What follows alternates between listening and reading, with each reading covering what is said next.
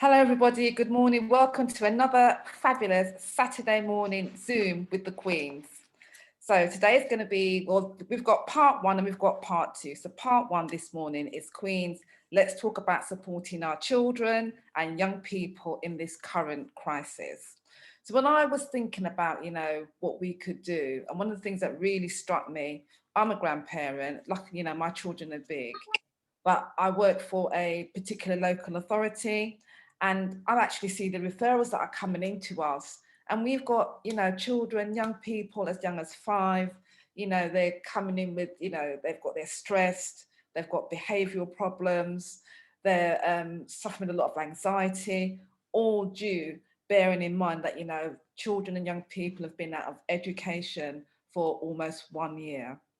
So I wanted to create or have a bit of a discussion this morning, really about, okay, we acknowledge that they've been out of school for nearly a year, but what are the things that we can do as parents, grandparents, aunties, uncles, you've got your godchildren, what can we do to try and support, or if anything, signposts, because we are a community. So it's really about, trying to see how we can wrap our arms around this community now and how we can support and help each other. So that's basically the gist of what part one of this Zoom meeting is going to be about. And then we've got part two, which is going to be, we've got a series of micro Black businesses, vendors, who are going to be talking about their products, talking about how they came into business, and maybe guests on the platform might want to purchase their items. So that's basically the gist of it this morning. So again, welcome everybody to the platform. Please have your pens, pads, notebooks ready. I say this every week, but when you come onto this particular platform, it's really, about sharing information, and you're going to get good information from us. Yeah. Please post any questions into the chat, because we will be picking up any salient themes in the chat with my lovely co-host Nadia from the Black Help Group, who consistently supports me on the Zoom chats. And there will also be a Q&A at the end, which will give guests on the platform an opportunity to ask questions of the panelists. Yeah, so that's basically the gist of what's going to be happening. So again, it's just fantastic that there's so many of you up already, early on a Saturday morning. Yes, bright and early. Some of you have been out exercising already. So it's just wonderful to see everybody. So I'm going to quickly tell you about the reason why I'm Zooming. So most people know me as Joan, Queen of Queens, Queen of Steppers.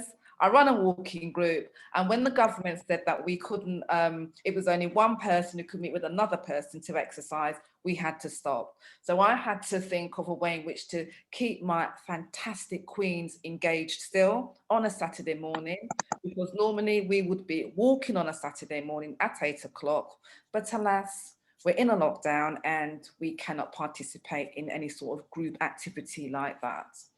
So we Zoom. So we've Zoomed, we have a number of different topics every week. We've done Queen's Black Hair Rocks, part 1 and part 2. We've done Queen's Breaking the Silence, let's talk about mental health. We've done Queen's Stop Eating the Fridge, let's talk about diet and nutrition. We've done Queen's On Fire, Women's Empowerment Session. We've done a whole array of different Queen's Zooms on the platform. And if you want to see the recordings, please check out our YouTube channel, which is Queen's 2020 Lockdown Series. You might have to put in Queen's Black Hair Rocks to actually bring up the channel, because when you put in Queen, you get our wonderful head of state that pops up. Yes. So if you put in Queen's Black Hair Rocks, you will be able to find us. You'll find all the different Zooms. Yeah. And we had a phenomenal session on Saturday, which was Queen's Let's Talk About Health. And that was all about fibroids, endometriosis, and polycystic ovary. Powerful session. So hopefully we're going to be getting some more Zooms uploaded in the next couple of days. So again, welcome everybody to the platform. So wherever you are in the world, this is the place to be on a Saturday morning. And we've got some phenomenal Zooms coming up. We've got Queens International, and that's going to be the ultimate celebration in our black hair. Yeah, it's going to be magnificent. So whether you're locks, you've got weave, you've got wig, whatever you're doing to your hair, this is the platform to be on. We're going to be launching some more Queen's Health Talks. So we're going to be talking about diabetes. We'll have a session on blood pressure. We'll have a session on obesity, all the things that kind of like are predominant in our community. Yeah. We'll probably be having another Black Business event, I think around March, April time. And we're actually going to be having a Queen's spiritual retreat on the platform. So I'm really looking forward to that as well. So we have some amazing Zoom sessions planned. So to hear about future Zoom sessions, please follow us on Eventbrite. Yes, then you'll get the automatic email notification when we are putting on our Zoom events. Yes, this Zoom is being recorded, yeah, and it will be released on our YouTube channel. And I think that's all the housekeeping done. So let's kick off on this fantastic session. Yes, so let's talk about what we can do to support our children. So I want to quickly say, if all the presenters could say a quick hello when I call out your names, just to, show to the guests that you're actually here in real life. Yes. So the first one, Lilia.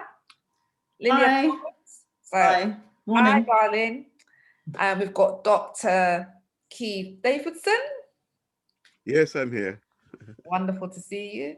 Dr. June Alexis. Good morning. Dr. Michelle Williams, who's a local GP. I know she's here because I can see her on the screen. Dr. Roxanne Parker. Good morning, everyone. Good morning. Good morning. And Alistair from the 100 Black Men is also here. Good morning. Good morning, everybody. Good morning. Welcome to the platform. So let me ask Lilia, can we quickly kick off? If you could tell us a little bit about yourself, your organization, and what you're going to be talking to us about this morning. Sure. Hi, good morning, everybody. It's great to be talking to so many vibrant people. I can see it's already over 100. Thank you, Joan, for the invitation. I'm the founder of Urban Synergy. Just in the context, I just want to get successful people together to help young people to reach their full potential and be happy and be successful. I myself, working in technology in the city in Canary Wharf. The reason why I founded Urban Synergy is because I didn't see people like me working there. However, just half an hour away, there was a whole community of diverse talent on its doorstep. What I was finding was there's a whole group of young people that could see the city from their bedroom windows, but they didn't know how to access that. And I wanted to change that, because in London, it's almost like there's one city, but two worlds. Young people, they just don't know how to access those careers. And sometimes the communities where we operate, we see overrepresentation in the wrong place. I went into prison and I saw the number of Black people in there, or Black men in there. And I was like, oh, this isn't good. Unemployment hitting the roof. Mental health, not in a good place. And I thought, what could we do all together? Because I believe in each one, teach one. I've been brought up in a family, Jamaican parentage, where we work together. Parents came over, they helped each other just to support. And if you can help somebody, then you should do. And for me, myself, it was about how could I share my pathway, where I got to, and help those behind me so they didn't have to get there. And that's Urban Synergy. So we reach over 2,000 young people in London and beyond with our mentoring services, just to help them navigate to reach their full potential. Let me just share my screen and then I'll hand over to our amazing doctors who support parents. They've also supported me with my son, who's now predicted A grades in his A levels, thanks to them.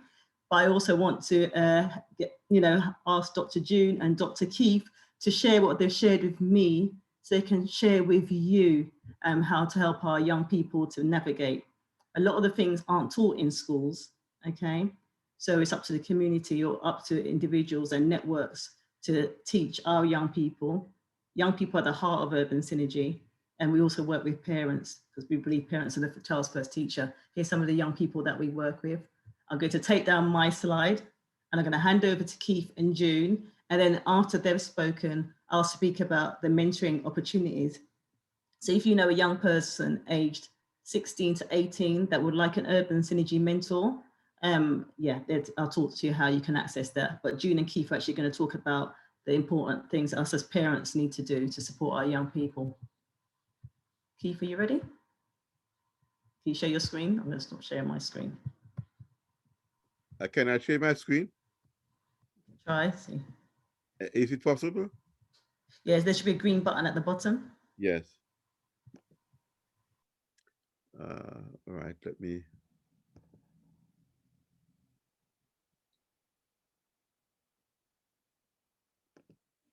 Can you see that? Yeah. Yes, that's Yeah. fine. So, I'm on.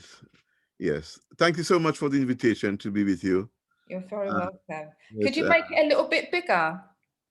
Oh, I see. I'm not too sure I can do this, to be honest. Okay. Let me If you see. choose slideshow, you'll be able to see it. Click slideshow, I think. Oh, yeah, yes. Yes. Oh, at the top, maybe go to next to animations, then. Yeah, there's some things in the way, so I can't get to. Ah. No, can I just help with this? At the bottom of the screen, there's a menu where it says notes and there's bits. The one at the end where it's got a little, that's it. Is that better? Wonderful. Yes. Thank you. Okay, thank you. Found it, yes. Okay, so thanks again. And I just want to go through quickly because I know time is against us. So first of all, your topic that we got is about supporting children and young people in the current crisis. Parents, I'm sure we will agree with that, have now to be shouldering the responsibility of educating their children away from school.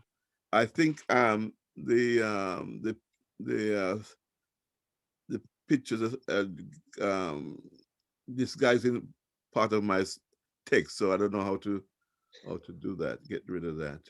Just give me a second here. Oh yes, that's better. Yes. Yeah, parents are now having to shoulder a significant part of their responsibility for educating their children until the schools reopen for business. What schools are doing now, they are providing, in the interim situation, work online, by email, and by direct tutoring in some cases. I want to say that nevertheless, this situation for parents is not novel. Historically, parents were ultimately responsible for their children's education. We can't go into that in detail, but long ago, 150 years ago, there weren't any schools, so parents had to deal with the education of their children. So it's not new. So I think the opportunities here for a Renaissance movement as parents recapture their God-given duty to lead in the education of their children. And so what I really want to bring home to you is this concept of parental leadership in education. Parental leadership in education.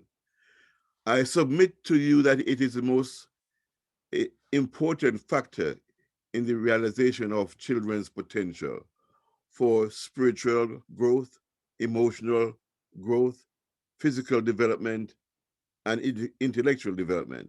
It's an holistic approach. Parents must be at the forefront of the education of their children holistically, not just academically.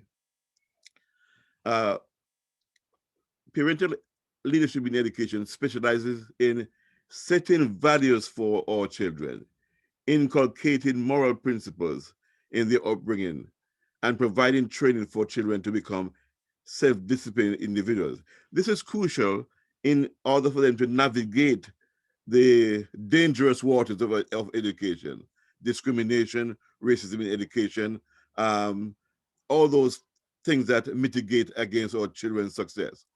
So parents leading at the front can help them to, not repeat myself unduly, navigate in education. So the process for delivering parental leadership is basically 5 things I want to suggest here. First, or 3 things. number two is split into two. Firstly, we must consider the child's potential. Always remember that you, the first person who must let your child or children know that they are special. The school will not do that for you, or others will not do that for you. You've got to let your children know that they are special. That's important for them to raise their aspiration and so forth. And in terms of their spiritual, we talk about potential already, spiritual potential, that's crucial. How they are able to have that spirit of resilience. And it comes from other things such as even going to church, which I'm going to go later on myself. The emotional side of things, feelings, how you instill values, physical training. Let them do things with their hand too. And most important in terms of education, help our children to constantly read. That's how they develop their skills of intelligence. They got to read and read again. And secondly, in terms of how we deliver the parental leadership, we have to organize at home like school organize. So we've got to organize learning resources for our children. And Dr. June will speak in more detail on that. I will not go into that too much. Number two, in terms of section 2 here, accessing community support, which we call social capital institutions. These are churches, cultural support groups, supplementary schools. Get to know them and see what they can do for your children. We've got to be proactive. That is part of parental leadership in education, knowing where the resources are and accessing those resources, utilizing them. And thirdly, most importantly, what schools can't do is to train children. They teach, but they do not train. You may be asking me, what's the difference? Training has to do with values, helping our children to catch certain things, knowing right from wrong. And that will help you for how they navigate behavior at school, knowing what is right from what is wrong. Self-control, knowing when to speak, when not to challenge. How to make personal choices. They have to make choices in terms of who their friends are. Friends who will either lift them up or lead them astray. So that third area is very crucial, that parents in the business of parental leadership has that duty to train their children. In fact, I'm a Christian, and the Bible talks about train up a child in the way he should go, and when he's old, he'll not depart. I don't want to say too much about that, but it's just a good point to take note of, that we are in the business of training our children. So I think that is, I think I've covered most of what I want to do in the 7 minutes or so that I have. Thank you so much. And of course, you can ask me questions when the time comes. Dr. Davidson, can you tell us a little bit about yourself? You went straight into the chat, into the presentation. We want to hear a little bit about you. Just a couple of sentences. My background is, of course, education. I became a teacher of economics firstly. I then became a head teacher after that in 1985 to 93. So I had 8.5 years of leading the school, and that was a school in North London, the John Loughborough School, a black school, as some people would describe it. I also had Ofsted background. I expect for Ofsted sometimes. Then I became education director for faith schools, and I also write with my colleague Dr. June. I also publish for people who want to publish their thoughts, their works, and so forth. So that's my background. Education. I believe strongly in education, and my mission is to be a champion for the cause of justice. Number one. Number two, to be compassionate and be caring in my society, in my community. And thirdly, I believe that I must be a person that have that spirit of godliness, doing good, stirring up Yes. deeds of good. Wow. You're absolutely amazing. Amazing. Thank you so much. And it's just so nice to be able to have this platform where you can bring, eminent people who are out there doing it. I mean, there's 123 people on the guests on the platform, and it's just so fantastic because I hadn't heard of you before, but you've been out there tirelessly working for years in the background of education, and we commend you for that. I don't know if you can see something I have in my hand here. Yes, just. Yeah, it's a book that Dr. June and myself wrote. It's called Education, A Pathway to Success for Black Children. Oh, It's kind of manual. Well, Lilia, can you put it into the chat, please? Is it on Amazon? You can, if you order through Waterstone, you can get Waterstones. Yes. Okay. You can come straight to me too. You might get it cheaper from me. Okay. Well, if you can put the details into the chat, and then I'll probably purchase a copy of that book because I've got my grandchildren, so anything that's going to help them. But I'll have to move on. I'll put the details in the chat. Thank you. Over to Dr. June. Alexis, are you ready to do your presentation? Leila or somebody, could they put up my screen for me, please? My presentation. And thank you so much for inviting me. Oh, you're very welcome. It's just fantastic to have you on the platform. Can you tell us a little bit about yourself whilst Leila sorts out your presentation? Yes, I've been in education for over 33 years. I taught English in secondary school right up to A-level, and had various posts throughout my teaching career. Head of year, and also head of the English faculty, and then senior teacher for teaching and learning, and then I became a head teacher. All right. So education, I must admit, I do love my teaching. Yes. I really thoroughly enjoy seeing children learn. And I feel tremendously that I know that every children have ability and every child can learn. Yeah. And it's amazing when we see what they can do. What they can achieve, yes. Yes, absolutely. Because if you look at a young child around when they get up to 3, they do very well. Right. Yeah. Thank you very much for the first slide. Thank you. Could I have the second slide, please? Right. Here I'm talking about the COVID pandemic has made many parents take on the role as teachers for their children. And many have found it very daunting because they feel they don't know what to do. But I feel that many parents have forgotten that they were their children's first teachers. And I think that's important. Educational research and studies found that parents have a positive impact on their children's learning. And these research have shown that where parents take an active role in their children's education, children achieve well in their scholastic performance. The next slide, please. The next slide. Right. I think there are 2 important roles of parents in education, and they are parental involvement and parental engagement. I want to make a distinction. Involvement is like going to parents' meeting and sign homework book. But parental involvement is far more. Could I have the next page, please? And it is the most important. The next slide, please. Right.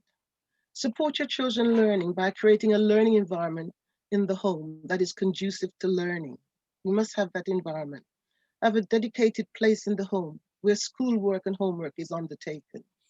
The child gets accustomed to know that they will go to certain places. And parents too must be aware of their children's, come back to the third slide, aware of their children's learning style. There are 3 key learning styles. The visual learner, learn best by seeing. Then you have the auditory learner, learns by listening attentively. And the kinesthetic learner learns by doing. When I talk about the kinesthetic, let's think of sentence structure, and we keep it quite simple, is that a kinesthetic learner will like to build, so they need flashcards to form their sentences. When we talk about visual learners, they want example on the board, and maybe the teacher could put different colors to help them. Auditory learner will learn to listen to the teacher and form the sentences verbally and retain the information there. So parents need to think, and try and find out as best they can if their children, what type of learner their children is, so they can help them with their work at home. Next slide, please.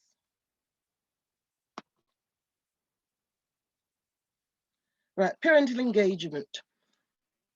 Encourage your children to read widely, both fiction and non-fiction. Ensure your children use the school and local libraries. This will help them become independent learners. Reading is the most important area of education, and it is the key to lifelong learning. Parents should have books at home that can help with schoolwork and books for pleasure. It's important to have books in your home. And they can help your children. I know there are libraries, but it's good to have them. And like a time like this with COVID, parents had books to help their children. It'd be amazing what they could do. I would include a dictionary, a thesaurus, and a mass dictionary.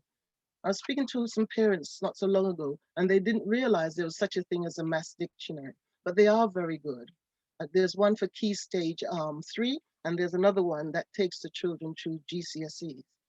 Have books that will interest the children. And it's important for the children to see their parents reading as well, because you're telling your child one thing and you're not doing it. So it'd be very good if you read and you can tell children about books that you've read, what you found interesting. The next slide, please. I know we're in COVID, but it's important for parents to remember this, parental engagement. You need to monitor your children's schoolwork and homework. Periodically, check your children's exercise books for marking and teachers' comments. In COVID, you won't get children's work marked easily. So, it'd be difficult, but children will get worksheets and things and so forth to do work on, and you can go through that with them. Ensure that your children complete homework on time and of good quality. Don't let them rush their homework, let them spend time and think about it. And if they have anything to do and anything to write up and it's not neat, encourage them to go over it again, but do it in a pleasant way. For tests and examination, children should plan a revision stroke study timetable, which should include some free time. Children can't be working all the time. They need time to do what they want to do. But set out the timetable. You will know your child. Sometimes you might have 2 hours of study. Break it up. Have 1 hour of study, have a 10-minute break or 50-minute break and another hour of study.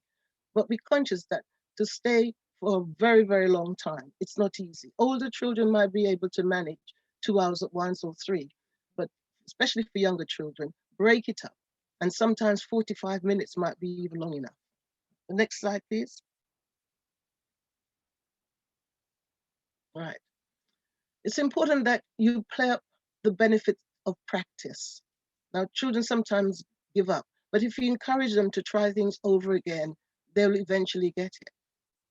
You need to turn failure around. People always look at failure as doom and it's finished. Failure is a good teacher. It helps children to, encourage it. If they made a mistake, try again. Encourage that in your children. That's very important. I've mentioned again, help them to find their learning style, because especially with the auditory learners, sometimes you can put things that they need to know. You can put it on a cassette and play it back to them. So it's important that, you know the best way that your child learns. Persuade them to push themselves. Some children get through work very quickly and so forth, right? And that's it. Encourage your child, for example, if they've got homework from school, let them do the homework, but if at all possible, they can do the extension task as well. They talk about the extension task being for the gifted and talented children, but there's no reason. If your child is not a gifted and talented, they can still try those tasks. Please avoid comparison with other children or siblings. That is so damaging to children. It's important that you don't compare them. They're an individual and you have to accept that. Use positive language to encourage them and celebrate their efforts, their perseverance and outcomes. Is it important? Don't get cross with them if they, and say they haven't tried enough. Or if they've done well, congratulate them. Let them know that you're proud of them.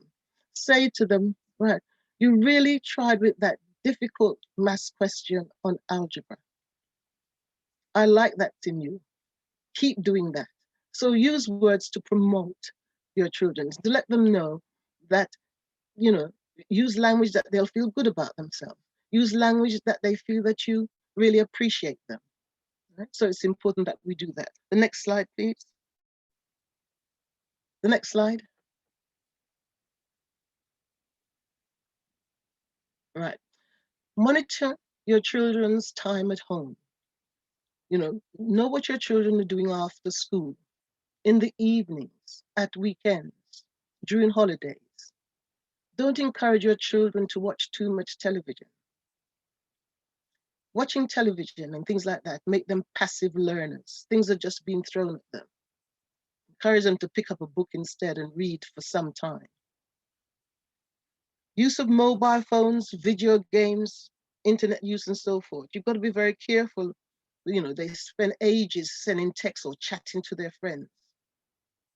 Limit that, you know, encourage them more to take time to read, to go over things they're not certain of, and so forth. These video games can take up all their times.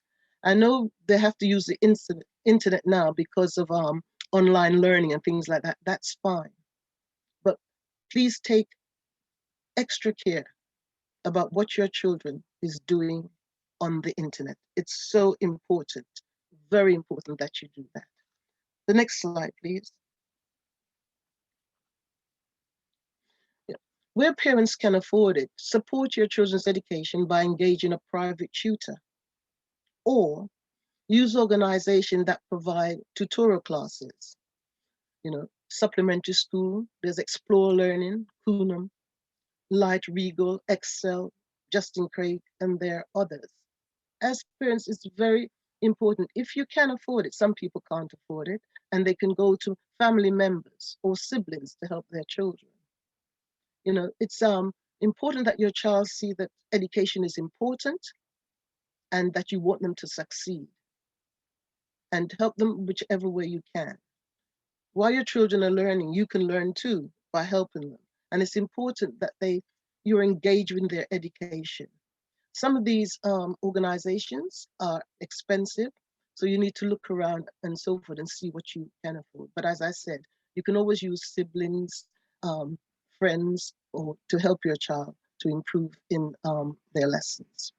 And my final slide. Parents are valuable in their children's education. I want you to realize that. You're extremely valuable. And as I said in my introduction, researchers show that if parents take an active part and help their children, support their children in whatever way they can, the children will do well. Finally, let your children know that everyone has talents and abilities. Therefore, everyone can achieve. Every one of us has got our talents, and encourage your children to use it. Thank you very much. That's absolutely. I mean, the advice you've given there, the knowledge, it's.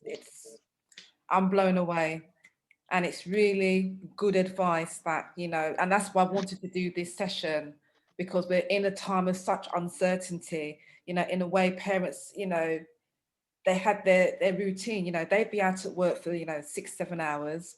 Children would be at school. Now they're in this confined space. The dynamics have changed. Relationships has changed. So, and I know a lot of parents and even grandparents are struggling. Yeah. So we really appreciate the advice that you're sharing on the platform, and I really hope that people take the advice on board and, you know, act on it. I can see you've got an actual library at the back of you, so you've been. I know. All the books. All sorts of books, you name it. Thank you very much. Oh, you're very welcome. It just reminds me, you know, when my children were smaller, and it's so important, you know, I'd say to my daughter Sabine, you know, and the boys, you know, you are talented, you are gifted, you can do anything, you can be anything in the world. Yes. You know, to open up their minds so they didn't feel that, you know, there were any boundaries or restrictions. And it's just, it's like watering a plant, isn't it? Yes. Keep, you know, we'll keep putting it in them. You are gifted, you are talented, you're amazing, you're beautiful, you're fantastic. You know, keep Use the empowering positive. them. Yeah. Well, Use the absolutely, positive words. absolutely. I know that you're going to have to pop off in a bit. How long have you got with us? I can stand for a bit longer. Yes. And it's a bit longer, so I can go into the next presentation. I know. Yes. Okay then. Right, so we've got another. Sorry, can you see? So can you see the slide? The slide. Oh, yes, I can see your slide. What I was going to talk about was just the e-mentoring opportunity after there. Is that okay?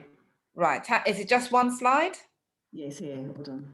Is it just one slide, Leila? Just one slide. I'm trying to get to it. I'm Okay. trying to move it along. Only because we're running so. Here it is. Here it is. Here it is. All right. Only because we're running This so is important. far behind. That's yeah, fine. we believe in end-to-ends. We have to make sure we provide an action that or an opportunity that everybody can actually apply to help their young people.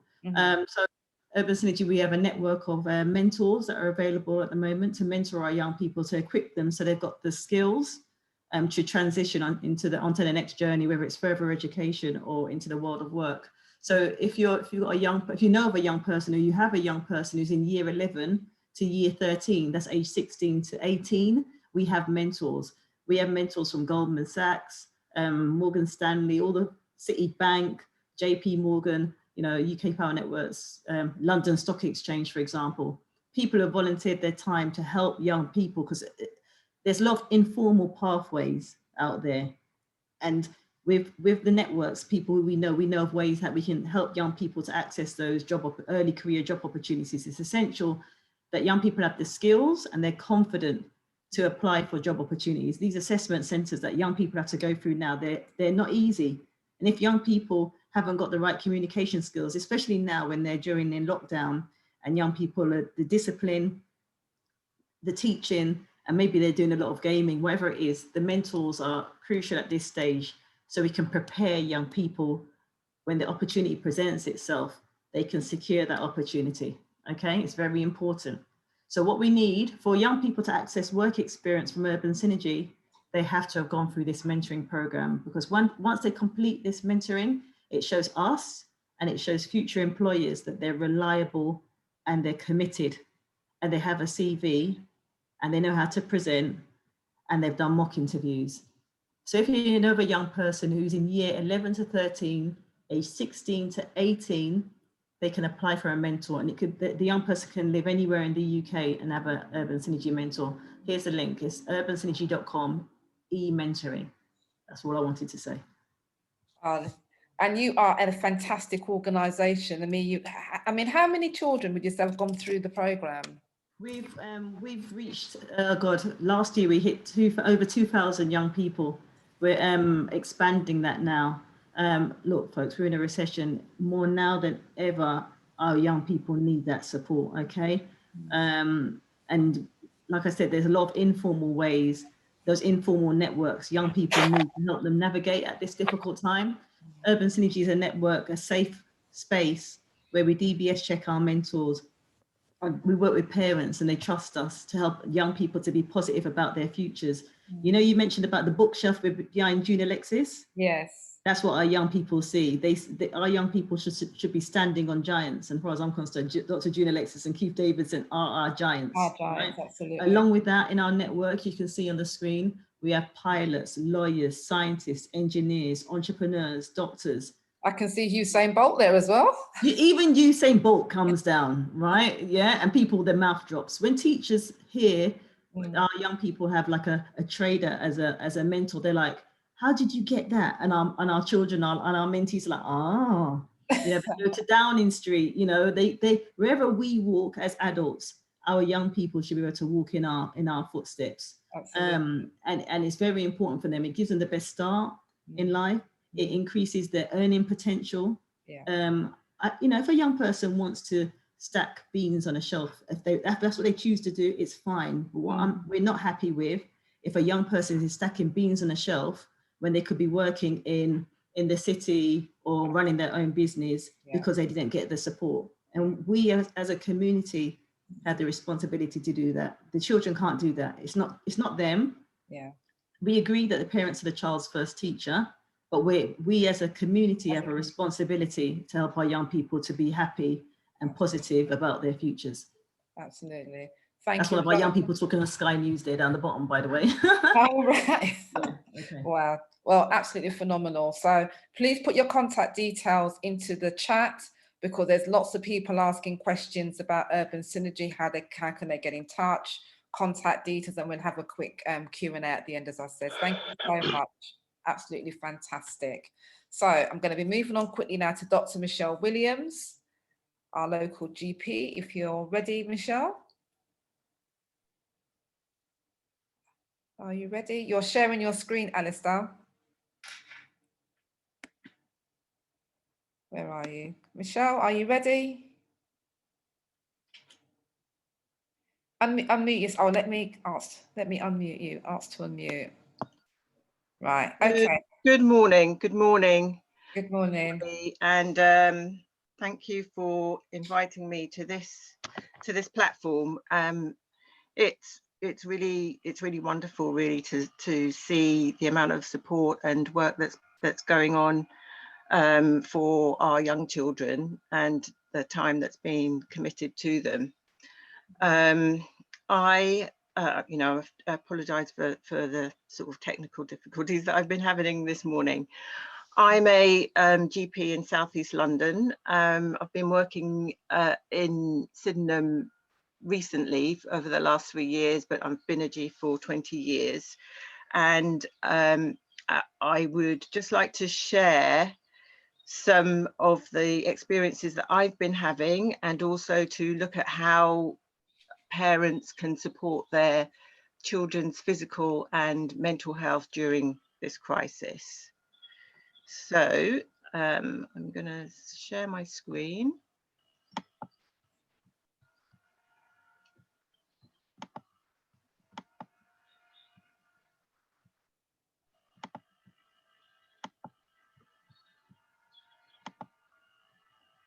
Well, it's wonderful to have you on the platform anyway, Michelle.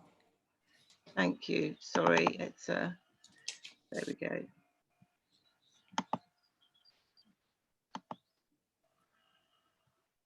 Right. So the crisis. So the crisis, the COVID crisis, what we're going through.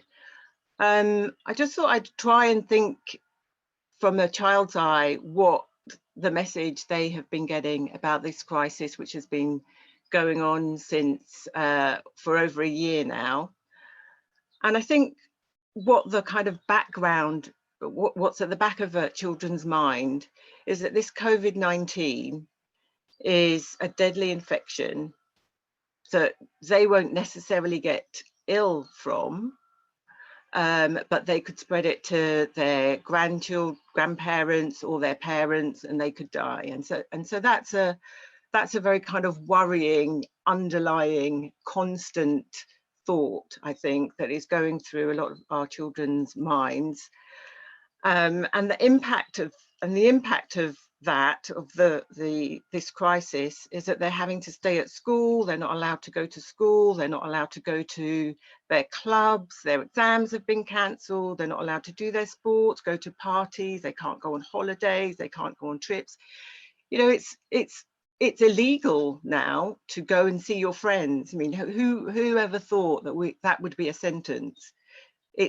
You are not allowed, almost by law, if you go and see your friend or if you physically contact your friends. And so those are very kind of worrying thoughts.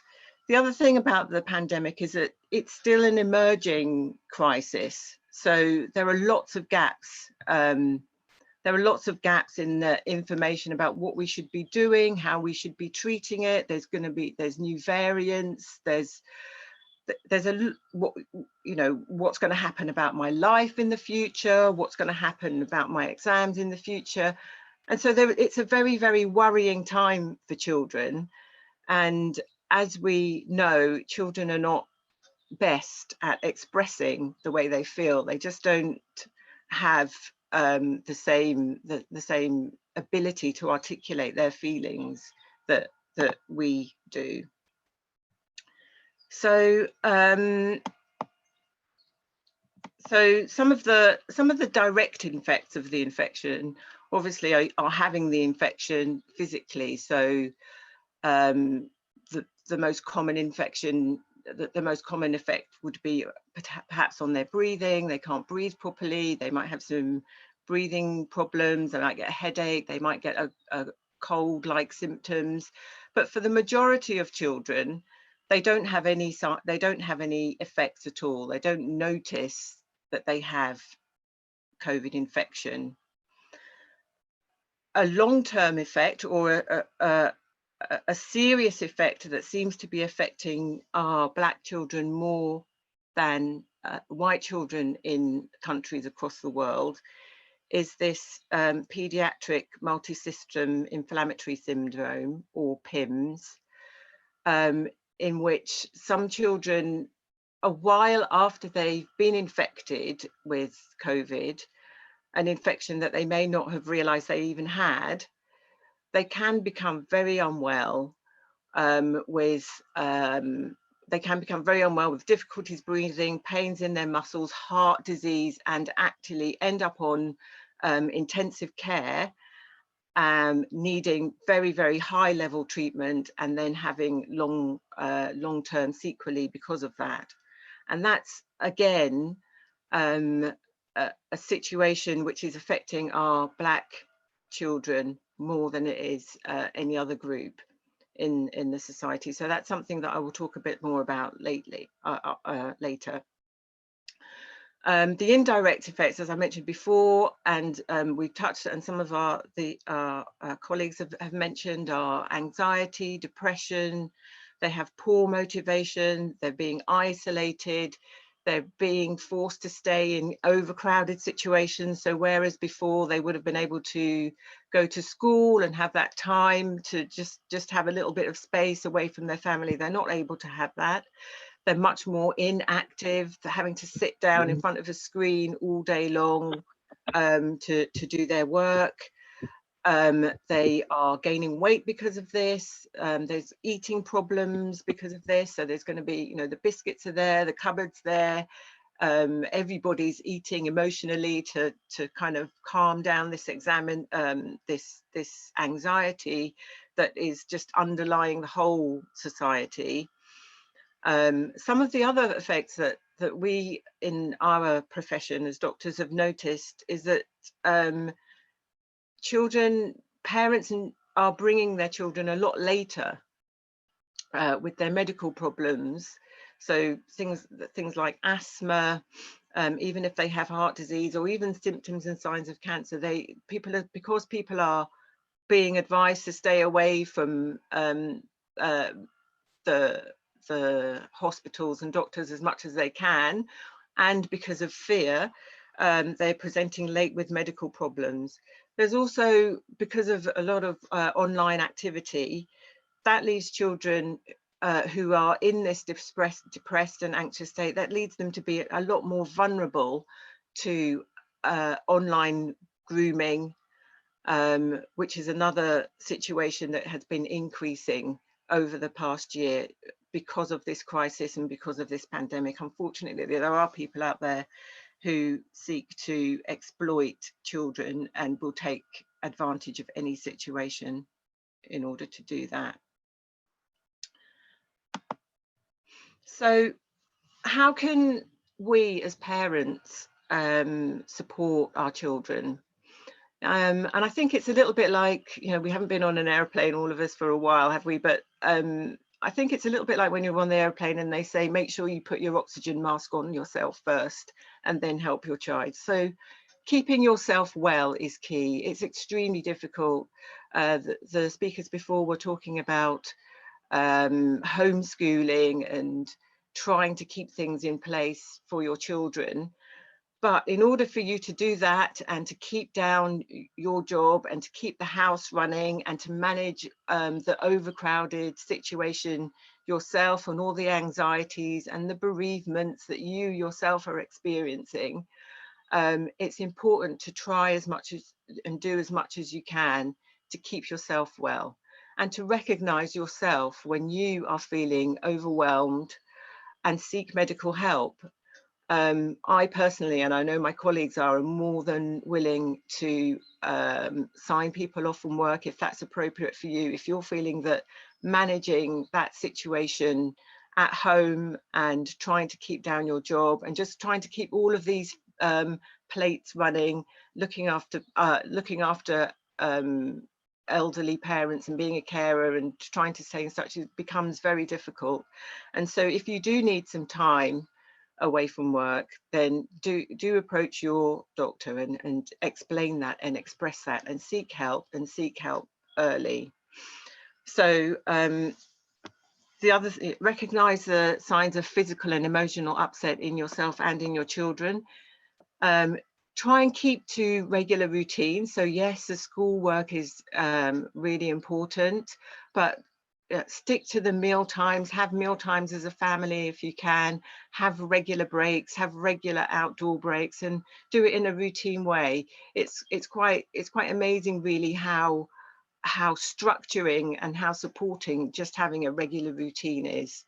Joan was talking about the regular routine of walking, getting up in the morning and going for walks and trying to keep that consistent for her group. And children, more than anything, although they say they don't like it, they really do need it. They really do need that routine just as a stabilizing aspect in their life during this crisis.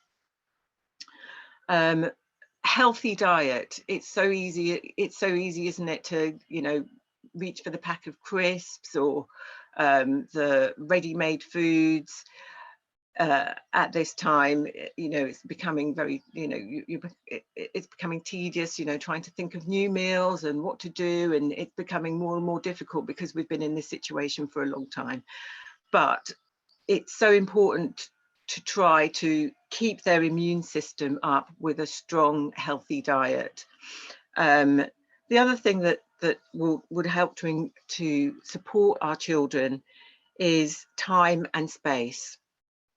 So time and space with you. So set times to engage with your child. Is it, you know, maybe it's going out for walks with them, playing games with them, you know, taking them away from the scheme, really giving them that one-to-one contact that is not about education necessarily all the time, and just having fun so that they feel that you are their first port of call when they're in trouble, and that will buffer them against going online and perhaps you know, go into the chat rooms and being vulnerable to undiscerning people online. They also will need time for themselves, so time away just to kind of get their thoughts together, and you can encourage them by encouraging them to keep a diary perhaps, or do some knitting, sewing, building Lego, having a little bit of time with their friends. Perhaps it's online, perhaps it's on the phone, but you can monitor that and let them have that time. But obviously that needs to be monitored by parents because they do need to maintain their social networks, as do you. Okay. Little John. Hello? So, okay, continue, Michelle. And Rudy, could you meet whoever that is talking in the background, please? So, as I said before, maintaining a healthy immune system.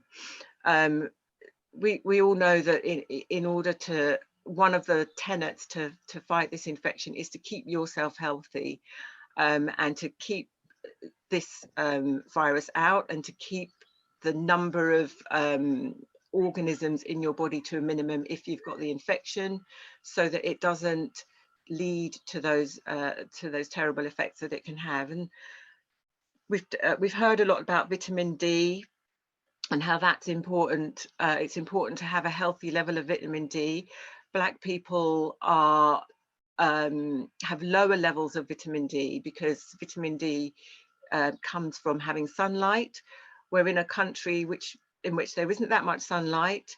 We're in a situation of lockdown, and so the vitamin D levels in Black people are going to be a lot lower. You can have your vitamin D levels checked by your GP, and your children can have their vitamin D levels checked by their GP. But keeping up a healthy dose of about 25 grams a day or 800 units a day, just as a basic level. If you're going to buy supplements over the counter, you can do that. And there are also, I think, some schemes where they are giving them free just to maintain them. If you have your vitamin D levels checked at your GP surgery and the levels are found to be low, we can prescribe a higher booster dose of vitamin D just to make sure that you've got that on board. Along with that is zinc, vitamin C, iron, B vitamins, and vitamin E.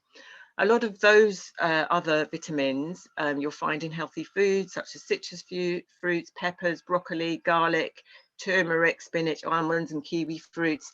And all of those healthy diets will be, you'll be able to Google online, and healthy foods are, Caribbean foods are also very rich in vitamins such as, the spinach, the okra, the rice and peas, all of those foods, trying to stay away from the fatty, starchy foods, the hard dough breads and the sugary foods. Really try and keep away from those foods, because, as I say, with the level of inactivity, we are experiencing much higher levels now of diabetes in adults and in children, and also in obesity. And as you know, those are, again, are risk factors for becoming very unwell with the COVID infection. Outdoor exercise, as I mentioned before, work it into your routine. It doesn't matter how little you do. So even if you can only manage going outside for a walk around the garden or a walk around the block once for 5 minutes because of your busy schedule, don't think, oh, I haven't got time because, I haven't got time, I can't go to the gym, or I can't get to that park. Just being outside, changing the, replenishing the oxygen in your lungs is a good action, and will help to boost your immune system, and also boost their ability to focus, and also boost their own mental health. Just going outside, going for a walk a couple of times a day, you'll really feel the difference. As I mentioned before, children won't necessarily come to you saying, oh, Mum, I feel really anxious, or I feel depressed, or I feel sad. They might do, but those are not necessarily the way those things will present. But there may be some changes in behaviour. They might be spending more time alone in their room, just kind of trying to lock themselves away. They may be much less motivated to do the things that you used to love doing than before, that you might find it difficult for them to focus or get going with their schoolwork. They're not sleeping well. They might say they've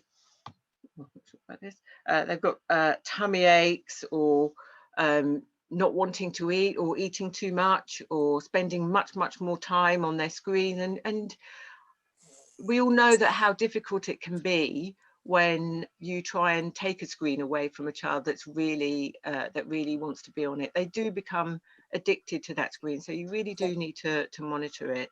They may have more angry outbursts. They might even start wetting the bed again, or they may just become quiet. So just look at changes in behavior and the way that children are changing for signs, and then give them that time to sit down and have a chat with them and explore with them what's going on for them.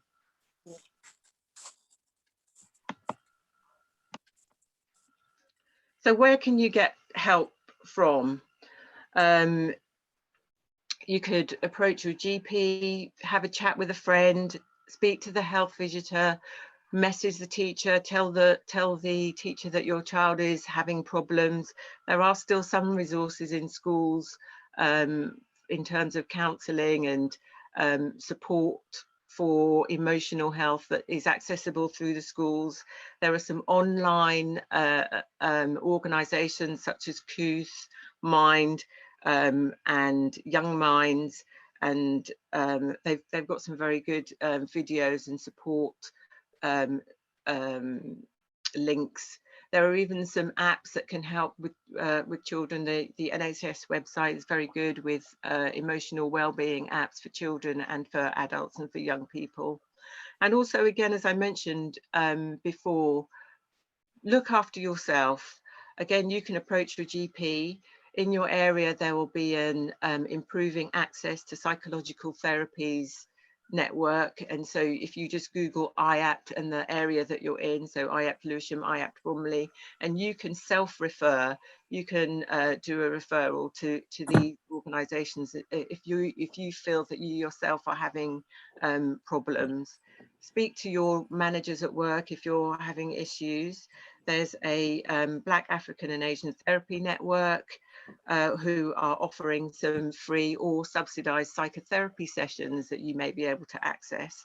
And South London Mental Health Services have a series of videos of just giving some very brief videos, giving you advice on how to help to manage your children, how to get them to do as they're told, how to get them to follow instructions, how to talk to your children if you're finding it difficult to talk to them. They just give you some very brief pointers on how to help in those situations. So what about COVID infection itself? So as I'm sure most people are aware, most children don't show any signs of COVID infection, but that doesn't mean that they are not infected. So the majority of children may have an infection, they may stay well. They're doing lateral flow tests, they're introducing that in schools now. And unfortunately, but unfortunately, that's not a very good way of picking up infections. It will pick up some, and it will help, and it's what we have at the moment. As I've mentioned before, things are emerging and things are changing. At the moment, that's what we have, and that's what we're using. But even though that's negative, they may still have an infection. If they have other illnesses, diabetes, cancers, asthma, obesity, heart conditions and nerve development conditions, they're more likely to become infected with COVID and become unwell because of it. Some children, although most children don't have any outward signs of the infection, some children do become severely unwell with severe lung disease, and this paediatric I will talk a little bit more about. So what is PIMS or MICS, multi-system inflammatory syndrome in children? And basically it's where your immune system just goes into overdrive. So this virus has entered your body, and what the virus does is it's very devious. It's got mechanisms that will it wants to replicate itself, it wants to repeat itself, it wants to spread itself everywhere. And so it's devised mechanisms to fool your body or divert your body away from fighting the infection itself. And one of the ways it does that is just by making your body produce loads and loads and loads and loads of immune systems or immune reactions, which attack your own body, and it attacks your organs, it attacks your muscles, your heart, your lungs. And as I say, children can become extremely unwell because of it. It can lead to long lasting illness, and children of African heritage are about 3 times more likely to be affected by this than their white counterparts. So how do you recognise this, that your child may be becoming unwell because of this? And I'm not sure if this slide is very clear. I'm showing this slide. I've been trying to find a slide which shows sepsis. So sepsis is when your body is completely overwhelmed with infection, and there are some early signs of it. And one of the signs that we're told to look for is pale skin, which obviously we don't have, your child might look ashen or look a bit grey or look a bit purple, and their hands and feet will be cold even though they've got a temperature. So their hands and feet and lips might be cold and bluish, even though the rest of their body isn't. And so that's obviously a late sign of that. So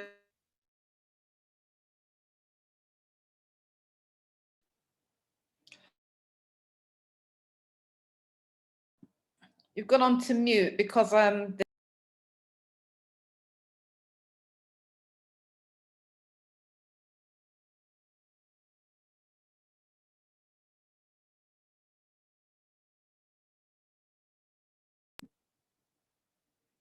Hi, Michelle. Sorry, you're on mute at the moment because there's noise in the background. Are you able to unmute yourself? How many more slides have you got, darling?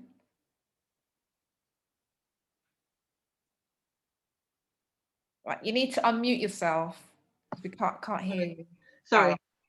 Is the noise coming from my end? I don't know. There's No. because there's so many people, you know, there's No, somebody noise in the background. So have you got many more slides? I don't have that many. I've got 2 or 3. Okay, all right. Just can you move pretty quick because we've just got the other presenters and you've got the other session of the Zoom, so we don't Oh, right, okay, sorry about that. too far behind. So so the slides will be ready. It's important to notice the changes in your children. So look at their skin, look at the skin changes, look at their behavior. So one of the signs of not having enough oxygen in your body or becoming very unwell is they become confused, tired and drowsy, can't stand up properly. They become irritable for no apparent reason. They might have some peeling of their hands and feet. The signs of COVID or this severe COVID and the early signs of severe COVID in children are very different from the signs that we see in adults. So it's not just the headache, cough, can't taste or smell.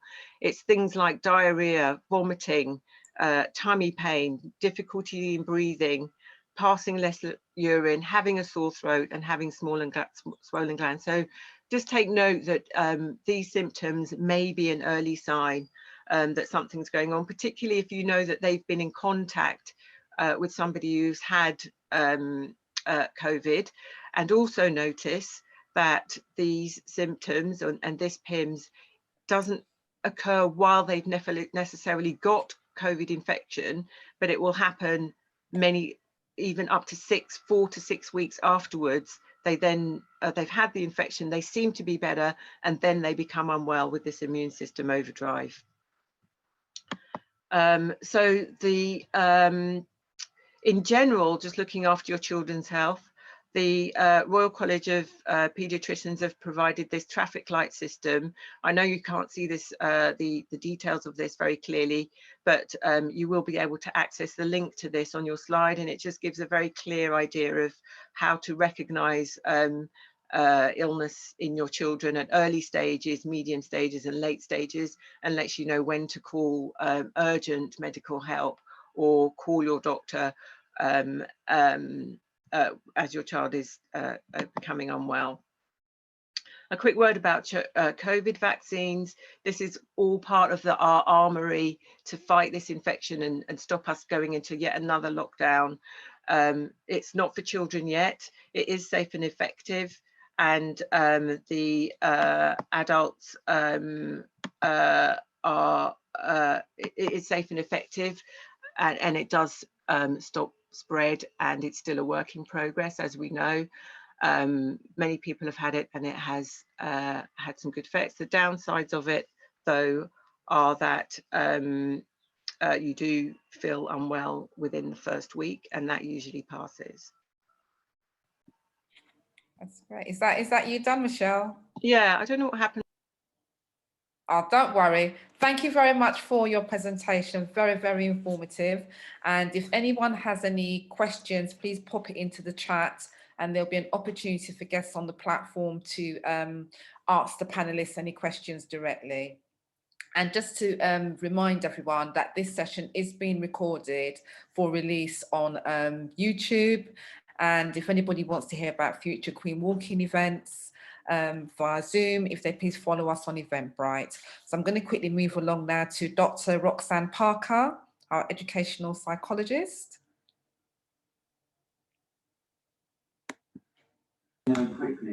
Michelle, you're still sharing your screen?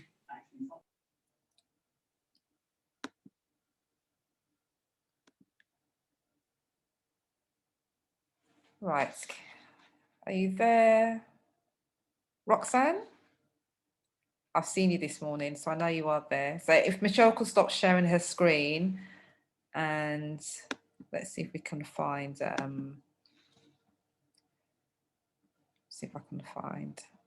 wonderful. Thank you, Michelle.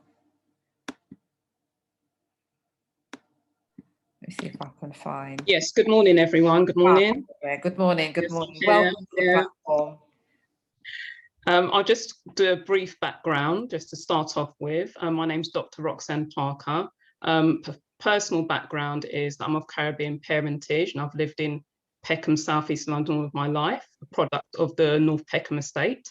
Educationally, my background is that I did a degree initially in psychology, and then I did my teacher training where I was a primary school teacher and I taught in mostly Southwark and Lewisham schools for 8 years. And then I decided on a career change and I did my doctorate in educational and child psychology. And since then I've been working as an educational psychologist in local authorities in London. So that's just a bit of background about me. I'm going to try and share my screen now. That's wonderful. Thank you. Thank you very much for being on the platform. Thank you very much for inviting me. Right, I'm clicking on screen share. Let's see. I hope I'm able to share some slides with you. You can, yeah. Yeah, I've given you all the ability to be able to share your presentations this morning. Fantastic. Okay, can you see anything? Yes, it's coming up now. Can you see my presentation? No, we can just see Zoom. Oh, there it is. It's at the bottom there. That's it. Okay. So what do I do? When you say it's at the bottom, I can't see it. Right, something did pop up at the bottom where the P is. That's it. Click on that. That's your presentation there, Yes. isn't it? PowerPoint. That's it. I'm clicking on it, but it's not coming up. Ah, right. You've got open. I saw open come up just now. Right. Okay. Open. Let's hope. Oh. It doesn't seem to be sharing. I'll do stop share and I'll try it again. Okay. Okay, give it another go.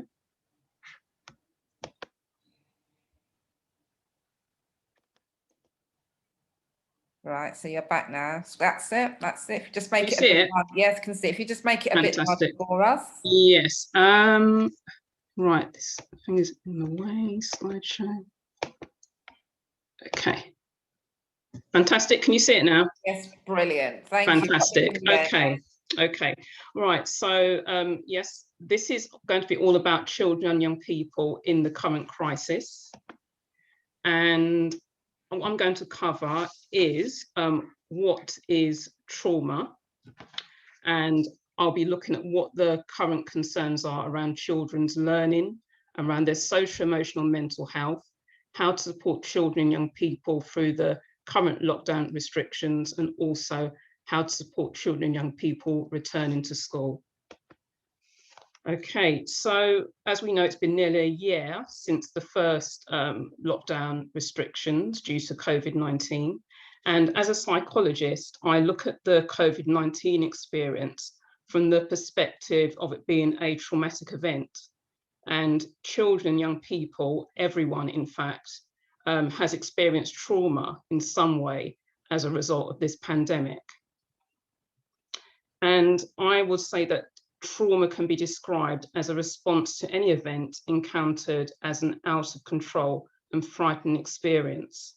And children and young people have experienced the trauma of school closing suddenly last year and again this year.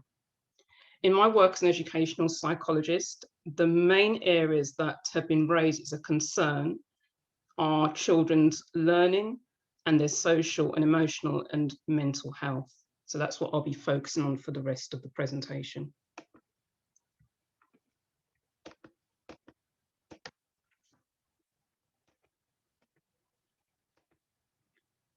Okay, so in regard to learning, the main concern has been that children and young people have over the last few, actually, I think I may have gone forward too far. Wait, let me just go back. Right, so in regard to learning, I think the main things that have been raised with me are that there are gaps in learning, especially in literacy and numeracy skills. So that's been a main concern. And there have been concerns that children and young people have forgotten the key skills that they've learned previously. So children learn through repetition, reinforcement, and practice. And when these things aren't happening on a regular basis, children can forget what they've been learning. So what we've found is that some children and young people's progress has either stalled or they've regressed academically. In terms of other concerns, attention and concentration has been a big thing that has been raised. It's been found that especially of home learning, parents have said that their children have not been able to focus when doing home learning. So that's been a big concern. And I think that the COVID-19 pandemic has exposed the reality of the haves and have-nots, especially in regard to the first lockdown, where some children, young people, did not have access to the technology required to actually engage with the online learning. There have been issues around where there are several children in the family needing to have multiple devices and these not actually being available, which has resulted in children missing out on learning. I think COVID has also exposed variable levels of parental engagement, which was actually raised earlier by another speaker. I think that we've found that where some parents have been able to juggle work, if of course they've been working during this time, with homeschooling, but sadly some parents have not been engaging, so children have not really been accessing the online learning at the level they should have been. I mean, there have been some children, young people who would have been struggling academically before COVID due to having special educational needs. And now the gap between them and their peers is likely to widen. And due to the significant amount of school children, young people have missed, a high level of intervention and input into children and young people's education is really going to be required to raise their academic levels and get them making the progress they need to when they get back to school next month.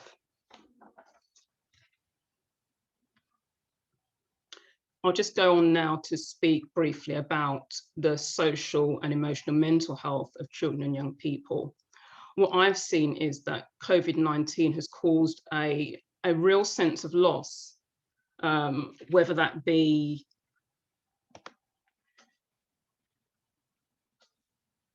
a loss of a person, a loss of a sense of safety, routine, loss of friends, continuity, loss of education, of course, and a social life, especially for teenagers. It's also caused a sense of isolation and loneliness because of the lockdowns, which has led to feelings of sadness and unhappiness. Obviously not being able to physically see family members, friends, and school staff who they've really developed strong bonds and relationships with. For teenagers especially, there have been worries about the uncertainty around exams and how they'll actually be assessed, and generally worries about their future prospects. Something else that has come up is Roxanne. Yes. Sorry to interrupt you, my darling, because somebody was drawing on your presentation and they did it on the one previously. I was trying to stop it. So you need to probably go in and reshare the presentation again and just go back to where you were. Sorry, are you saying you can't see the presentation? No, because I was trying to disable the person who was drawing on your presentation. Well, I'm not actually sure how I'd be able to do that. I can try. Yeah, just come out and bring it back up again. So stop sharing and then share again.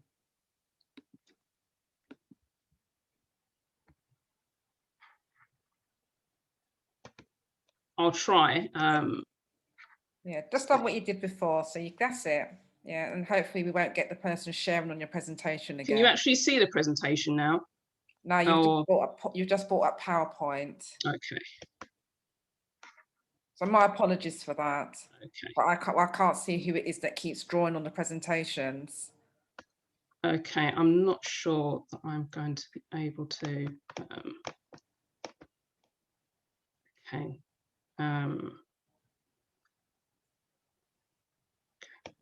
Right, I'll try again. Yeah, my apologies for that. Okay, can you see anything? It's not there yet. Okay.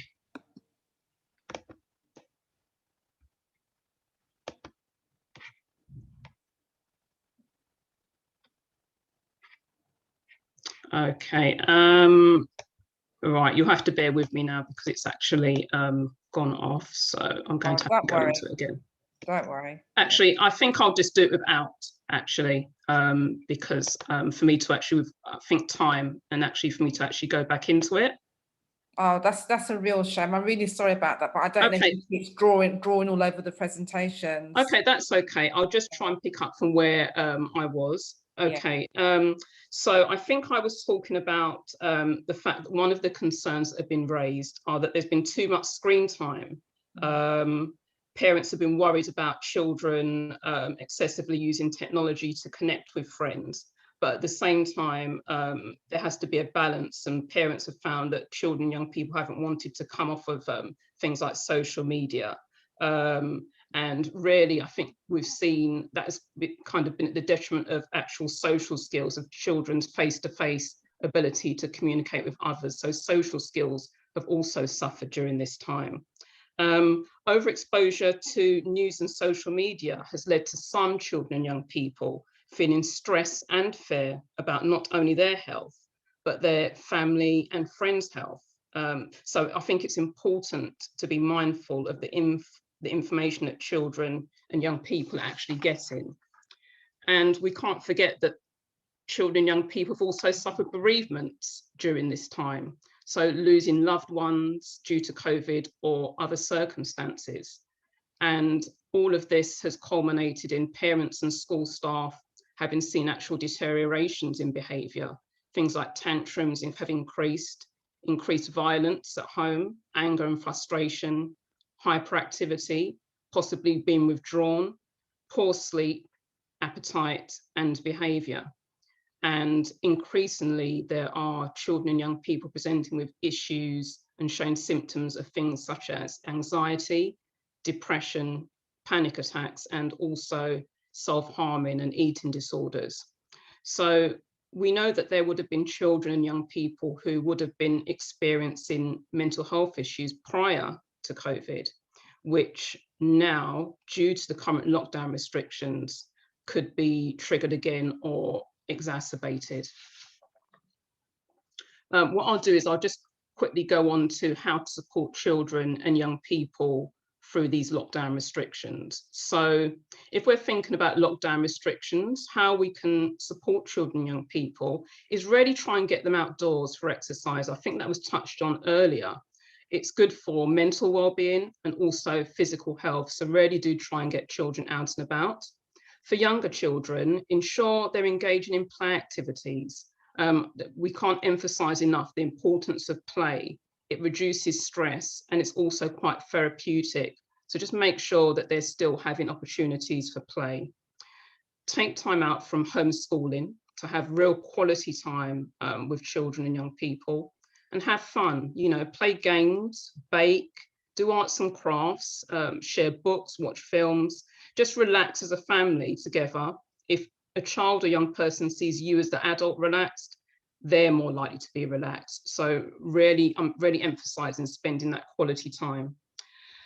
it is really difficult to replicate the classroom in the home environment. And I think that in terms of schoolwork and school learning, home learning, try not to have long sessions where children are sitting or looking at a screen for too long while doing schoolwork, especially with primary school children.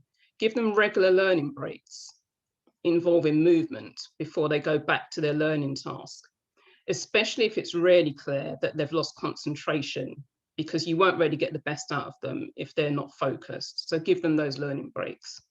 Give them time to connect with others. You know, they need to be able to talk on the phone and do video calls to keep connected with friends and family. I would also emphasize that if children do have questions about the restrictions or COVID, or about things that they've actually heard, try and answer in an age-appropriate way. Try not to give them too much information, because that could confuse or make them more anxious.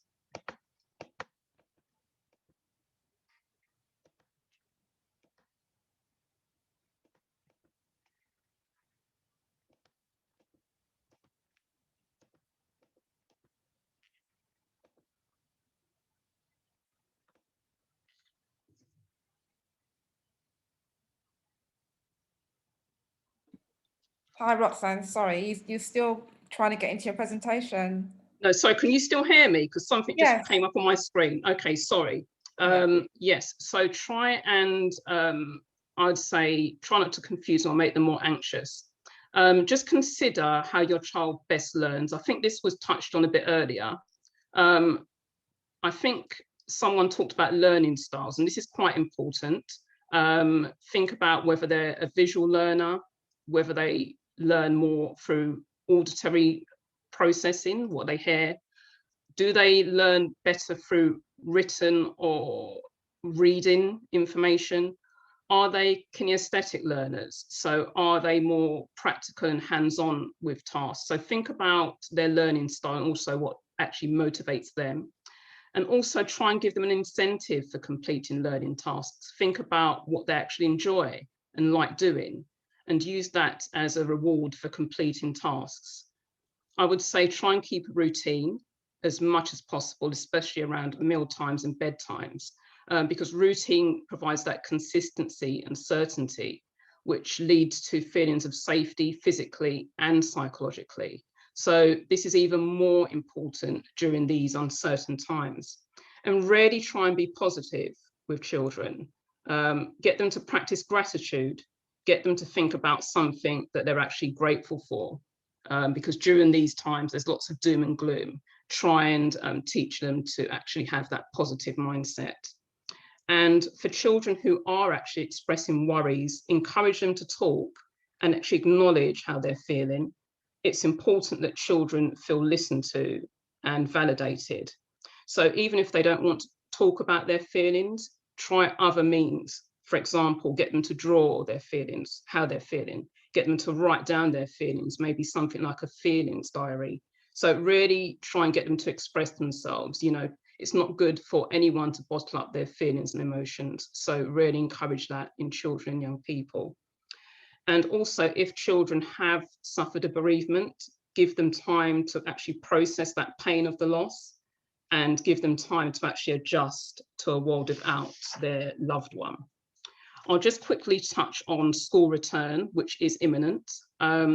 There's still lots of uncertainty about the return to school. And you have to bear in mind there is a time of change and transition for children and young people, which can lead to lots of different emotions leading up to the return. Children and young people may be quite up and down emotionally, which could be due to anxiety, feeling like apprehension or fear about going back to school. Some children may start to become more clingy, whereas others could respond, they might be excited and relieved to be going back to school, whereas others might be nervous, they might be worried about their safety. They could be worried about schoolwork, what that's going to be like again, being in the classroom. or others may actually just be desperate to reconnect with friends after 2 months of homeschooling. So just bear in mind that emotions may be fluctuating and not all children are going to be feeling the same about going back to school. So if you haven't already, try and get them back into some kind of routine. So something like a daily or visual timetable might be useful at this point to provide that structure and consistency. Speak to your child's class teacher or the head of year if you've got any worries or queries about the information regarding arrangements for your child going back to school. And if during this time of homeschooling, you've become concerned about any aspect of your child's development or their learning or their social and emotional health, please speak to the school special educational needs coordinator or speak to your family GP. Also, I just think it's important to be realistic at this point because children will be coping in different ways. Be realistic in terms of your expectations. It may take children some time to settle back into school and the routine. You may find they're quite tired or emotional initially going back to school. So just monitor them quite closely. That's what I would definitely say. And what I'm just going to finish with is, as parents and carers, please look after your own mental health, as children and young people will pick up on your mood. So just take time for self-care for yourselves and notice your own thoughts and emotions. Remember, you're the emotional containers for your children. And if you're feeling overwhelmed or need support, please just connect with others, talk to family, talk to friends, just talk about how you're feeling, or if you need to seek more professional help, for example, the family GP. And I think it was mentioned earlier, IAPT is quite good to try and get a referral. So please just remember, you can't help your children if you're not helping yourself. So just please be kind to yourself. And I think I'll leave it there. Thank you very much, Roxanne.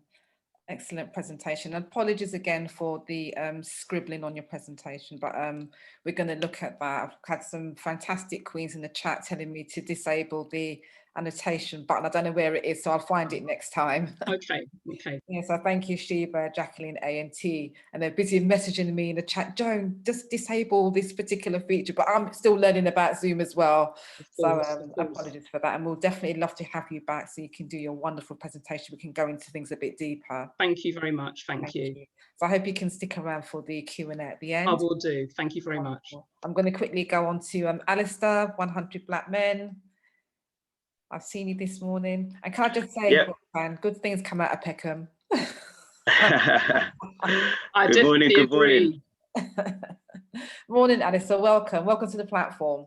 So please tell us a little bit about yourself. We're a bit pushed for time. I'm sorry about that because I had technical difficulties. I know. It's the time is not on our side this morning, so I'll be quick. And I've got a couple of diamonds, our mentees, with me this morning, and they'll be speaking about their journey. So that's always good to hear. But first up, once again, good morning, everybody. I'm Alistair Coward. I'm the Vice President of Programs at the 100 Black Men of London. We're a community-based charity led by committed Black men, delivering programs focused on 4 pillars, and that's mentoring, education, economic empowerment, and health and wellness, all underpinned by leadership. So it's good to be here this morning. So thank you very much for inviting me. And there's been great information that's given so far. So it's all important to the community. So I'm hoping that I can follow suit. I haven't got a presentation.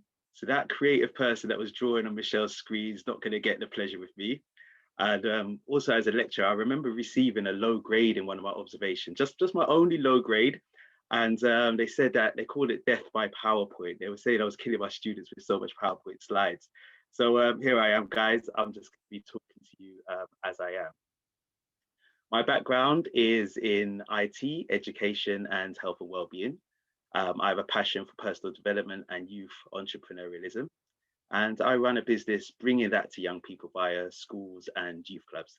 So that's apart from the 100 Black Men of London. But I'm here to speak to you guys about what the 100 Black Men of London do and how you can get involved. I also have two of our mentees that will speak about their journey on the 100. So having them here to talk is absolutely brilliant, because it's really important for us to give the young people a voice, which builds their character immensely. And also it's important for us to hear what our young people have to say. So our organization started a long time ago in 1963 in the middle of the civil rights movement. So that was over in America. It grew rapidly, with most of the states in America having a chapter. And now there's over 100 chapters in the world, our London chapter being one of them. And we started that in 2001. So in 2021 here, this is going to be our 20th anniversary. So we're going to have a number of events that we'll be delivering in April. So look out for that. So I spoke about our 4 pillars. The first pillar, mentoring. This is our largest pillar at present. And we run a program called the Community Mentoring Program, which we have an acronym, the CMP.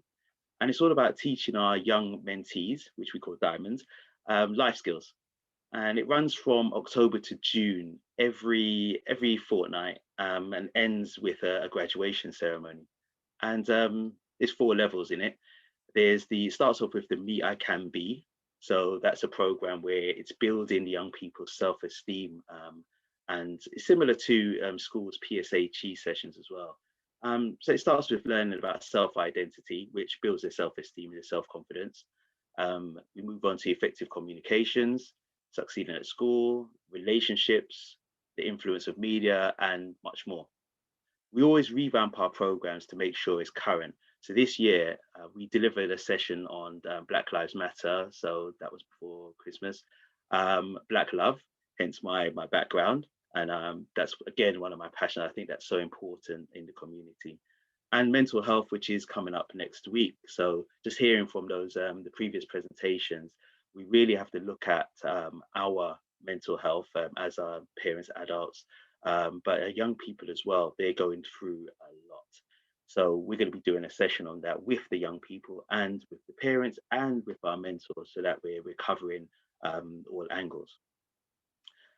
So once the young people complete the first level of the Me I Can Be, they move on to the Youth Leadership Academy. We call that YLA. And they build on their learning from the Me I Can Be, and embark on more project-based learning, business styles. So they'll be work on how to run business, and maybe even start up and run a business themselves. So once again, I've got a couple of our diamonds here that they're on the YLA program, so they'll tell you all about it. Then they move on after that to the peer mentoring. So the diamonds are now ready to start mentoring their younger peers. And doing this, they learn so much more, because as they say, the best way to learn is to teach others. And as they're of a similar age, they connect easier with the communication and that sort of thing. Alongside all of that, we do a parents program, which we call Parents in Partnership. So before lockdown, we were doing our programs over at UCL in central London. So the parents would come along and drop the kids into the different programs. So what better chance to have a program with the parents themselves. And it mirrors the Me I Can Be session. So if we're talking about self-identity with the young people, we talk about it with the parents as well. And that helps. So on the way home, they're both discussing what they learn. So that's great doing it that way. So over to our next pillar, which is education. And this is where we work within our community to assist in the excelling of education. We've worked with Barclays Bank and other big organizations, providing the young people with talks and work experience. We've worked with an organization called YFYA, which is Your Future, Your Ambition. So this is a great event run by a former volunteer of ours to give the young people a taste of STEM careers. So that's the science, technology, engineering, and maths. And what's good about it is that from the organizations, it's the Black staff come along and present to the young people and run the workshops. So important, because we have a saying here at the 100 that what they see is what they will be. So seeing Black employees at prominent levels is very important, as the young people don't usually get a chance to see this. This is not prominent in their lives and in media and even in their schools. So this event, I think, is very, very good for that. Moving over to the next pillar, which is our economic empowerment. That consists of empowering our community with business and financial knowledge so that we can go from consumer to saver stroke investor. Last year, we ran a successful program on trading where lockdown happened and one of our members said, you know what, I know trading, so let me deliver it, and put on, I think it was 10 workshops, and you know, it was oversubscribed. There were so many people that wanted to jump onto to trading, and young people as well. So this was with the whole community. And that's opened doors to other projects and programs that we want to run. So also we've done a business program, and I think it was about 15 to 20 people in the community, business owners or people that were just starting up, and giving them that opportunity to come together and learn all aspects of running a business. And then you know, we're going to start an investors club next week on the back of all of that. So that's going to happen.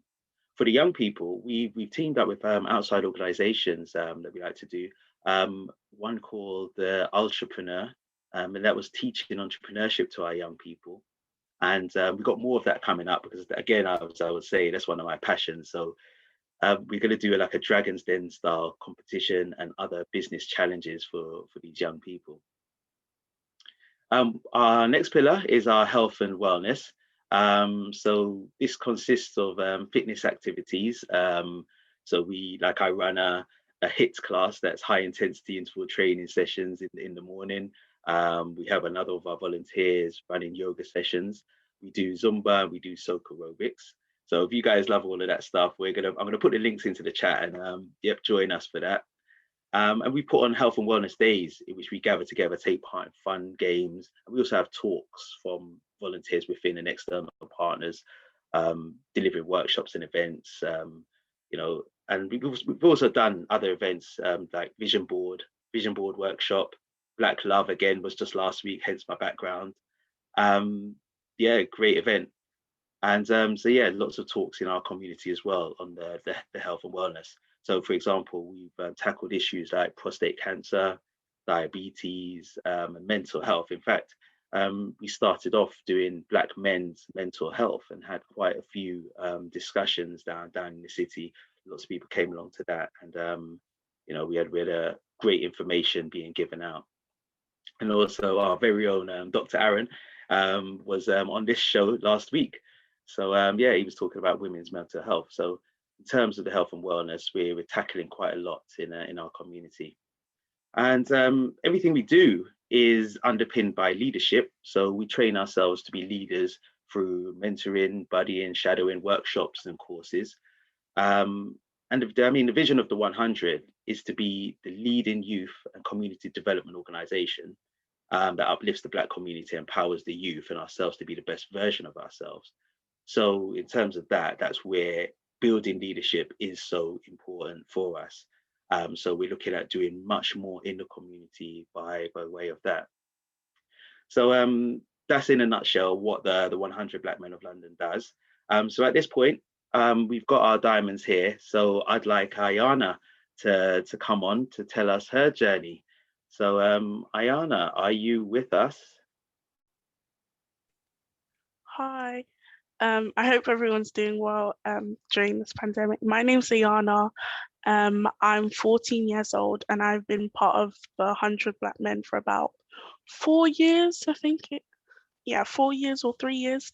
I'm part of the YLA, where we learn about business and making money for ourselves. And I'm also a business owner of my business called Yarny Creation, and I'm also a co-author. So in the YLA, during lockdown, we have been starting our own magazine, our own online magazine. And because we can't write on paper as we would normally do, we use this website called Miro.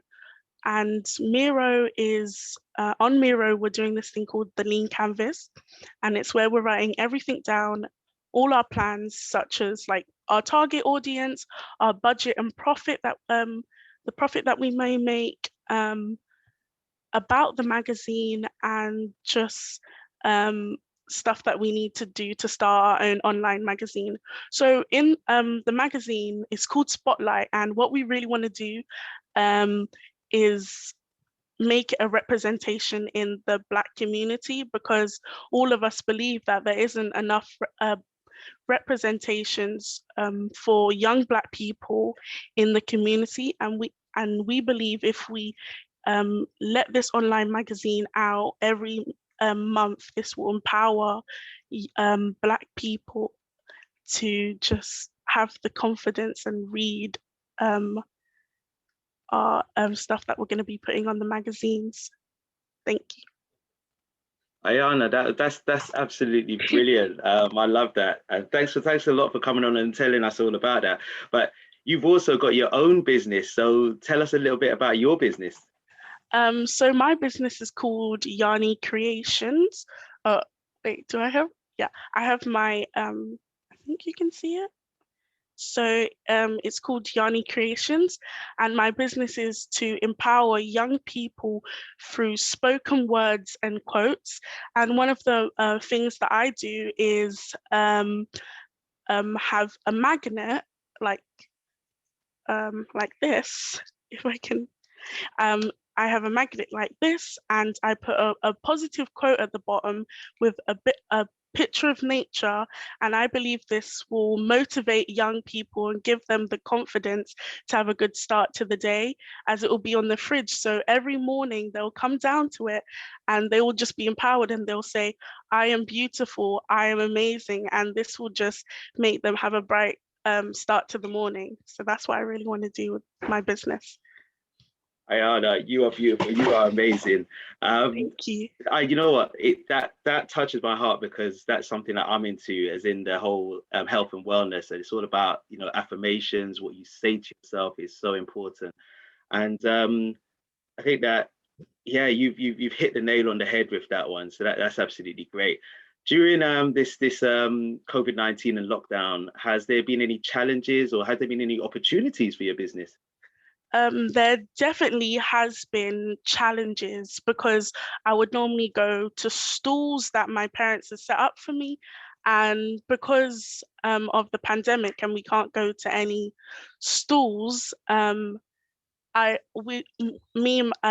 and I have been trying to work out some stuff on Amazon and how I can try and do it from there. And so yeah. That's brilliant. And then lastly, any advice for other young entrepreneurs out there? Yeah, just go out there and just do what you love doing. If it's to create a book, if it's to perform in front of an audience, just go out there, do what you love doing. And if you love, I believe that if you're doing something that you don't like doing at all, and I think that you just should go out there, believe in yourself, don't care what other people have got to say, and just be yourself. That's my message. Be yourself, and just be happy all the time. That is absolutely brilliant. Yes, yeah, just telling people to go forward with their passion. I mean, it's not just about young people or just about entrepreneurs. I think that's for everybody. So well done, Ayana, for that one. Thank you so much. I know you've got a lot going on today, so we'll let you get on with that. Jaden, are you around? We've got another young person called Jaden, and he's also in YLA. Jaden, if you're around, come and tell us about your journey. Hi everyone. My name is Jaden Wildman. I am in the YLA group, and I'm part of the 100 Black Men in London. The YLA is in the YLA we learn about running a business. We learn about the theory side of a business, how it operates, and we actually go out to produce products and sell it to raise money. And the YLA is the group that's above the Me I Can Be Too. So it's after the diamonds have been awarded Diamond of the Year, they graduate to the next level, and that's what the YLA is all about. Brilliant stuff. Tell us about the things that you've learned in the YLA. I've definitely learned a lot about effective ways of keeping your business alive, you know, how to connect with your customers or your consumers, and just the key to selling products and it becoming a success every time, you know, being precise and accurate with it. Yeah. And your business, what is that? I do like to make music. I make music. It's my passion. It's my hobby. I do a lot of songwriting. I do a lot of poetry. My music name is Lufinist, Lutherniist.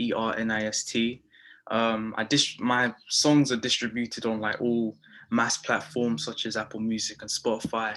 I like to make music to express my message, a message, you know, to connect with people, and just, you know, I'm very insightful, so I like to just talk about a lot of struggles, personal struggles, issues, you know, like to do with, it could be like spirituality struggles, mental struggles, you know, situations that I put myself in, or situations that I have been through. I like to talk about that and just, you know, story write with that, you know, to educate my listeners, or, you know, inspire my listeners. It'd be whatever way, you know. I just that's what I like to do with my music. That's absolutely brilliant. And for yourself as well, any challenges or opportunities through lockdown? Lockdown has it has introduced a lot of opportunities. I had to learn on mostly to do with adaptation, adapting myself in this environment that we're in at the moment, in this current time. And it's definitely given more time. It's definitely given me more time to learn and adapt my skills and abilities. It's given me the freedom to do what I like to do, because before lockdown, I was quite restricted with schoolwork on the side and having to work on my GCSEs. And then until, you know, COVID came, the new variant came, and it just changed everything. It's given me the freedom and the allowance to really like fulfill, you know, the goals and achievements I wanted to accomplish from a very long time ago. Wow. And that's the great thing, like looking at the positive side of things. And even though we're going through something that's could be quite frustrating, distressing, you know, it's good to see that there are positives, and you've taken that on. So that's brilliant. Is there any other business that you're working on that you'd like to tell us about? There isn't many other businesses that I'm working on, apart from obviously the YLA, where I'm helping the Diamonds, you know, produce the magazine that Ayana was on about. But my father has a business called Black to Black Business, and he actually promotes other Black businesses and gives them the recognition that they need, because there was a statistic, I think it was not last year, but a while ago, the statistic had to do with Black businesses, you know, not lasting for long. So, you know, it's my dad made Black to Black Business to give a boost, and, you know, to really put other Black businesses on the map. You know, he wants to do something to make a change for the community. So that's my father's business there, Black to Brilliant Black. stuff. And Ayana's sharing her creation. So that's Yanni Creation. So Ayana, feel free, put that in the chat. Let everybody go to your website. You can stop sharing now. Jaden, also put in your links into the chat as well. Put the Black business, put to your personals. Yeah. You, myself, as Alistair, I'm going to put in the links to the 100 Black Men of London, and so that anybody here can get involved, become a member with us. Also, we're a fully volunteer organization, right? So you know what, we're doing a crowdfund. The crowdfund is to get our own building, so we can get young people like Jaden and Ayana, and, you know, build them to this level and beyond, you know, and that's very important for our community. So I'm going to put in some links all about that. So once again, I know we're strapped for time, so that's why I'm talking quite fast. I can see Joan there. And you know what? Thank you so much, Joan, for letting us have this platform. Oh. Ayana, Jaden, you were brilliant. Thank you. Yes, please, let us thank our young entrepreneurs that have come onto the platform. Absolutely brilliant. This is what it's about. You know, if you've got the odd arrow or so, you know, volunteer for these organisations, Urban Synergy, 100 Black Men, and there's other organisations out there that could do with the support. You know, your skills, it might be just sitting with a child to read with them for an hour, you know, or just talking to them as an adult, you know, and giving them the encouragement, mentoring them. So please put your contact details into the chat. We are strapped for time. Nadia, I can probably pick up maybe about 3 questions because we need to move on to part 2. So are there any particular questions, themes that have come up in the chat? The chat's been really, really busy. It's always okay. It has, but it's all been congratulating and saying how they're impressed. But for Urban Synergy, there's a question: does Urban Synergy mentor young people who are in prison systems? Does that happen? Right, Lilia, are you there, my darling? Lilia, are you still online with us? I think you are. Can you pick up that question? Are they able to get to people, our young people that are in prison? Right, I'm just going to see if I can find her. Lilia, where are you? Are you still there, Lilia? Because there's so many people. Okay, if you move on to the next question, let me see if I can find her. Are they across the UK? So, you know, is this program in other areas like Birmingham? You know, the access is what I think. What is that for Lilia? For Urban Yes, Synergy? again, it's Urban Synergy. Yeah, I've really got questions around that. Oh, right. She did say it was across the country. Okay, all right. So that's fine. Other than that, there's not many questions. It's all around everyone appreciating the information and the presentation that they're receiving. It's just been absolutely incredible. So no more questions from me. So you can open it up. Thank you very much. Normally I would open this up. I can probably take 2 or 3 questions if anyone's got their hand up. I can probably, all right. Odette, you've had your hand up for a little while. Did you want to ask a question or was it an accident? Do you want to come onto the platform to ask anybody a question? Lilia can't unmute herself. So Lilia is here, but she can't unmute herself. Are you there, Lilia?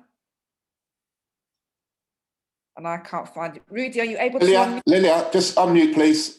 Unmute yourself, please. I found it.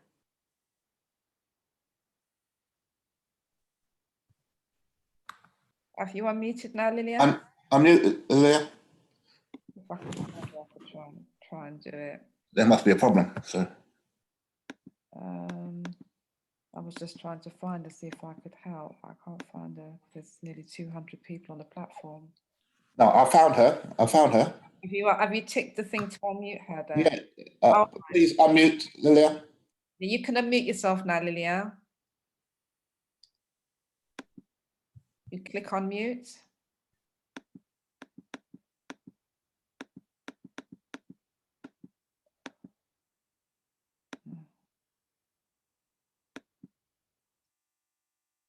Have you unmuted yet, Lilia? I think it may be a problem on Lilia's side. Okay.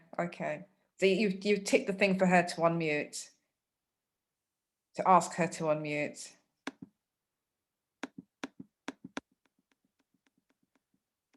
Right. Does anybody want to ask any of our? She's got her hand up. Right. Lilia. Okay. I'm going to try something. I'm going to try something else here.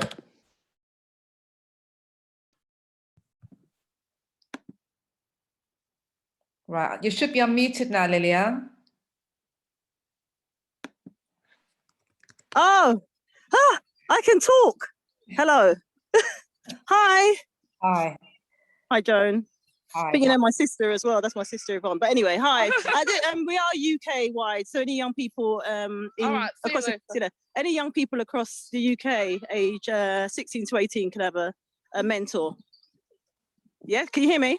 Yes, we can hear you. Yeah. So I heard that question. And with regards, what we do, we operate in those ethnic diverse communities. So if your school has that Black minority ethnic representation, then you can contact the school and ask them to contact Urban Synergy directly. Then we can run our e-seminars online and ready for work conferences online.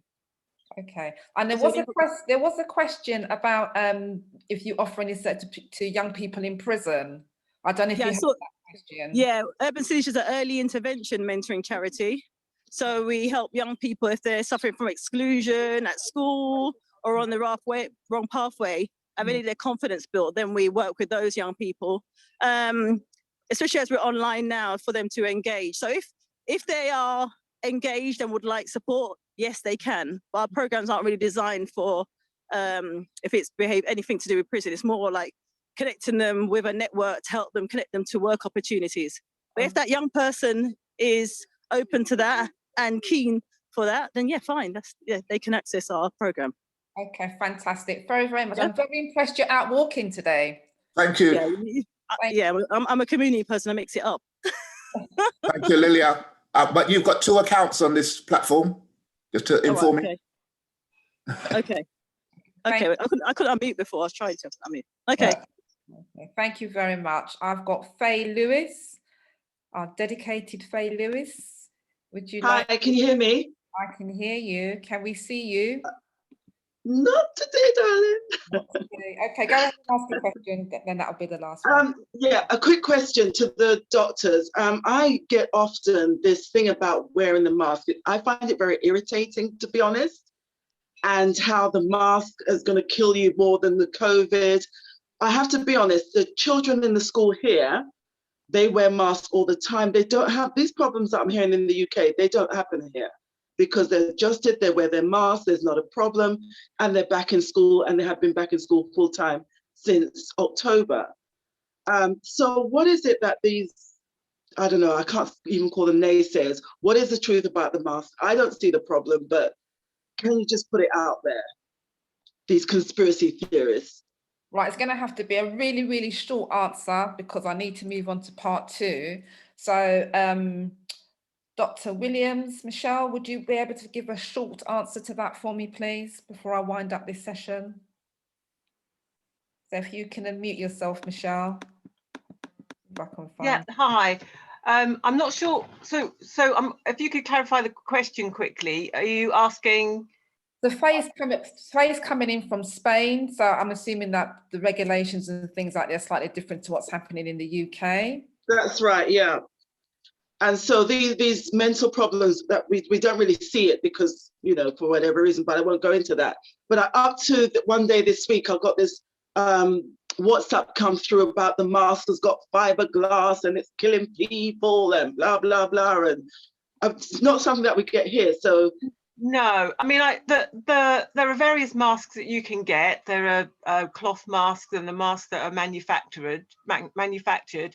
I've not had any evidence or seen any evidence of people having any problems because of the mask or particles coming out of the mask. No. I guess the thing to be would be to wear the mask for the shortest time possible that you need to. So it's difficult. I understand that it's difficult to keep the mask on all day. So if you can go to a place where there are no other people around or you're not in danger of being in contact with anybody and removing the mask if you can, if you find it uncomfortable. But as far as I know, there's no evidence that there's deaths from wearing a mask. Thank you very much for that, Michelle. So I'm going to wind this session down and to thank everybody. So if you could if all the presenters, so Lilia, if you could just give one quick short goodbye to everybody, and then we can move on to part 2, which is the vendor side of the Zoom session this morning. So I don't know if you're there, Lilia. Michelle, if you could quickly, if you have a parting 1 or 2 lines, you could say to guests on the platform. Are you still on? You're on mute. Roxanne, could you unmute yourself if you want to say a quick goodbye, if you're going to hang around for the second session? Yes, just thank you everyone for listening. I hope you found some of it helpful. I put my contact details in the chat. If there's anything from the presentation that you've got queries about or want to contact me, please do on my email in the chat. Thank you very much. And thank you, Joan, for organising. You're very welcome. Alistair, what's your parting message to guests on the platform? Are you there, Alistair?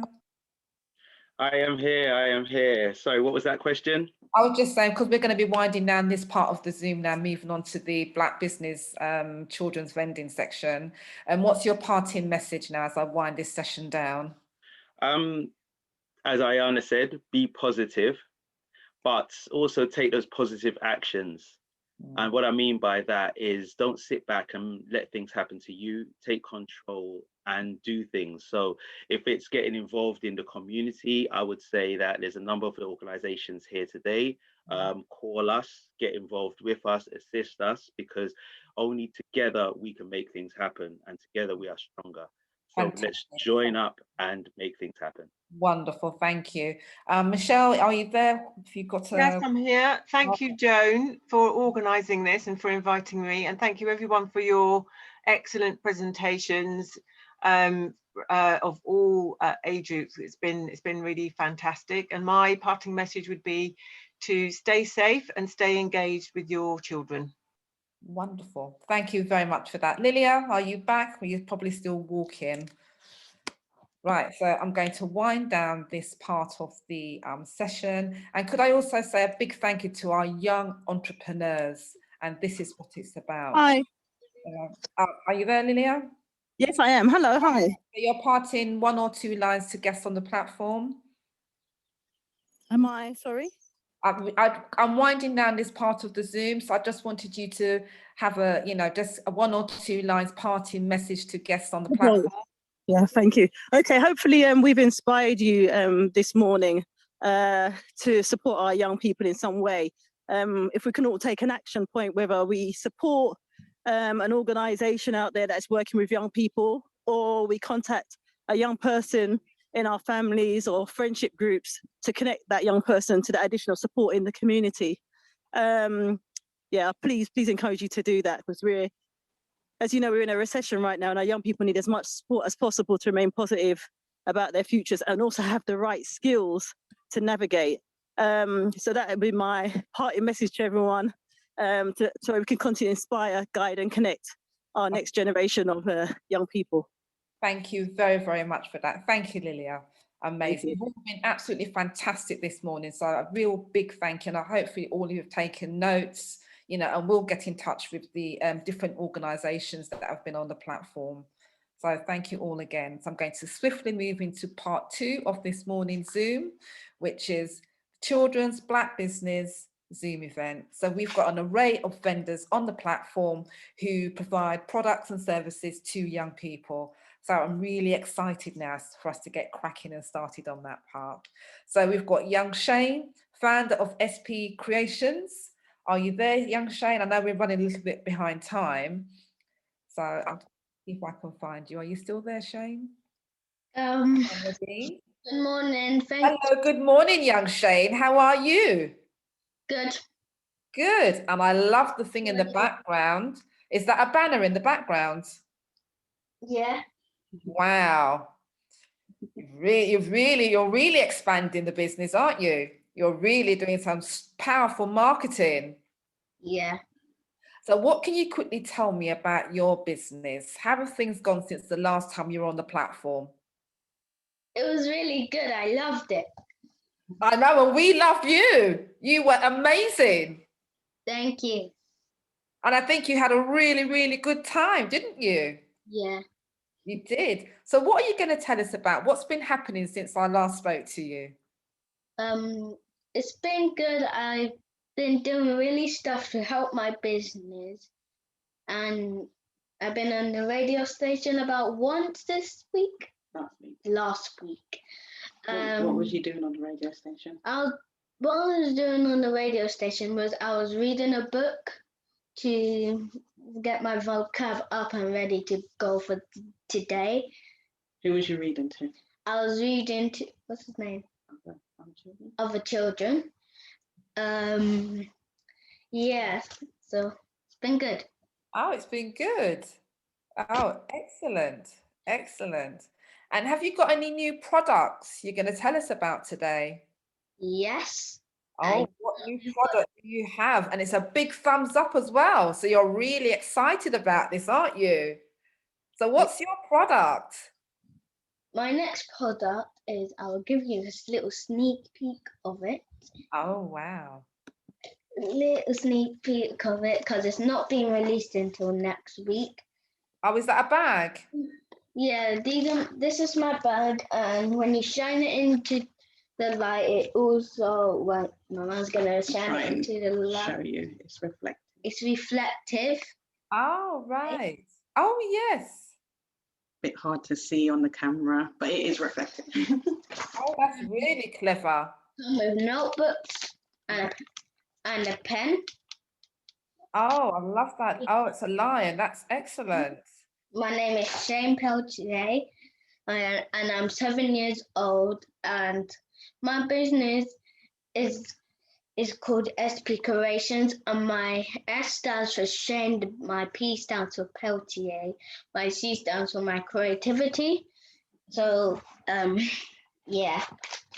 And you can write your little dreams in here and take it everywhere you go. Tell me about your dream, Shane. What's your dream? My dream is to one day inspire other children and make a house. Oh, wow. That's a I would love to have one. Oh, that's a fantastic dream. And what I will say to you, young Shane. Big a lot. Oh, wow. And if you didn't have your wonderful mummy and daddy, and mummy's secretly trying to keep off camera, who is supporting you. You know me, Joan. If it wasn't for your wonderful mum and dad helping you to get your business off the ground, you know, they've been such a huge, and your family as well, because I know Auntie Linda has a business as well, doesn't she? My granddad helped me with the name of my business. My uncle Omar helped lots of family support, and yeah. Got loads of family support, haven't you? Got loads of family support because of Uncle Omar. Oh, because of Uncle Omar. Ah, is he your favourite uncle? Yeah. We don't. He's so good. Omar. So what other, I know you do tracksuits, you do t-shirts. Should I let me show you. I'll control it. You go and show. He's just gonna walk around. Okay. Let me can you 1 second, Shane? Can you see Joan? Is that right? We can see you. Oh wow. Oh, I love that t-shirt, Shane. Please come back so we can see you. So first, the t-shirt you're modeling. First is my mindset, which is think, visualize, and create, and it has the cloud over it, and the visualize, which is look, and the create, boom. So that's my first. That's my first, and it says dream big. And that was my first one, which I loved. And the one you was asking about is my affirmations one, and I love it because it says SP Creations, dream big, greatness, and inspire on the top. And dream big again. I got a lot of dream big ones. That's the same one, it's just in white. This is the same one, but just in white. No, this one is this one is still the same, just a jumper. My next one is the green one. And my next one is my Garrett Morgan one. Now this one is special because Garrett Morgan and a black man made traffic lights, and traffic lights really helps guide cars, and it's also special because I'm partially under it. So the red means stop, which I wrote, and the yellow means slow, and green means go. Why else is it special? Special because 10% off of all my my Garrett Morgan sales go to the sickle cell, get donated to the Sickle Cell Society. My fourth tracksuit, now I love this one. My full tracksuit is my adult tracksuit. Now this one I love because it has my SPC and my dream big one, and the king I love. Come and sit around. Also comes with tracksuit bottoms. Oh, right. Okay, want to sit down? Yeah, and this is just a green one. Wow, you've got a huge product range, haven't you? Can I show these as well? Yeah. And the next one. Oh, there's more. Is there more, Shane? I got all of them. On my mugs, these are my mugs to put water and have a cup of tea. Yeah, so yeah. And it has an inspirational speech, like I did the last time. Dream big, my little people. Oh, wow. Mom. In red. Oh, so they come in all different colours inside. Yeah. Red, blue, black. Okay.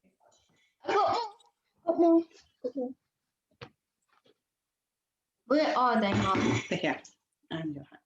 And these are, I love these a lot. My hat. Oh, my wow. Hat. I love the grey one. So what colours you've got? Grey? I got blue. I got pink. And they was all just selling out so fast. Yeah, so people got them like, oh, thank you, give me that, thank you, lovely. So.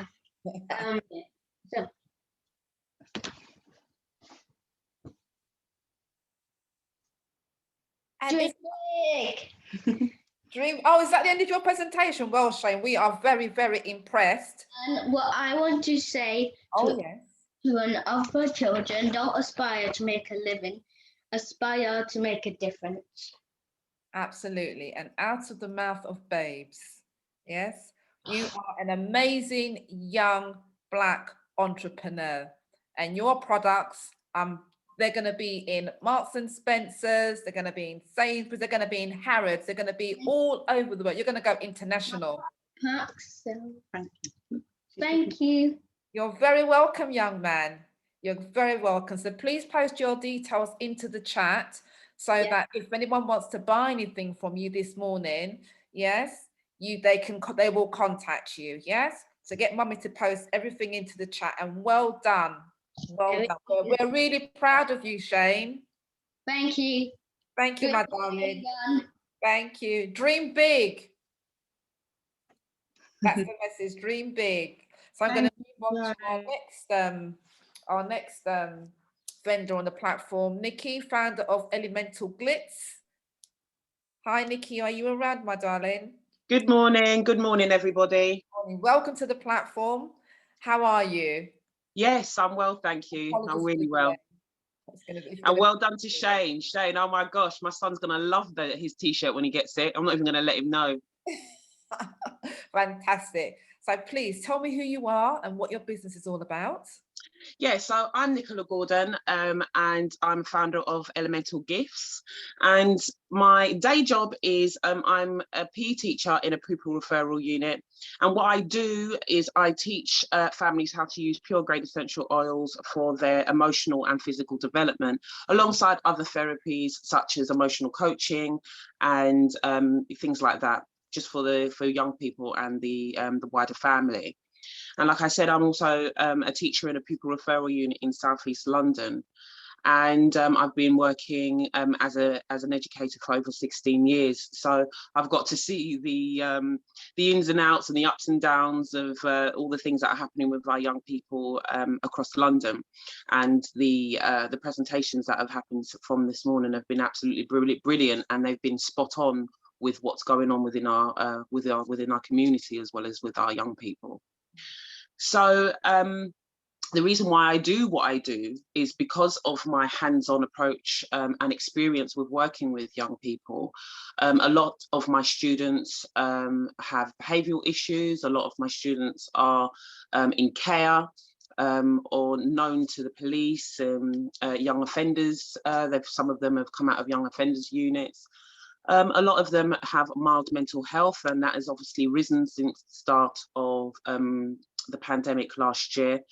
And also a lot of my students have ADHD and other challenging issues that sort of go around family, environmental and personal issues. And what I do with the essential oils and my other therapies is I merge the two together within my education to help with the emotional and mental development of my young people. Now, the therapies and the techniques and stuff like that that I use, I wouldn't necessarily say that they are a cure. I would say that they definitely help with the development and helping with the challenging issues that somebody may have. And they're absolutely incredible. So in my classroom, I've always got my diffuser in. I've got mine on at the moment as well. And they really, really help. Some oils, as some of you may know, really help with focus and concentration, really helps with calming, and it enables children to get into a place where they are able to think clearly and be able to problem solve certain issues that they may have. I mean, working with teenagers is a little bit more challenging than having young ones, I believe anyway. And that is because some of them have already got a particular mindset. And not necessarily always a healthy one.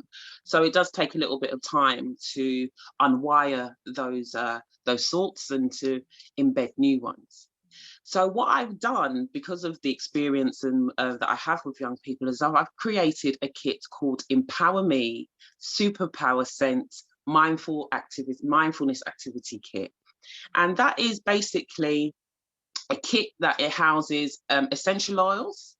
I've got them here as well. It has 3 main areas. So we've got essential oils, we have breathwork activities, we have positive mindset activities, as well as mindfulness activities. And this kit is so, the reviews that I've had from this kit have been absolutely amazing.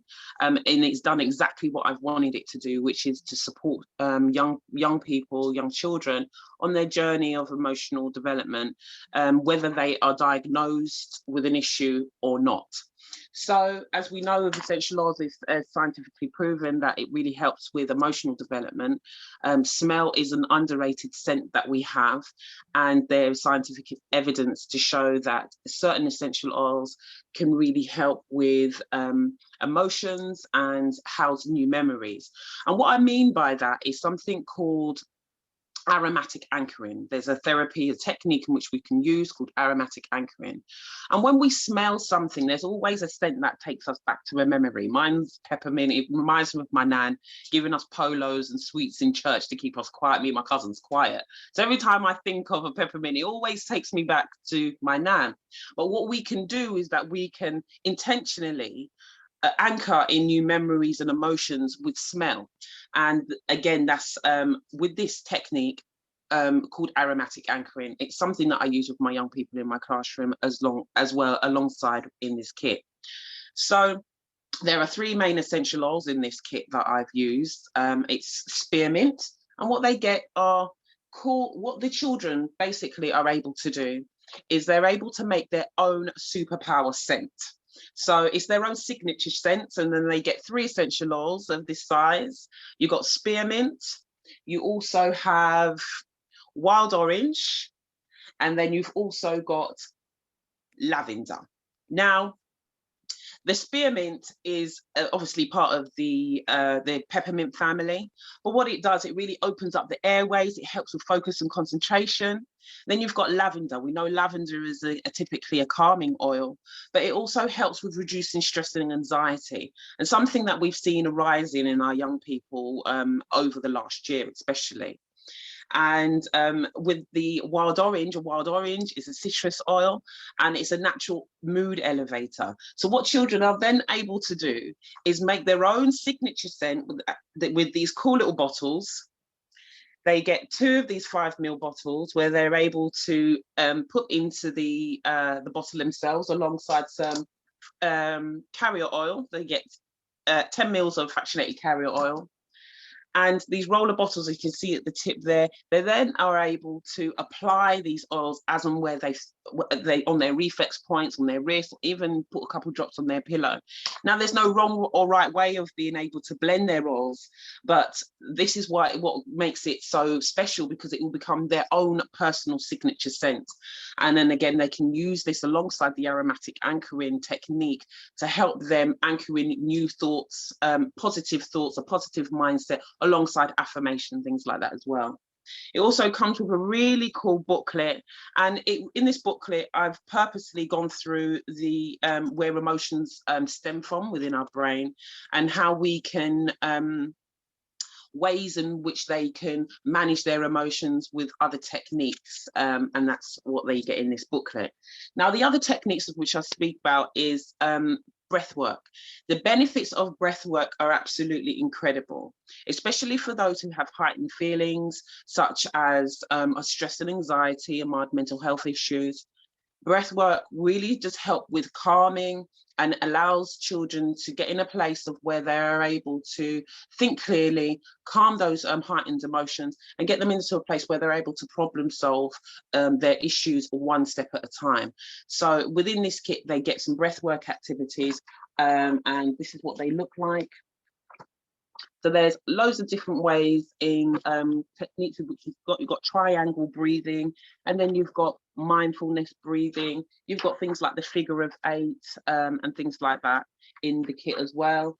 And then the mindfulness activity is also comes in affirmation colouring in sheets, which helps with calming. I mean, in my classroom, sometimes we have children that come into my classroom who are not in a good place at all.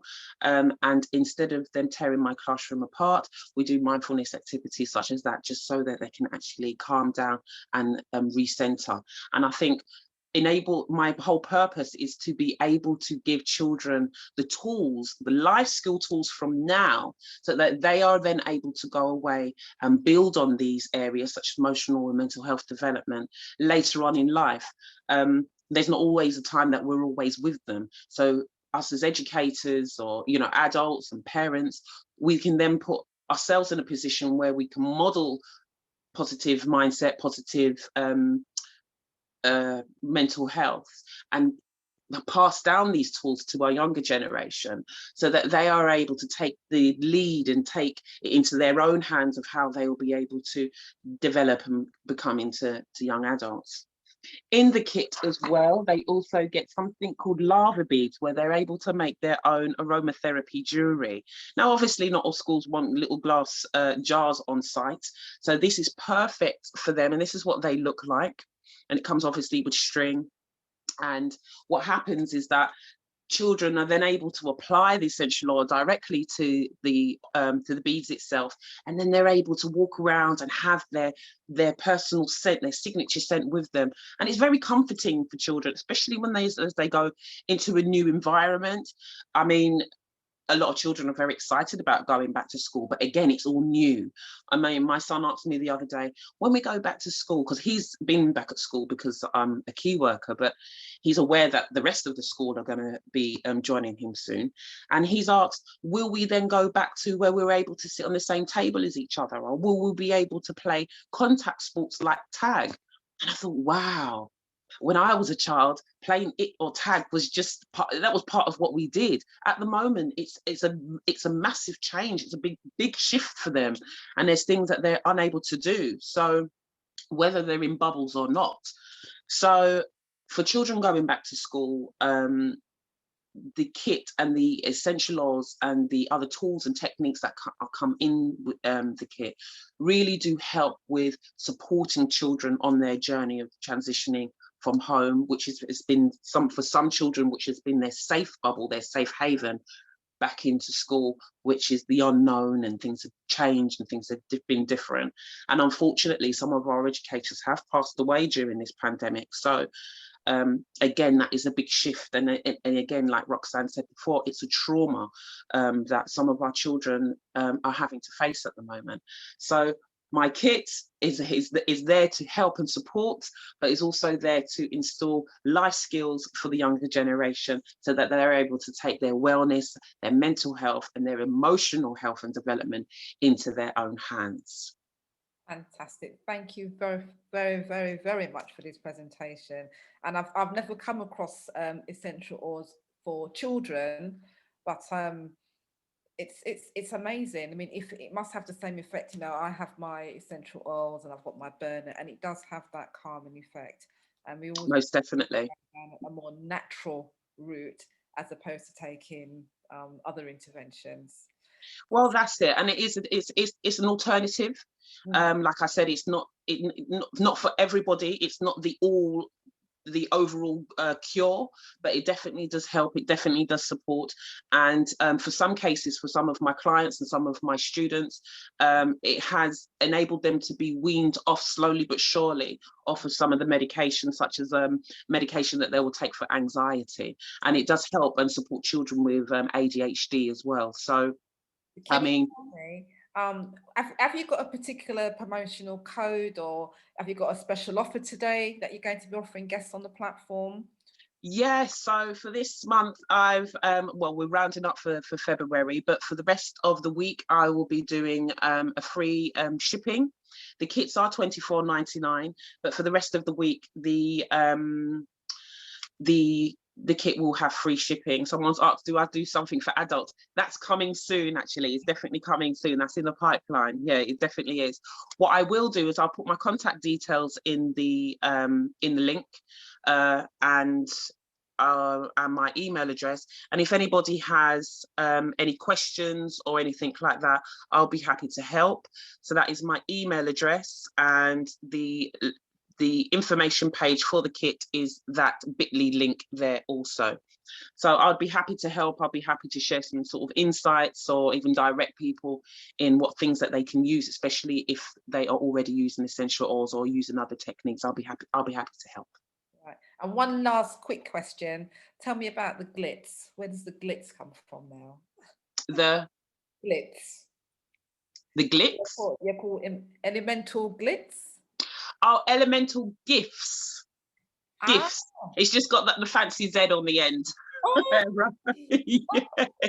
Yeah. So elemental gifts has come from gifts from the elements. I'm a naturalist. I've got children. I've always been a naturalist. I've always tried to do things the natural way, and it's always been my way. If I've suffered any kind of pain or headache or anything like that, I'm always the last one to take a pill, but I'd moan and say that I've got a headache, or or try other alternatives. And my children, my oldest is 7 and my youngest is 2. And for me personally, I prefer to do the natural route for things. Okay. So there's some things that we will not pay, we don't entertain, and there's other things that we would rather bring into our home. So elemental gifts has come from the want and need of doing things naturally, teaching children about the plant-based alternative, natural alternatives to what's been installed in us at the moment. I mean, it's very easy to have a pain or have something on your skin and draw or go to the chemist and get something.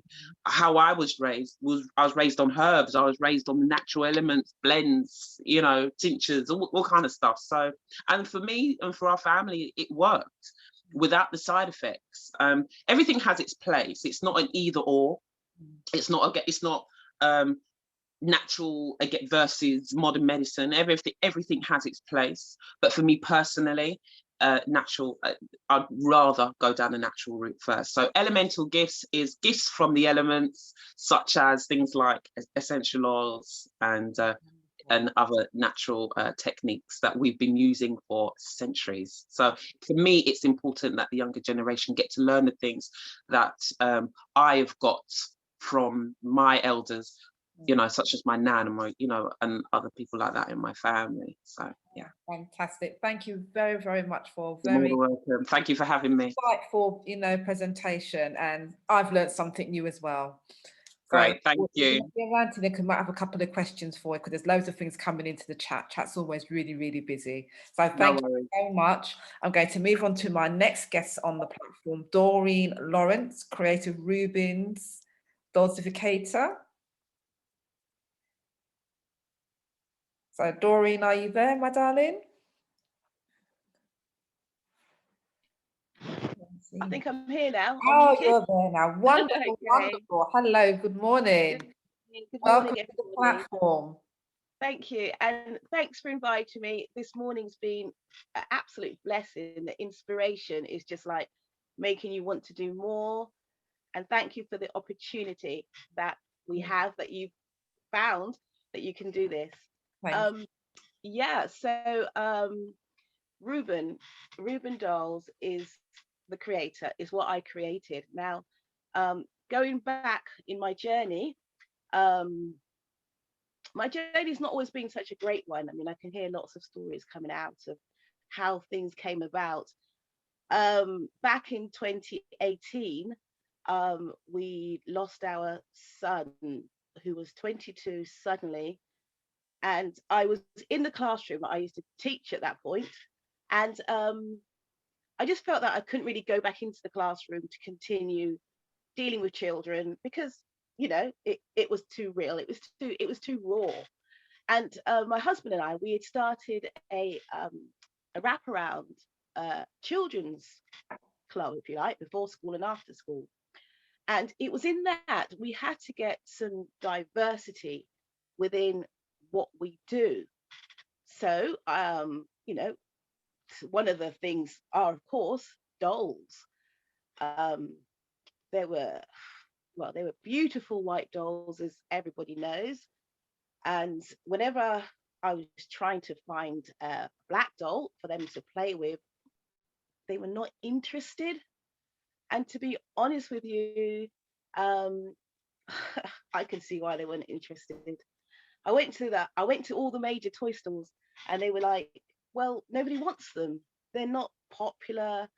You know, these are the big stores.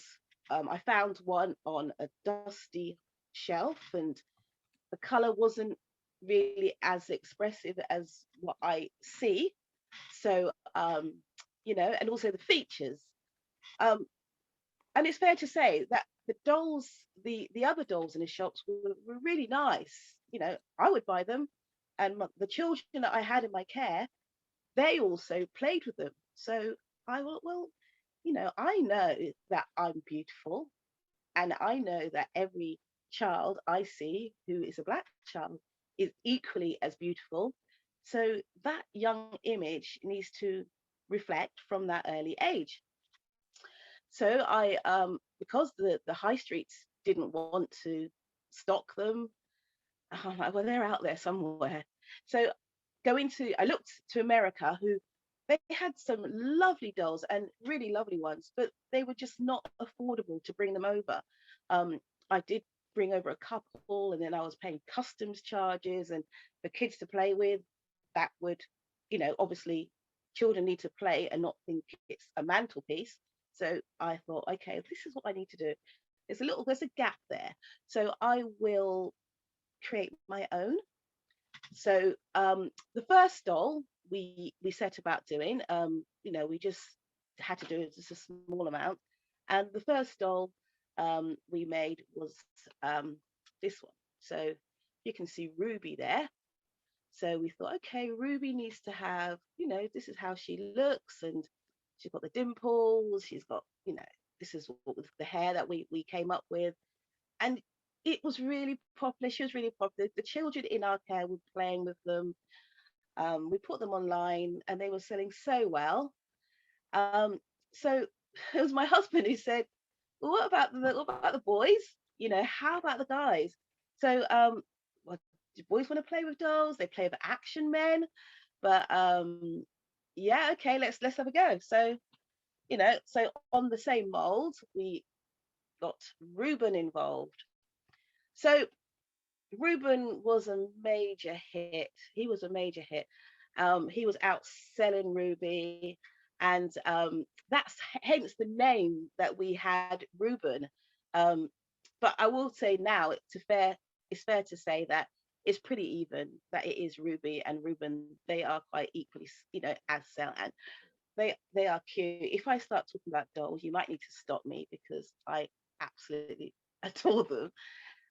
So you know, going on, this is absolutely all self-funded, as you know.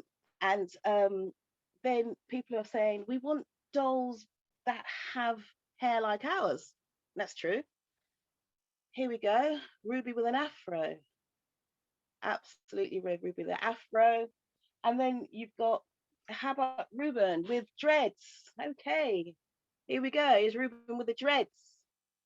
And Ruben with, here's Ruben, how we know him as we are in his tracksuit, glasses. And then, of course, we have the lighter skin tone people, because we come in all different shades, we do. And so light skin Ruby, okay, this is like light skin Ruby, or if you can like to say mixed race Ruby, you know, because mixed race, light skin, it's all here. Okay, we've also got mixed race Ruben as well.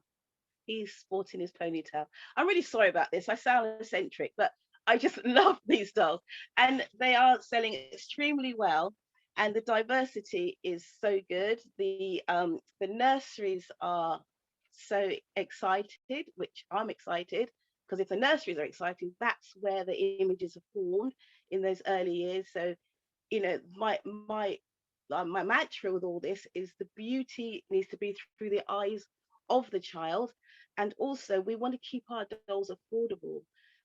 It's no point that you can go into Tesco's or B&M and you can get dolls for like £20, and our dolls are like £70. What's that, you know? So we're going to keep our dolls affordable. That's my commitment. That is our commitment to you.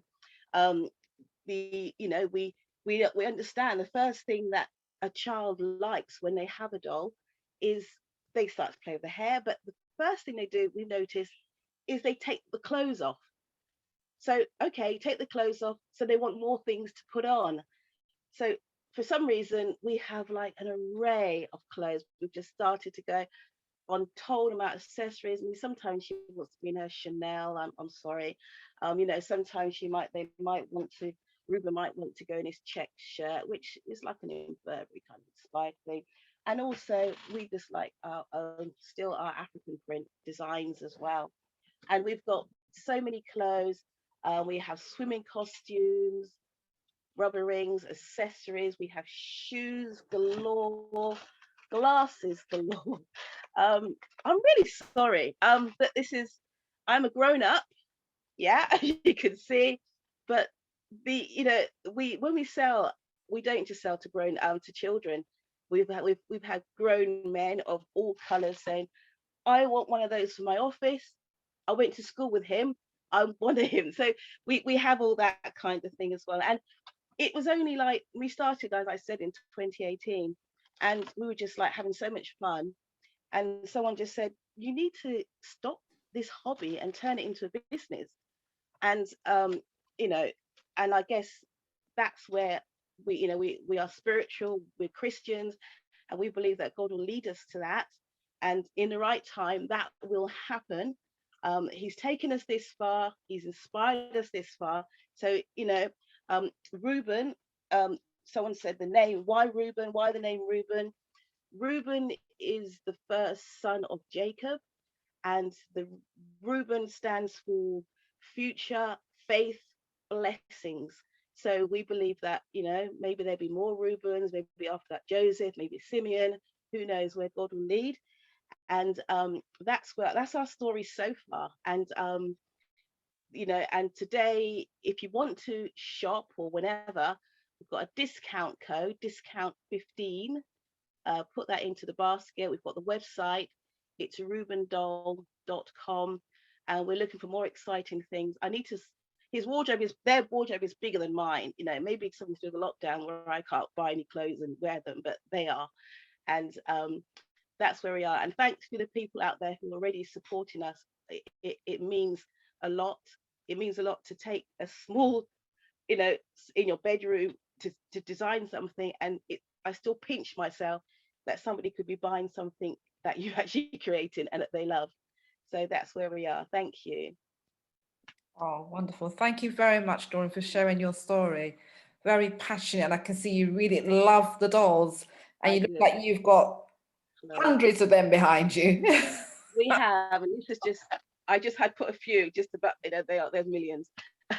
Thank thousands, really. Are you doing anything special for the kings and queens on the platform this morning now, or? Yeah, I put the discount 15 up. So, you know, put that into the basket. So that's 15% off the dolls. As I said, they are affordable. So, and it's also free shipping. So discount 15 plus free shipping if you're in the UK. I must quickly add. We do sell, thank God we sell to worldwide, you know, as far as Australia, often America, but Australia, you know, parts of the earth, which I've thought, wow, is there a post office there? We are selling. So it's touching people. And people like the fact that, I believe they like the fact that they are, I must say, they are beautiful dolls. They are really pretty. We, you know, prior to the lockdown, we were like in Portobello or Covent Garden. The tourists were ready buyers. They didn't see color. They just saw a nice doll. And that's really where we're at. We want to show that beauty is in all these dolls, in all races. And, you know, and that's our mantra, that's our message. Thank you. Oh, thank you. And that's what it's about when you go into business. You know, it's having that idea, isn't it? And acting on the idea. And, you know, it was like your little hobby. And look at you now. Making dolls, shipping dolls, you know, internationally all over the world. So well done you. Yeah, and Lupita and Nyong'o, she's brought a couple. You know, there are sort of celebrities that are looking at it and saying we like it, we want them for our baby showers. And yeah, no, thank God, honestly. Because that doing something and the opportunity and leading into your passion, you know, it finds you, it does find you. Well done. Thank you very, very much. So hopefully you'll stick around. We might have 1 or 2 questions at the end for you from the guests on the platform.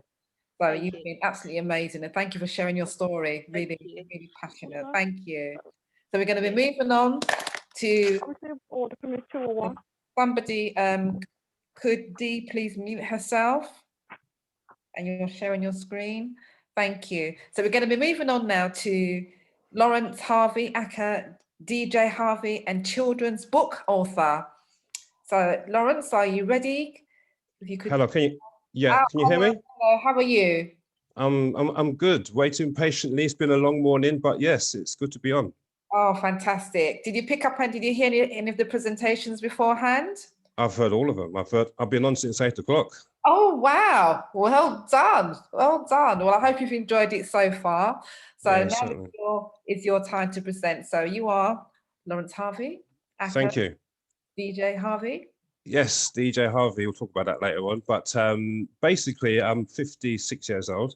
I've got 3 children, 4, 5, and 8. But when I was reading a story to my now 5-year-old, she was about what, 8, 9, 10 months. This is when she was learning to say dada and mama. At the bottom of this particular book that we was reading to her at nighttime was 4 shapes. They were pretty bland shapes. And over the space of 2 weeks, eventually she got them right. Along with mama, dada, square was scare, and circle was suck. So I'm thinking, wow, she's not even 1 year old and she's already identified. And in her own baby language, she's actually learning to identify shapes before she was 1. And I'm like, wow. And I'm like, how can I make shapes interesting? So let me share the screen and show you exactly what I saw. Or there you go. Can you see that? Yes, yes. If you could make it a bit bigger for us, please. Yeah, if I make it a bit bigger. Yeah, that's it. Fantastic. Thank you.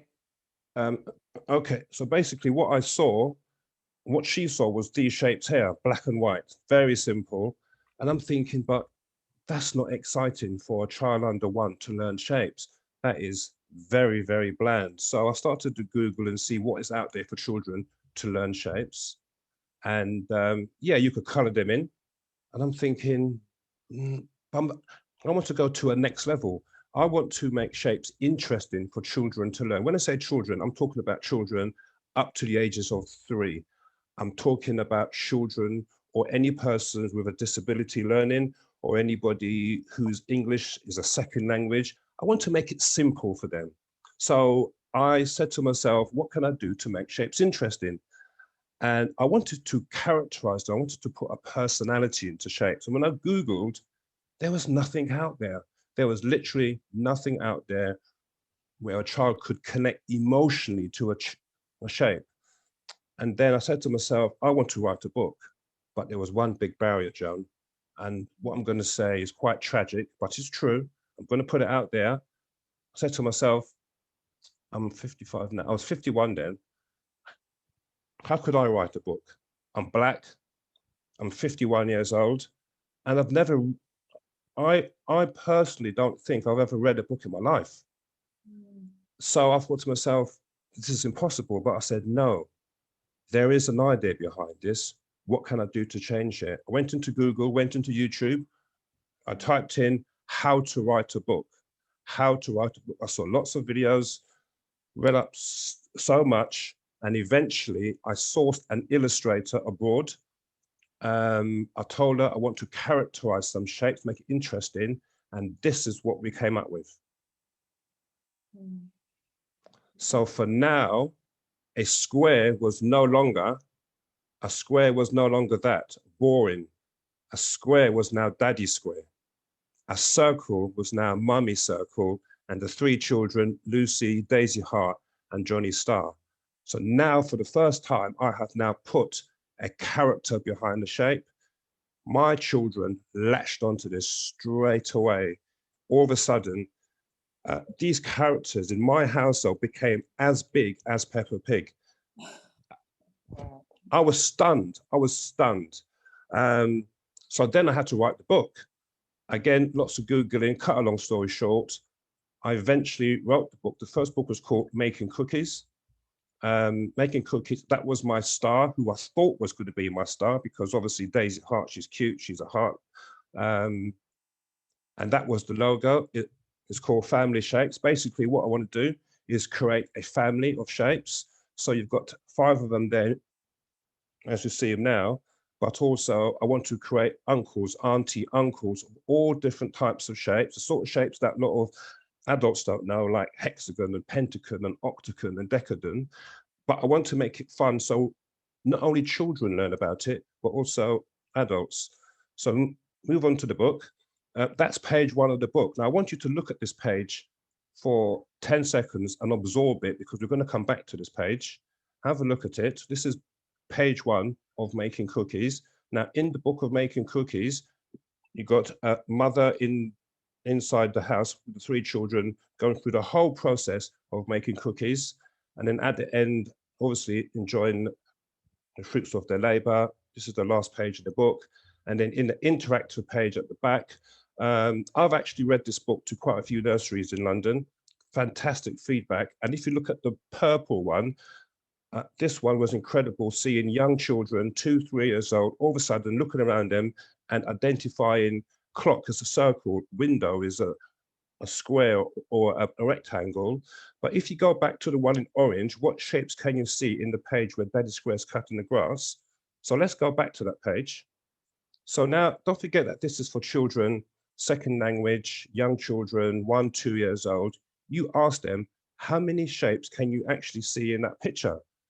Now, your average child of 1 or 2 will probably see an oval in the tree, a triangle, but then you get some children who will go beyond that, and they will actually see the triangle in the roof, and then some might see the rectangle in the door, they might see the windows, but then you get certain children who will see things which is way beyond them. They will see things like, they will go beyond this door, and they will see a rectangle in the door, they will see the circle.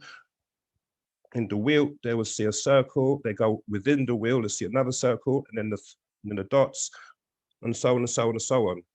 And then you get some children who will notice the triangles in the sun and the circle in the sun. Now, depending on how many shapes that the child will see will give you a foresight into that particular child. This is absolutely probably one of the most fascinating pages I've got in the book.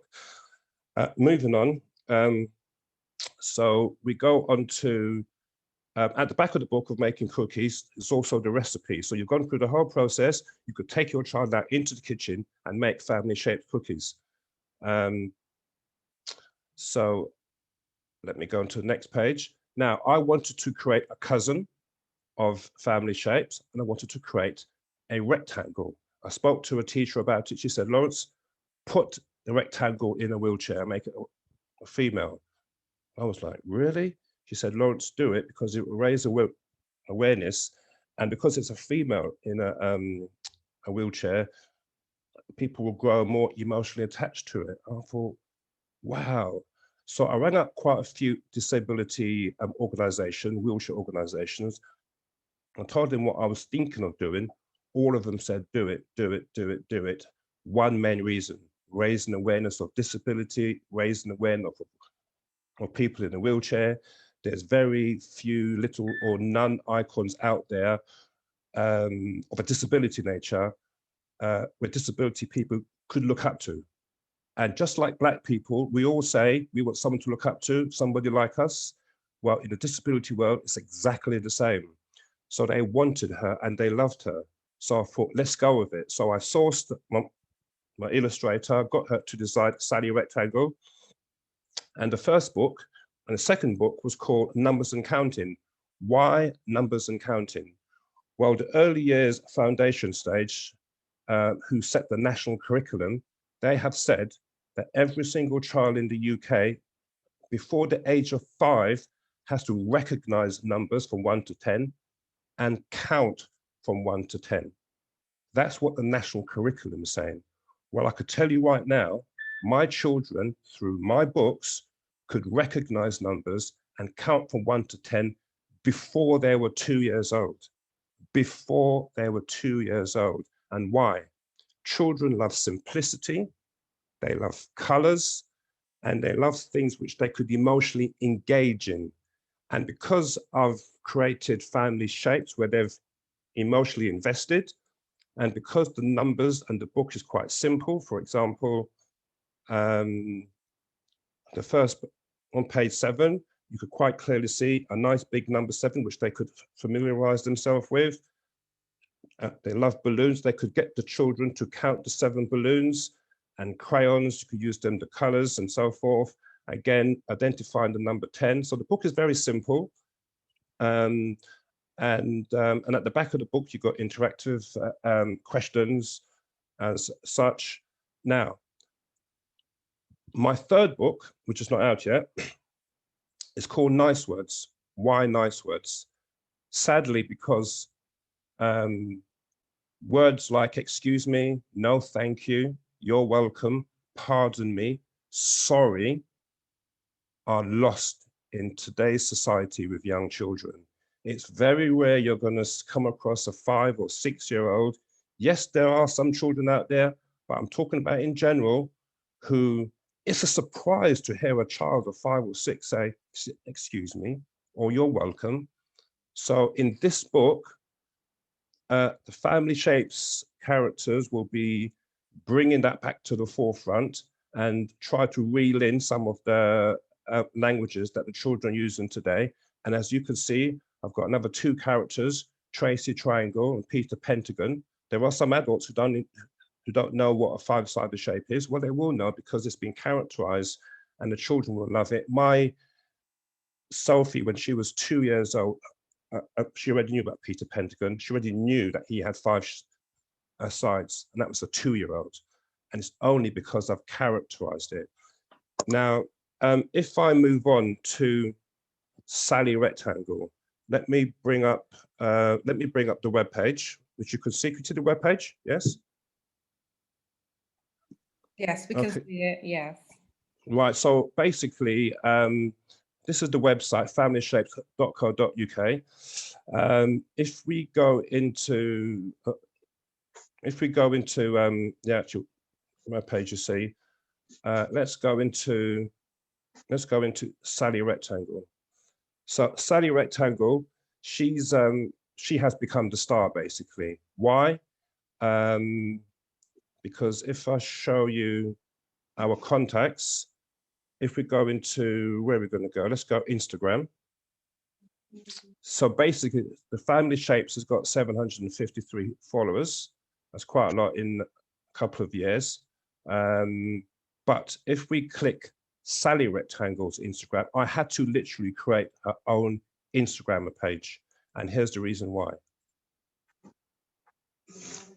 She has got 21,000 followers in less than 2 years. Why? Because the disability world has literally jumped on her. She is now representing the disability world as an icon. And what she does, what I do, I post on Instagram disability pictures and videos of, for example, look at this lady here. She may have amputees on her arm, but that still doesn't stop her preparing her lunch. It does not stop her. And what Sally does, she tells people, even though you've got a disability, you still can be actually doing great things within. And if I show you one more video, again, this girl wants to be a gymnast. Look, it doesn't stop her from doing what she wants to do. And what Sally has done, she has, she's basically promoting disability. It's okay to be disabled, because look, I want to inspire you, I want to be there for you.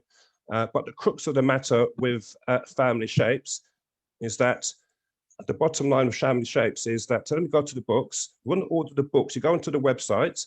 I've got the 2 books here. So the first one, Making Cookies, you go straight into Amazon, and the books are only $6.99. Go into Amazon again. Where are we going to go? Go into there. You got Numbers and Counting. Again, press that. Again, you go straight into Amazon, and the books could be delivered within 1 or 2 days. And the whole concept of my idea is basically characterizing shapes and making shapes fun, and making children emotionally connected to the actual shapes themselves. And that's my presentation. Thank you very much. Oh, wow. Thank you very much for that, Lawrence. And I just love the whole concept. You've just brought these, like you say, kind of like dull looking, boring shapes to such vibrant life. Absolutely. I mean, that's what it's, I mean, to be honest with you, that is the bottom line of everything. That is what and the thing about it is that when I realized the idea, the first hurdle was, how do I actually take this to the next level? That was the main thing. How do I take it to the next level? And the only thing that helped me was YouTube and Google. Yeah, and what's so fantastic, you know, and I mean, I've said this in other Zoom presentations that I've done, you know, people have such phenomenal, fantastic ideas. So you could have gone 1 or 2 ways, taken it to, you know, just kept it in you, and that's it, take it to the grave, or just share it with the world. And, you know, look at what you're doing, absolutely fantastic. If anybody wants a signed copy, can they get a signed copy from you? Yes, I mean, I've sent my details in the chat now. As you can see, I was initially in conjunction with Amazon posting the books out, but I've moved. I've done a big move in the last 1.5 years. I've moved out of London. I moved to the Midlands, and I thought, let Amazon take care of it. So at the moment, all the books are with Amazon. I have got a number of book 2, Numbers and Counting with Sally Rectangle. Have you got one there you can hold up so we can see? Have you got one beside you? Actually, you know what? That's a good question. I think I have actually. Good. So we can actually see the book. Oh, that's it. Fantastic. Yeah. I mean, so I've got Family Shapes, Numbers and Counting. Right. That I've got quite a few of these at home with me now. So these I can send out. So if you contact me on the email address, which I've posted in the chat, then the first 5 people, I'll send it off free to them. It saddens me that I can't read the books in nursery, because I've done it quite a few times. I have to say, it is one of the most amazing experiences to be reading my stories to, at the time, it was around about 15, 20 children, and then give them stickers at the end of all the characters. It was one of the most amazing, amazing experiences, which unfortunately I can't do at the moment. Yeah. And that's little children, because they're like sponges. They just absorb it all, don't they? They absorb it, and children love stickers, and they love new characters, and they love what I call child-friendly characters. What my tip for anybody is that if you are going to do something similar, make sure you do some characters where the children could emotionally invest their feelings within that characters. And that's why I had to get cute characters, something that they could instantly attract to. And because I've referred to all the shapes as Daddy Square, Mummy Circle, subconsciously the shape name sticks in their mind. And if anybody wants a party tonight, by the way, I'll put my ID in there. Joan, you've attended my parties. I have. And I got one tonight, so the ID's in there. Please feel free. Yes, and they're good parties. They're big people's parties. It's all about the big people. And we're looking to collaborate. When things get back to normal, we're going to be putting on some big stuff. We've got some plans, because the bottom line is that all the young people have got their parties, the big people haven't got theirs. Well, you know what? Things are changing. Exactly, and I'll have my coconut juice and drink to that. No worries. Thank you very, very much. And I'll be definitely ordering my books. And you've kindly offered, so the first 5 people that contact you by email, you'll send them the numbers book, which is number 2, isn't it? Yeah, numbers and counting, yes. Fantastic. So what were you going to say? Were you going to say something? Yeah, one last thing. Both books were written in conjunction with an autistic mum. And she said to me that for autistic children, there's very little or no books out there for autistic children. What they like is simplicity. They like very clear information. And the biggest mistake that book writers make is writing that is too small. And also, if you write a book with more than 3 or 4 lines for young children, after the second line, they lose their focus. So you need to make the writings big and simplistic, but with as much impact in those 2 or 3 lines as possible. And all of my books are written in that way, with big fonts and simplicity, but the impact of education will always be there. And that is a fundamental thing. So basically, any children whose English is a second language, anybody with a learning disability, and very young children, my book fits that category. Fantastic. Thank you very much. And I hope you stick around. We might have some questions for you at the end. No problem. Thank you. I love the books. I'm going to be ordering mine anyway. Thank you. Thank you. Thank you very, very much. So I'm going to be moving on now to Claudette Lewis, owner of the Joke Shop, who's based all the way in Wales. So where are you, Claudette? Sorry, we're a little bit behind time, and I have seen you this evening. Where are you, Claudette? Are you there, my darling? I am. Oh. Welcome to the platform. Thank you. And you've got the teeth in as well, I take it. Yes, indeed. Hope you'll be able to do your presentation with the teeth in. So it's over to you, my darling. Come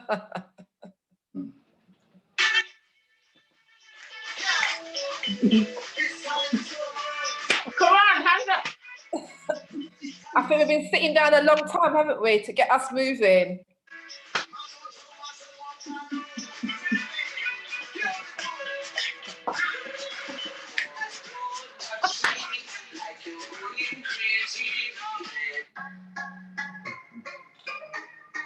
This is what the Joke Shop's all about, isn't it? Having fun. Having fun. Okay. Well, guys, I can't hear you. I can't hear you. Remember the whole telescopic can't hear you.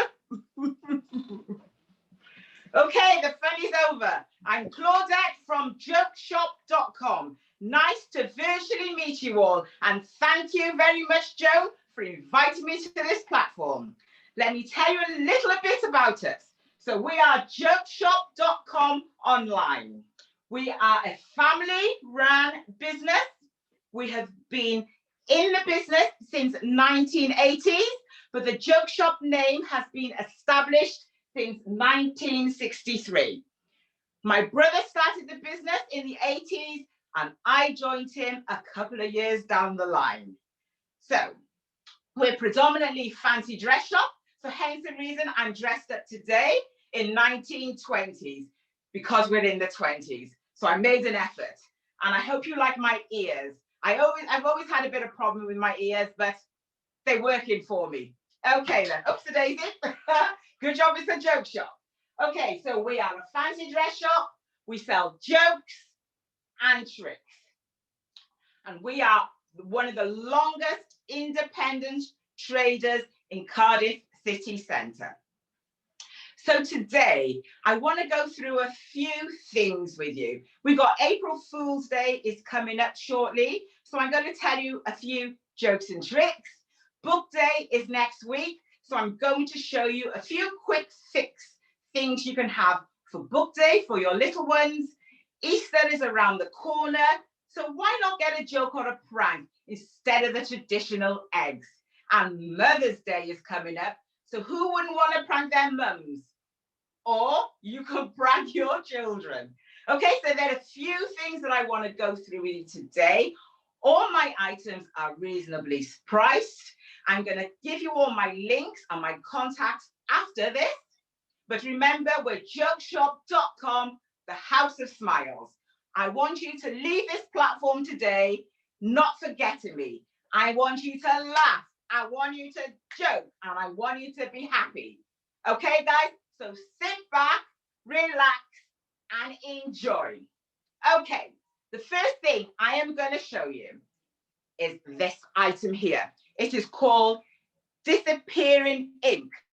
So what you would do, if your mother's going out, or your dad, or kings, queens, brothers, sisters, aunties, or uncles, or if you're visiting, this is absolutely fantastic. What you would do is pour this on maybe furniture, clothes, or anything, because it disappears. So here we go. So you pour that, and all it needs is a bit of a rub, and it disappears. So can you just imagine their faces if they were going out and you poured that on them, or they had cream carpet? They would be absolutely fuming. But let me tell you a little story. Last week, my car broke down. I was so sad. I called my best friend and I said to them, can you lend me a hand? And they said to me, of course I can lend you a hand.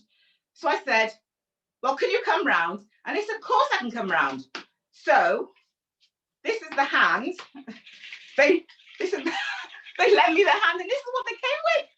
And I wanted the hands, and look what they've come up with. So this hand, all these items I'm showing you, you can purchase from jokeshop.com. Okay then, another item. We're in lockdown. Who do you know that's always going into the fridge? There must be someone. So I've got this ideal item you can put on the fridge to catch them out, okay? Because there's always them going in the fridge. You know, when you've made that nice soup, the Saturday soup, and then you want to get it on Sunday and it's gone. So this is a brilliant detector. Listen, listen, listen. Is it gonna let me down? You eating again? Wow! No wonder you're getting fat. Remember, calories do count. And please remember, turn out the light. Okay, guys, so that is called the talking fridge. Okay, a brilliant one. Another one I've got, if you're expecting guests around, swap over the toilet roll. This is absolutely hilarious. I've got this item is called No Tear Toilet Roll. So you'll swap the original toilet roll to this bad boy. Put this in a toilet roll holder. When your guest or your victim goes to the toilet, they're in for a surprise. You can't tear it. So that's another good one. Brilliant. So all these tricks now, as I said, April Fools, for your Mother's Day, or the mothers can prank their children. They are brilliant ones. I've got some eggs. These eggs here are rubber eggs. This is brilliant. If you put it in the fridge, ask your mum, will you cook me some breakfast? Will you boil me an egg? They're going to have a shock because this is a bouncy rubber egg, or you can drop this on the floor on their lovely carpet. Okay, rubber egg. We all need this in our lives at this current time.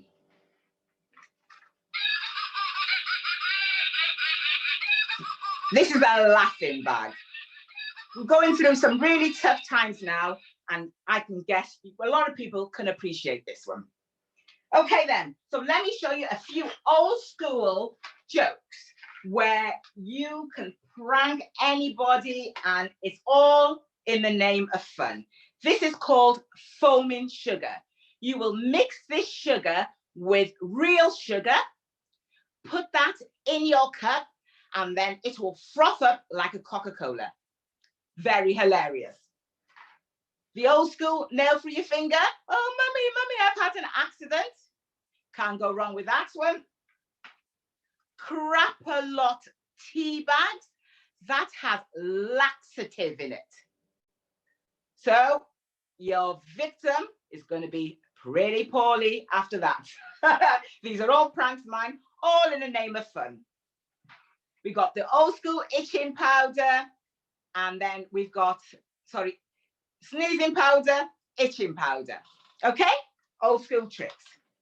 This one is for all the guys and ladies that love their cars, you kings and queens. Brilliant prank.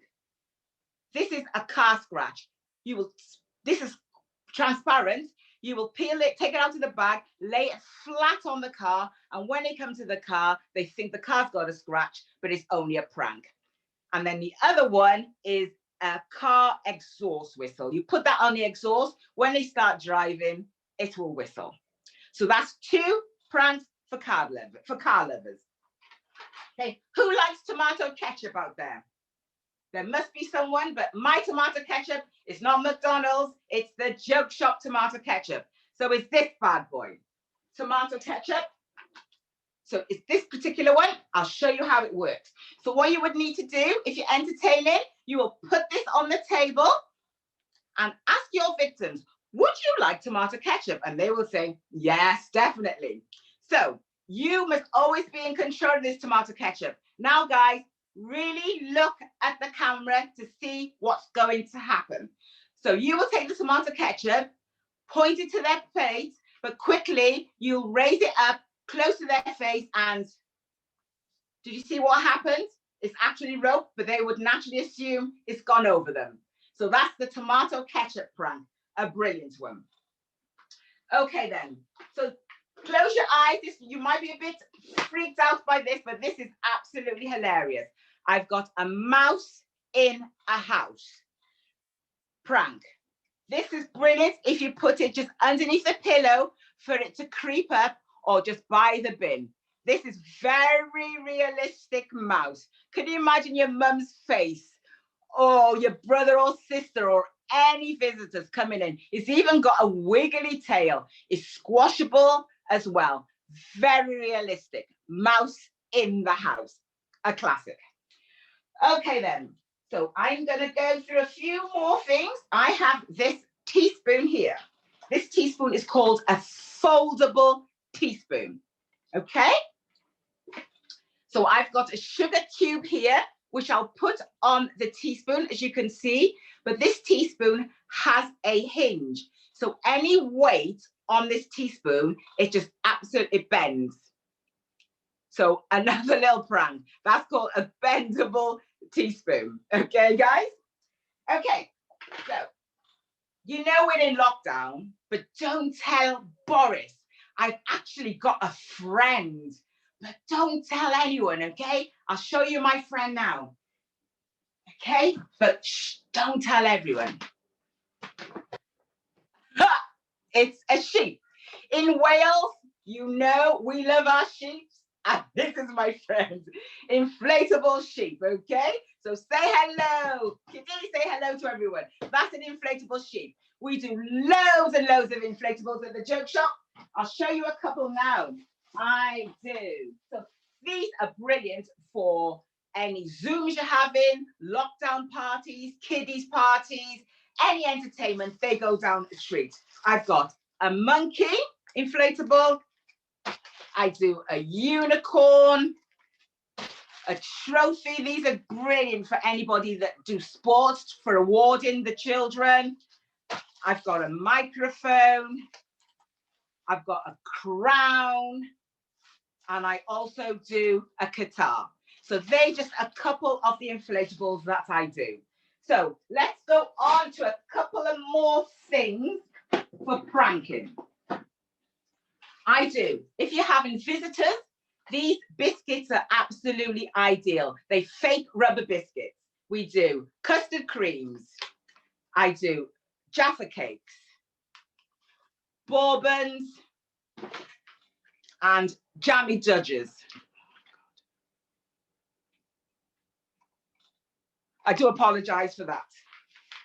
Okay, and then the last one I do is actually called a cookie surprise. And this is gonna give you a surprise. So the best way how to do this prank is get some real biscuits and mingle them with the joke biscuits, because all those biscuits are rubber, okay? So this cookie surprise, when your victim picks it up, this is a surprise. They got a lovely cockroach on the end of it. So, and then also you could have sweets. I do sweets, joke sweets, blue mouth sweets. We do hot sweets. We do fish sweets, and we do garlic sweets. Put them in a bowl, leave them on the table, and all those greedy ones will definitely help themselves. Okay? And then you would never, ever believe this, that I have got a selection of poos, which are really, really popular for pranking. You could say you've had an accident, you kids out there. You can say, I hope there's a lot of kids. I hope you brought all your kids on the platform. I hope you're all on the platform, kids, because I want you to leave smiling, laughing. And my aim today is that you will always remember that lady from the joke shop. This is my aim. So I'm going to show you my poo menu. This is a curry poo. Can you believe it? A curry poo. This is a kitty poo. I've got a dog poo. I've got the old man's poo. And then I've got a sticky poo, like it's just been done, a sticky poo. So I've got the curry poo out of the packet so you can see. Very realistic. Okay, so there are a few things I'm going to show you now. I'm going to show you some glasses. I do apologize for that. I've got a call coming in. I'm going to show you some funny glasses for the children that you can use for a Zoom or a kiddies party, stocking fillers, and for party bags. They're very hilarious. The kids like them. So I've got the old school googly eyes that goes down a treat. And I've also got this particular glasses where the eyes actually move when the child is actually moving, or adults can have them as well. And then I've also got the ones that have googly glasses, the googly circles in there. Okay then. So as I said, I was going to show you something for book day, because book day is next week. So just a few little kits that we do that is quick and easy for your children. And if they're not back in school, in Wales, a lot of the children have gone back to school, but I know in England it's staggering. But you can use this for a Zoom. It's quick and easy. Okay, we do these animals. These animals, they can put on their head and they make a sound, if you can hear. So they are brilliant for, that's brilliant for Easter. But if you want to dress up for book day, we got a rabbit and we've also got a donkey. Okay, am I okay for time, Joan? Rudy? Am I okay with time? You've got 2 minutes. 2 minutes, okay. got it. Okay, thank you. Then I'll just show you a few animal quick fix as well. We do a cow, I do an elephant, and I also do an owl. Okay, So these are all quick fixes for book day. I also have a lot of hats that we do as well. These hats, you press the bottom, these bottoms here, the bottom of the hat, and the ears come up. Okay, so this is brilliant for kids. We do a rabbit and a dog version in that. And then I'm just going to show you one more hat. We do lots of fun hats as well. Okay. And for a birthday set, we do, if you've got a lockdown birthday as well, I've got birthday glasses, and I also do a lovely birthday hat. But what I really want to show you is this particular item here. For the kiddie's birthday, or even adults, I do magic candles. Okay, this is a magic candle. So what I'll do, I'm going to light this candle here. Light for me now. Don't fail me now. I'm on a live. There you go. See this candle here now? So this is a magic candle. So help me blow this candle out, please. In 1, 2, 3. Oh no, it's failed on me. I can't believe it. I cannot believe what's happened. Good job. This is funny. Good job I'm the joke shop, because this should not happen. I'm going to take another one. This has let me down today. I can't believe it. I'm going to try it again. Sorry, guys, because I want to show you this. I got to go to the manufacturers on this, letting me down. But really, that's part of my act. It's a joke. Not. Let's see whether this one works. Okay, then. This I'm going to blow out now. 1, 2, 3. And this, I don't know what happened. Well, this did not happen. They are relightable candles. This should relight, but unfortunately it hasn't happened to me today, but that is life. It doesn't always work. Okay then, guys. Well, I'm going to sum things up because I have to go. As I said, we are jokeshop.com. I'm going to put in the comments all the way you can connect with me. I've got a giveaway today. If you go to my Instagram or Facebook page, like my page, and send me a message, I've got this giveaway I'm going to give out today. It's a lovely magic set that you can win today at the end of this presentation. Okay, so go to my Instagram or my Facebook, like my page, and comment. And then you could be with a chance to win this at the end of this today.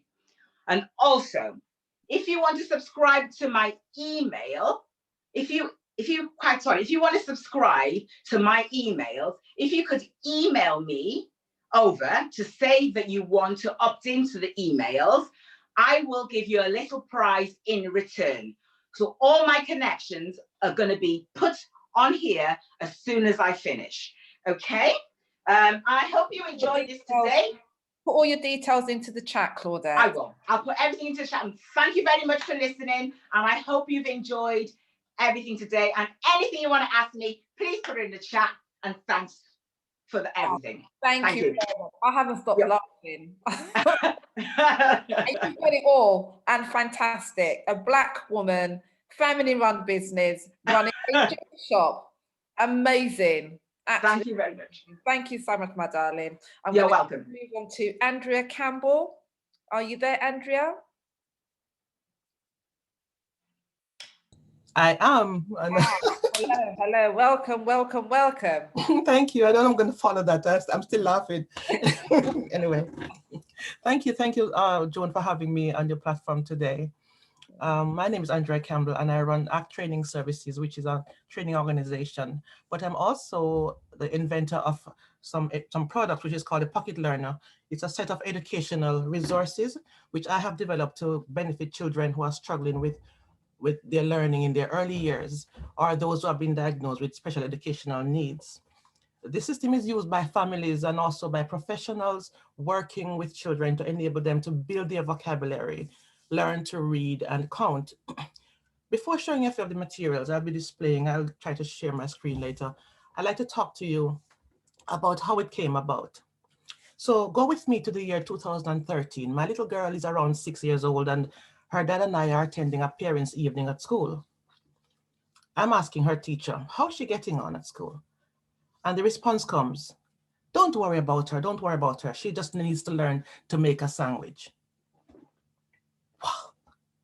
That was a slap right across my face. Can you imagine? So I took my child home, and I knew from then that somehow something had to change. So I started to look for materials, I looked online, I looked in the shops, and I got hold of whatever I could get. I eventually started to make my own cards, and to my surprise, this little girl was like a sponge.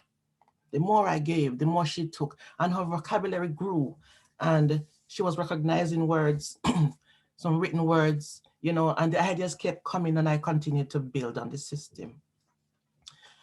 If I may just share my screen quickly. I'd like to share. Sorry, one second, slideshow from beginning. Oh gosh. No, I should share before I go to the slideshow, isn't it? Right. So share.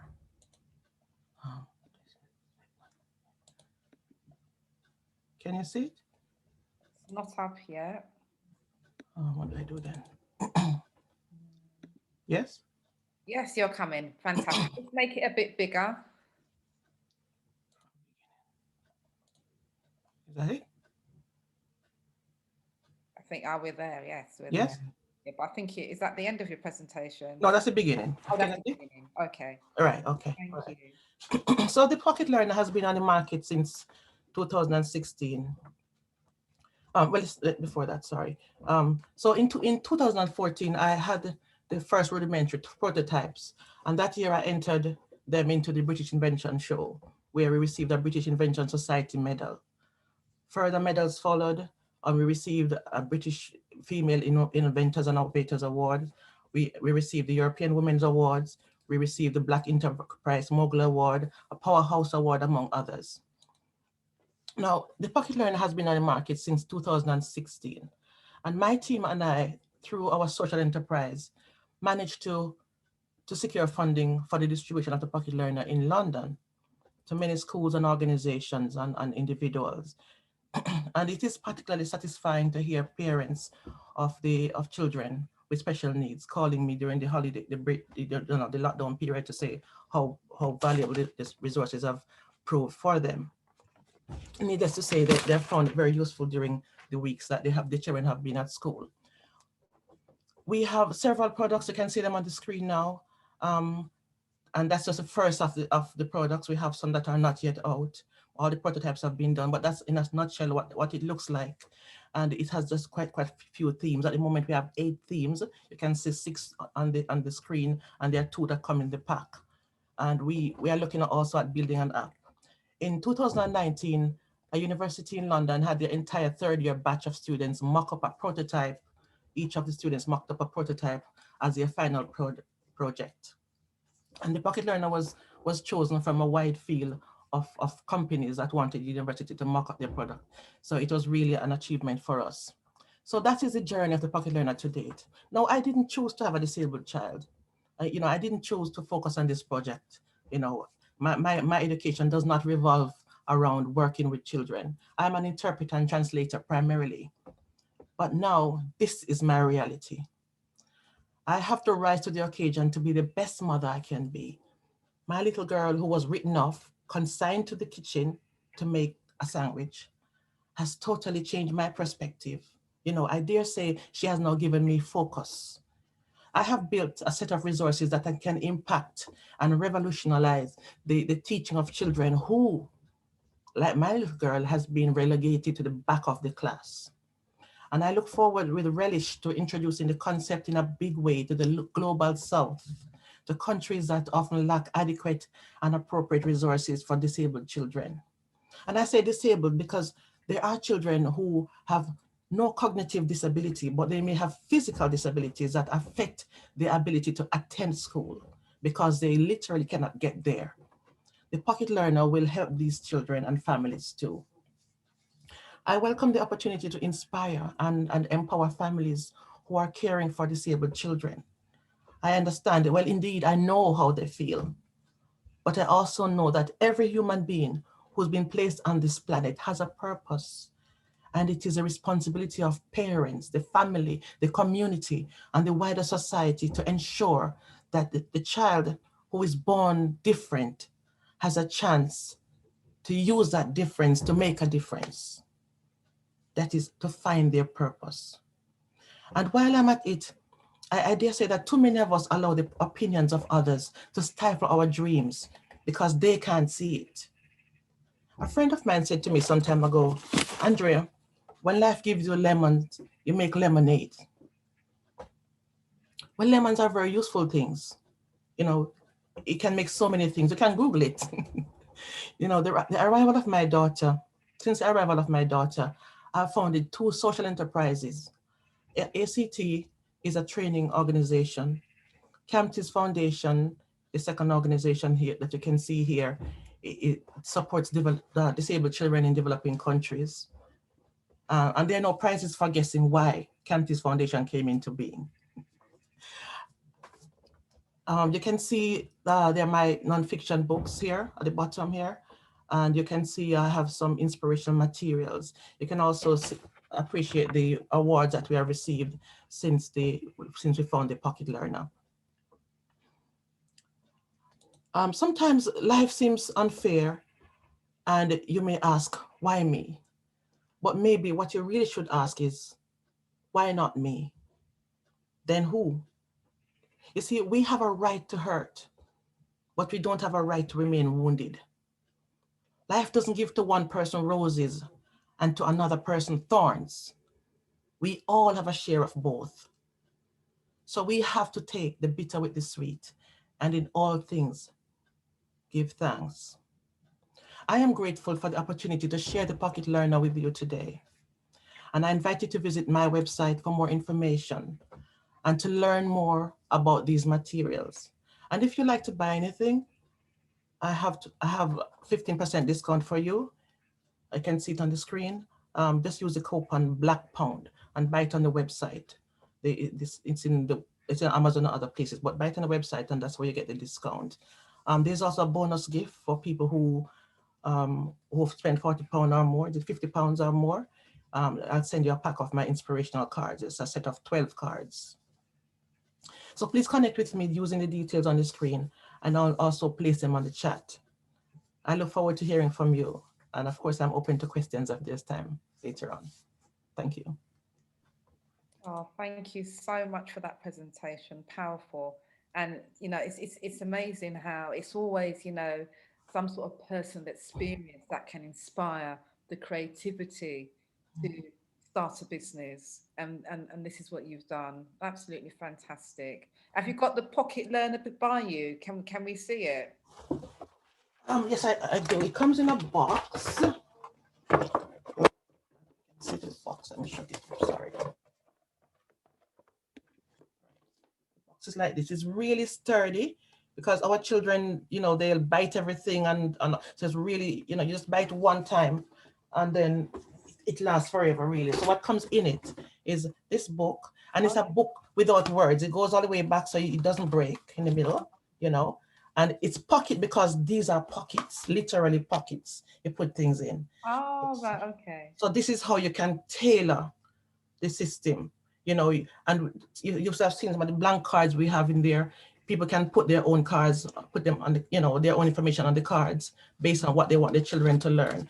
And we're at the point now where we're putting our own words in. So for example, I've put a sentence here, I want, where is the? So those blank cards you can use. So it's about reading, recognizing words and reading and going towards sentences. So it's not a speech tool, but speech therapists are using it. You know, teachers in schools are using it. It's just really amazing. But for me, I made it primarily for parents like myself who are at home with children. And as it was said earlier on, I've written them down by the speakers earlier on, you know, parents have a responsibility in the education of their children. Primarily, you know, it's your children. So this is really for children, especially now in the lockdown. Parents are struggling at home without resources, and these are physical resources. You know, this for the kinesthetic learner who wants to feel things. You know, we'll do the app, but there's no rush for that. We really want people to be involved, using their hands and really learning physically. Really lovely. Yes. Oh, thank you so much. The whole concept and what you've actually done, and you're actually helping people internationally as well. Indeed, yes. You know, it's on an international platform now. So, you know, as well as doing the business, you're actually giving as well. So, you know, we commend you. Thank you. So please post your contact details into the chat. Yes. I just want to remind guests on the platform as well that this is being recorded for release on our YouTube channel, which is Queen's Lockdown 2020 series. You'll most probably be able to pick it up if you put in Queen's Black Hair Rocks. So please like, follow, subscribe and share. And if you want to hear about future Queen events, please follow us on Eventbrite, Queen's Walking Group. So as soon as we release an event, you will be one of the first to know all about it. So I'm going to move on now to Waverley George, founder of Waverley G and Urban Vintage. Hello, good morning, Waverley. Sorry to keep you waiting. We're just running a little bit behind time. So Waverley, are you there still, my darling? Can you unmute yourself to come onto the platform? Right. Could you see me? Wow, we can't see you yet. You need to put your camera on, darling. Oh, shame. How do I do that? Sorry, because this is the first time I've done anything like this. Ah. Yeah. Are you on a laptop or a phone? I'm on my phone. You're on your phone. Well, there should be a bit to take the camera off. Can you see it at the bottom? Hold on. Yeah, there should be like a menu at the bottom.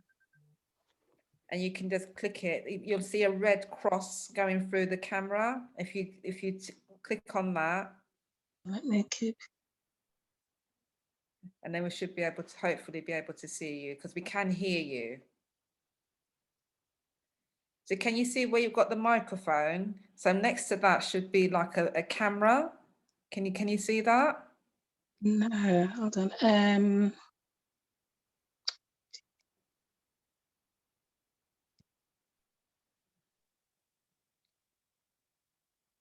Can you see?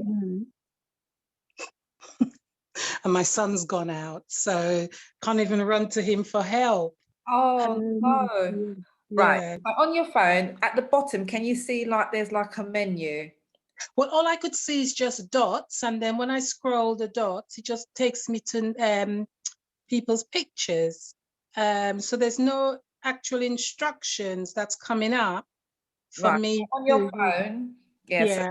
So go back to like the beginning bit of your phone. At the bottom, if you tap on your phone, like tap on the screen, you should see like a menu at the bottom. Yes, I've just tapped on it. So what do I do? Start video? No, don't start video. Just you can see a red line through the camera. So if you tap on that, that should take the start video. Start video. Yes, I've got it. Yeah. Oh, there you are. Could you see me now? Yes. Yes. All right, that's good. Yes. So it's been quite challenging for me this morning to access this platform. As I said, you know, I'm more old school. All right. So, yeah. So going on to my brand, I created my brand in 2014 at the age of 50 years. So, and I called it Waverley G because my name is Waverley George. So the whole concept behind my brand is thinking outside the box. So I've always felt like I wanted to be free. So when I did my 9 to 5, I had lots of ideas and everything.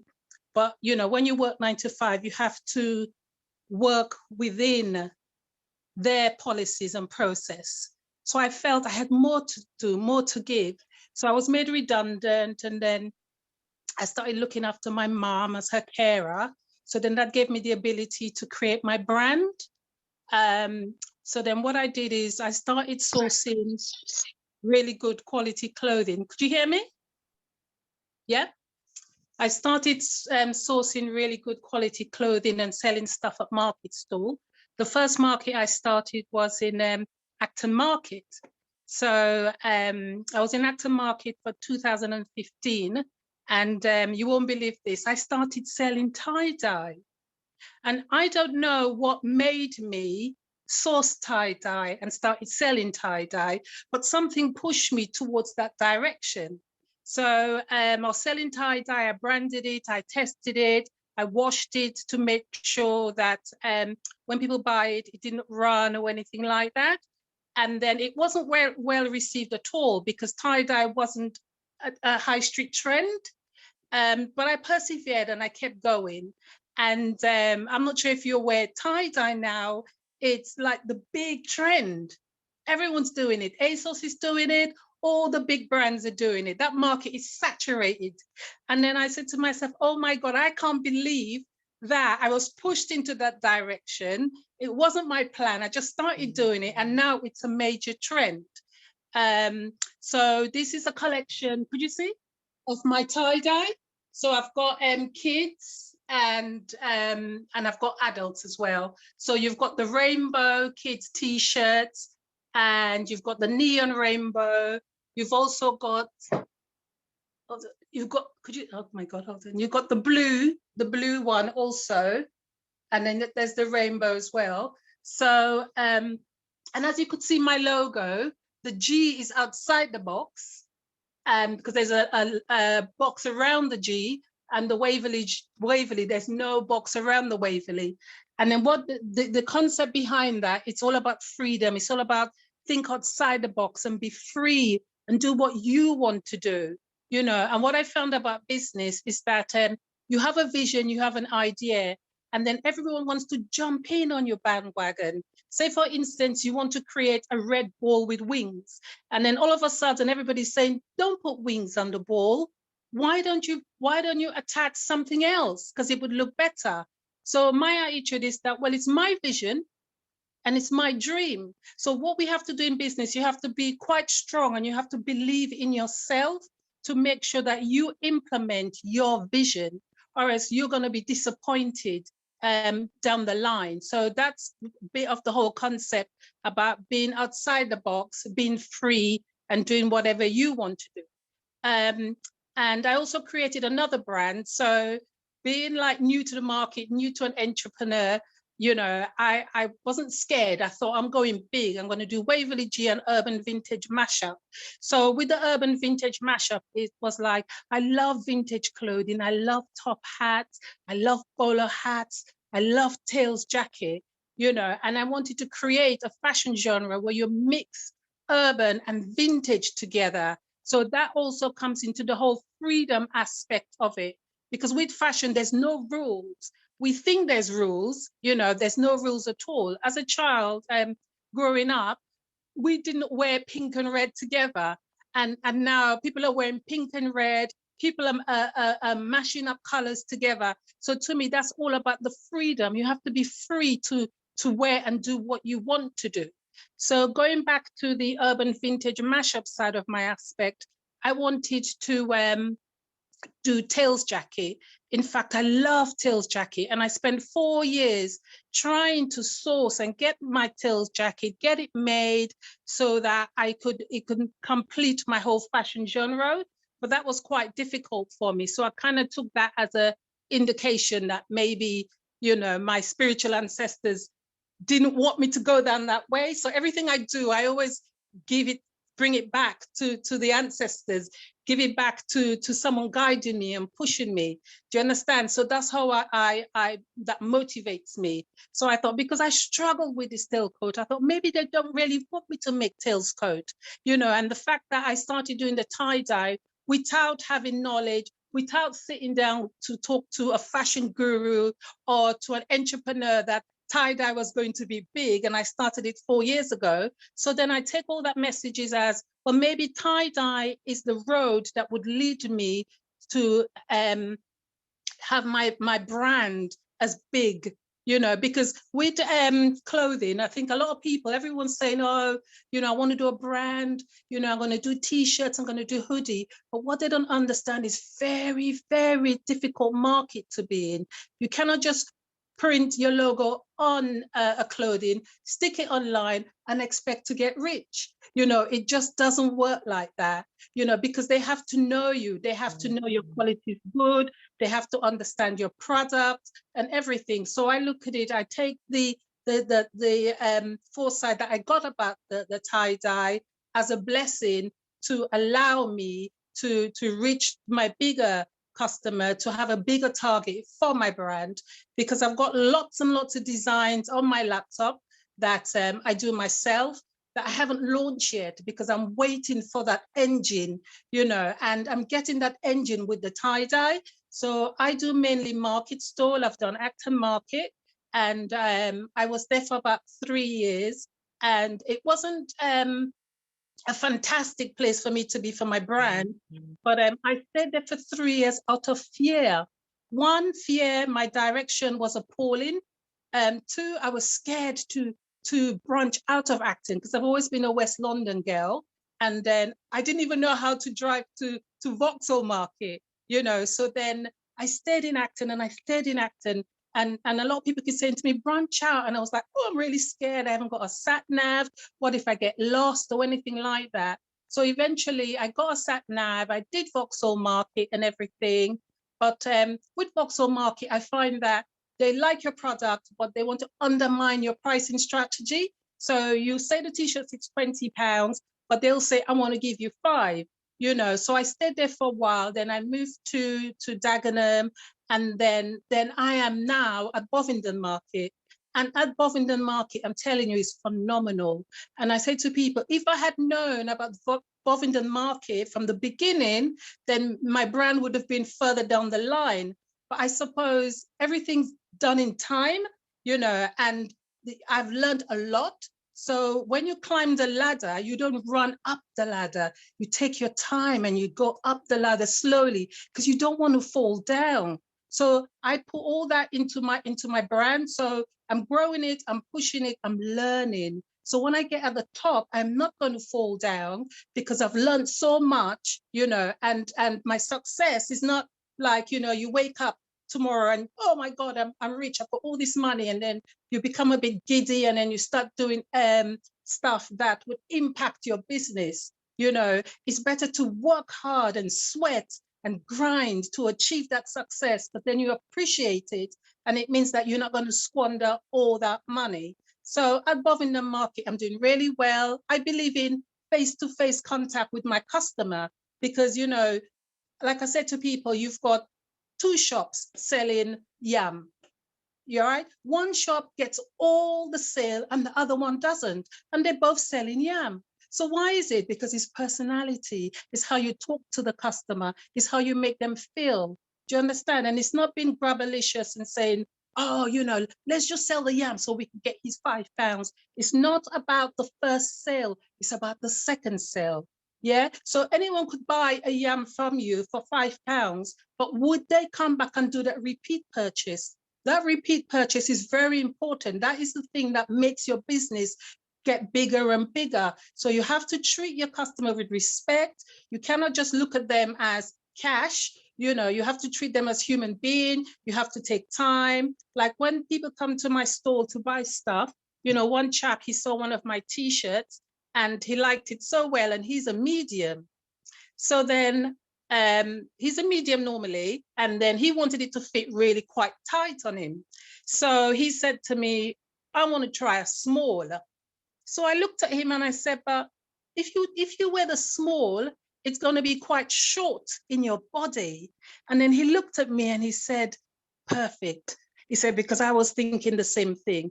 And you see, I didn't just say, here is a small, £20, thank you very much. I didn't say that, because I need him to look good in my clothes.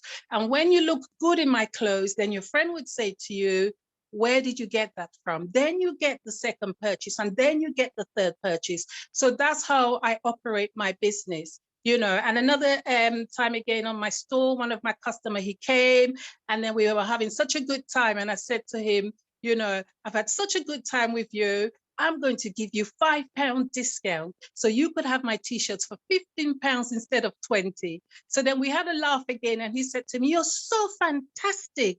You're so fantastic. I'm going to give you your £20. And you see, for me, that is really, really more important. And all those things you can't really, you have to learn those things while you're in action with your business. You know, it's good to the way I look at it is that it's good to go to school and get the A level and get the degree, but I don't think it's enough. And I don't think it's the number one at the list. You know, I don't think it's the most priority thing. I think if you have a dream and you believe that you could deliver, then you could deliver. And then you mustn't let anybody else stand in front of you and take away your dream. So I'm quite passionate about my brand, and, you know, and I'm quite passionate about people achieving and doing what they want, you know. And for me, another thing is as well, that motivates me, that keeps me going. It's like, it's that deathbed experience. I'm thinking, when I'm on my deathbed, I'm going to think, yeah, Wade, you launched a brand at the age of 50. Whether I make 2 million or whether I make 2,000 or whether I make 40 million, it's irrelevant. The fact that I did this by myself, I designed all my logos by myself, I trademark all my stuff, I do my marketing, my sales, I run my market store by myself. So that gives me great satisfaction. You know, and I'm thinking, for me, I'm thinking, that is a really good thought for me. I have done something and I've left a legacy behind. And also as well, you know, when I have my grandchildren and great-grandchildren, I want them to find me. This is what my granny did. She launched the brand. So if I could do this at 50, could you imagine what he could do at 18? What she could do at 20. So that is what my brand is all about. It's not an easy journey, but it's a journey I'm enjoying, and it's my journey. So as again, this is my tie-dye range, and also I'm online. I do non-tie-dye stuff. My website is Waverley, WAVERLEYG_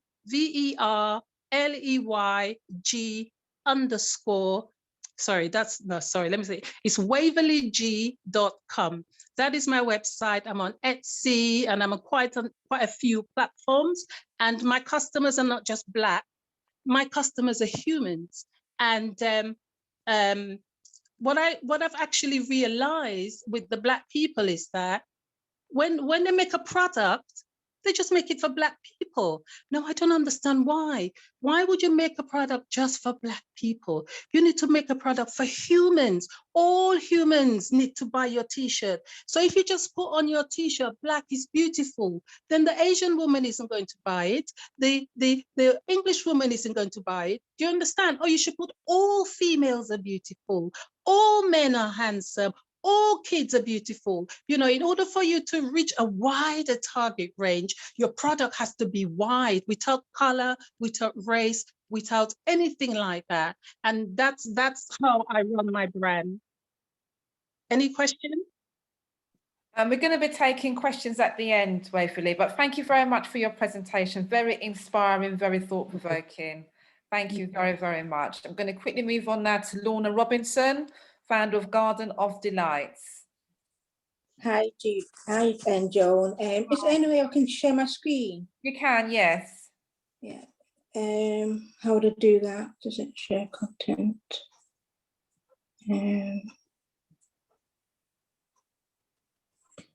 So how are you? So you're founder of Garden of Delights? Yeah. Sorry, just trying to, because everything I have is on a presentation this time, and I'm not sure. So you've gone in, have you clicked on share? Yeah, I clicked on share content, and then it's coming up with screen, photos, iCloud Drive. You should be able to click on your presentation. It's not, I'm on an iPad at the moment. It's not showing.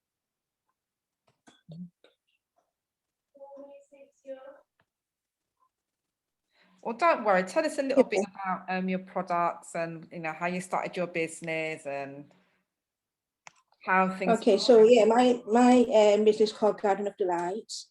It's a home and gift business. So I sell a variety of products. A variety of products that include greeting cards, clothing, stationery, also home products, homeware, and also accessories. So I do a variety of products for a variety of ages. So that's from, say, young, from about 7, 8 up until somebody in the 40s, but obviously today I'm concentrating on the children's products. And the products I was going to show, which I'm not sure how, why it's not showing. Well, the products I was going to show is these decorative cushions that I do with a little child's face on it. So it's done in a style of that kind of cartoony. So those are decorative cushions that I have that people can put in a child's bedroom, you know, like when their bed has been made up. That's the decorative cushions. I also do little canvases that people can hang onto the wall in the child's bedroom. So it has a picture of a little child with a little afro, and the afro can be adorned in a variety of different ways. So, for example, it could be a little crown on there. It could be like a little butterfly, but they're all like symbols that represent beauty. So it's for the child to, you know, appreciate that she is a beautiful Black child. I also do tote bags. Again, they with a little child's face on that as well. I do them in a variety of colours.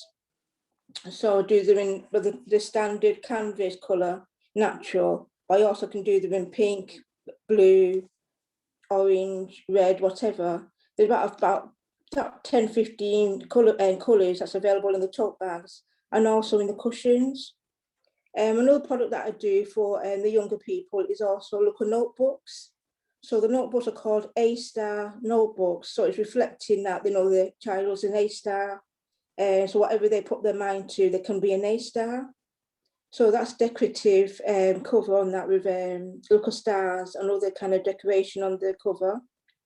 I also do little stickers that the children can put on their notebooks. And that, again, that says A-star with a star on it as well. I've got a little sign saying study to show thyself approved. So it's just for the child to say, you know, to study, work hard, whatever it is that you're doing.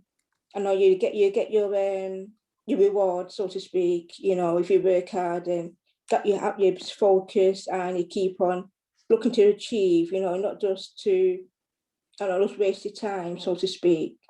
Those are the notebooks. I also do a set of canvases they're called Disco Diva. And basically it's a little young child's face, and the afro is like in a kind of glittery kind of material. So it's like a bit retro in style. But a few of the kids like to have that on their bedroom walls as well. I also do another kind of canvas called Main Attraction. And what it is the map of Africa, but it's made to look like an actual hairstyle. So it's like drooping over one side of the face. And again, the hair is you can either have it in like the pastel colours, you know, like if the child's into all these mermaids kind of icons, but it's also in the standard colours. And it does feature a different range also of the different shades of skin colour. So there's 6 different shades of skin colour. So from, you know, your very pale to your very like ebony black kind of shade, and that's just to show that there's Black beauty covers a wide range of shades. And those at the moment, those are the few kind of products that I have that's reflecting the children from 7 till 17. But unfortunately, I'm not sure if I'm able to get the screen to share so that you can actually see the products what I'm describing.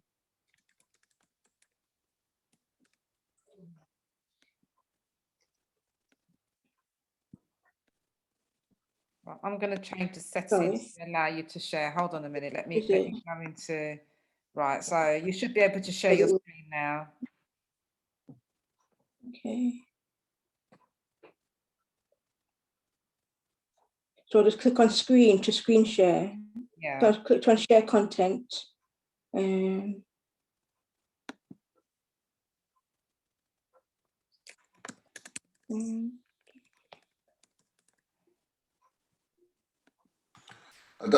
Lorna, I don't think you're sharing your screen.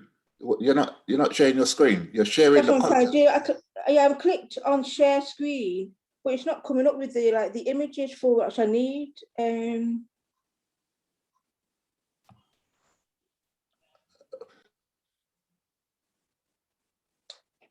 You should be able to share now, because it's only because somebody was drawing on the screen while we had to sort of like decide, but I've put it back to what it was. You should be able to share your contents, Lorna, the contents of what you're sharing, it is not in, try and put it in your desktop so you could see. I don't think you've got it there.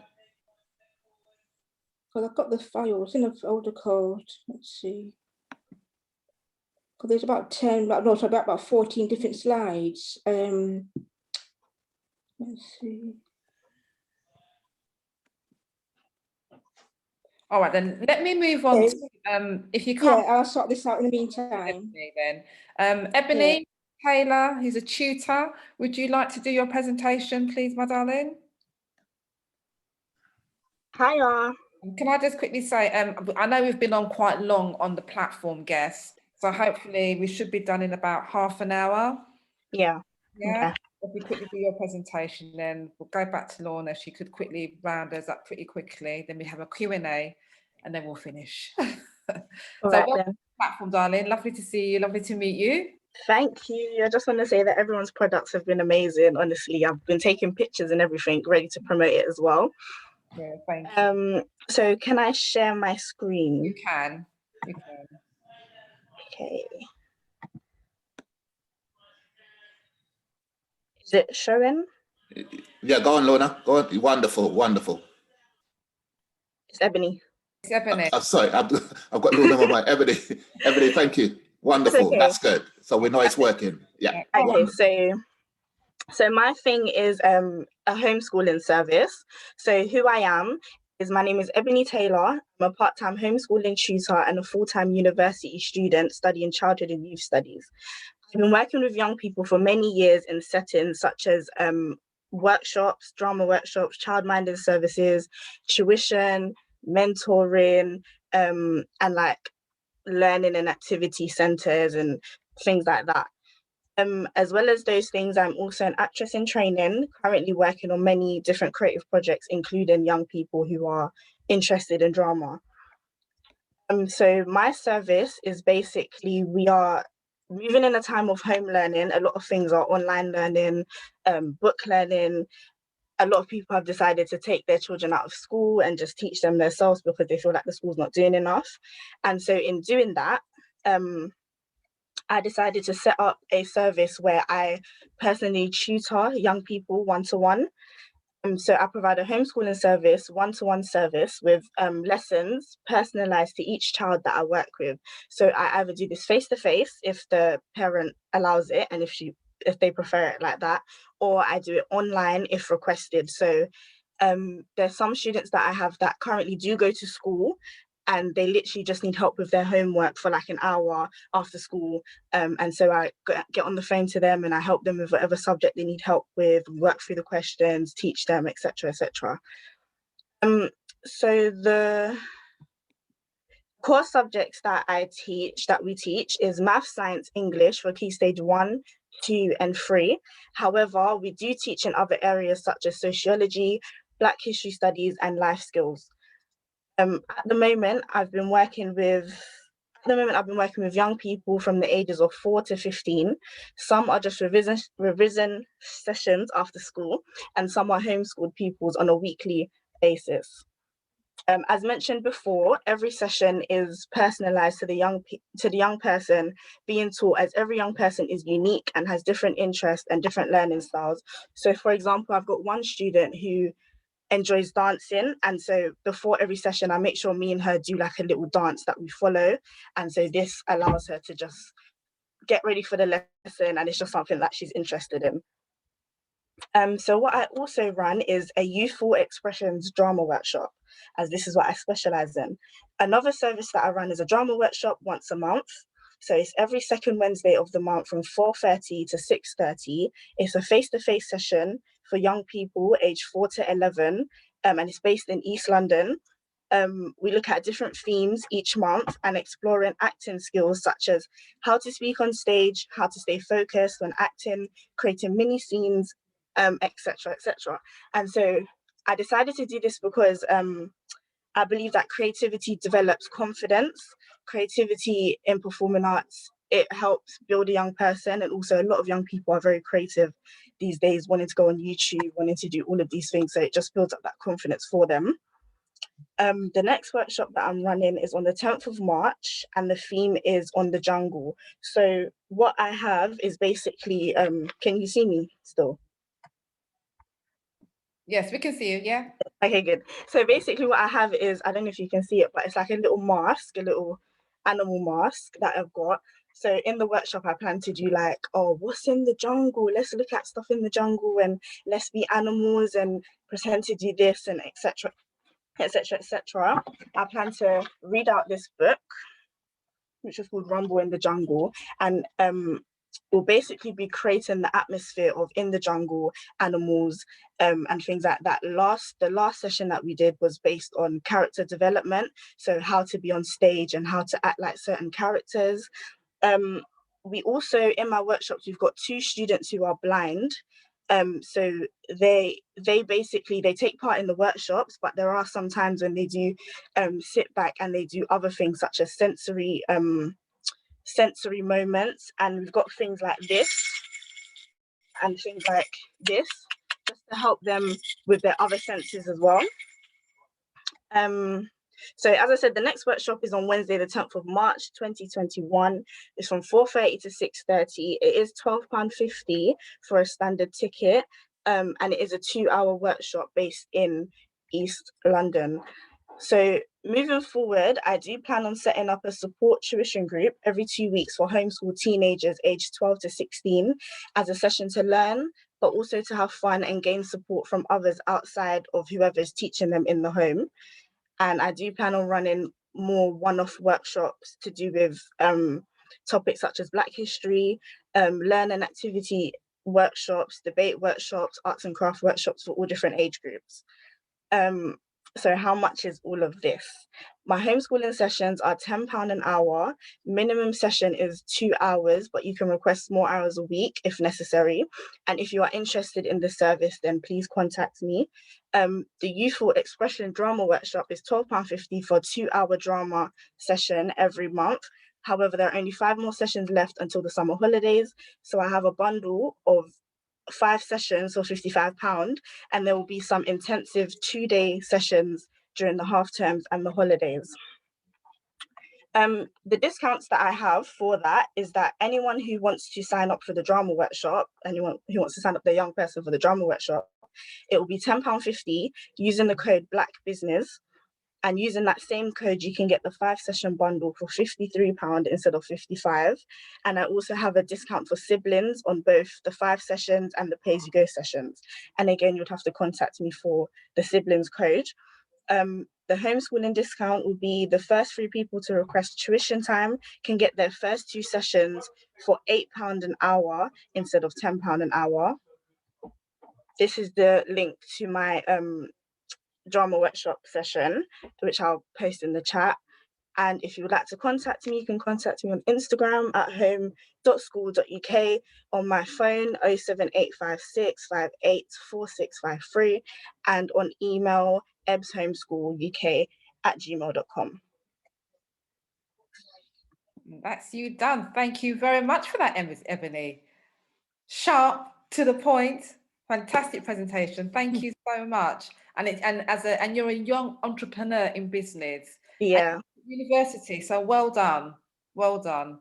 And thank you. Hopefully you'll see, the homeschooling all over the borough, a bit like Kuman and the other people who do sort of like, extra education for young people and for children. So well done you. Thank you. Is it just you in the business? No, it isn't. Okay. I was going to say it is, but at the moment for the tuition, it has been me. But I do have a few people who are currently going to be signed up as the demand gets a bit more. Oh, fantastic. Well done. Well done. Thank you. Can you stop sharing your screen, please? Thank you very much. Thank you. How do I do that now? I was trying, but... It should be a thing that comes up. Stop share. It says resume share, new share. Stop sharing. I don't see Lorna, it. have you been able to sort out your... I think I've sorted it out. I think I had to move the files into like a photo album. I think I've sorted it out. Right, about how long do you think you'll be? No, I started out whilst the other lady was on, so I should be able to share screen. Right, how long do you think you'll be? Because we're running so behind time. Yeah, sure, just be 2 minutes, 2-3 minutes, just to show the images that I was discussing. Okay. It's just so people can see what the image actually looked like. Okay, so if we run through those quickly, then we do a quick. Okay. It's nearly 5 hours. It's been quite a long. Okay, so can you see my screen now? Oh. No. I clicked on.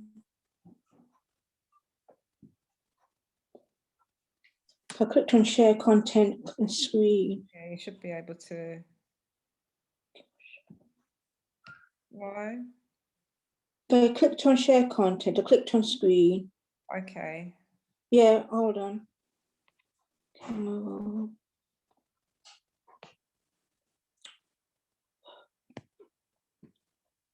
So I put it all in the file it's supposed to go into. Okay. Well, don't worry.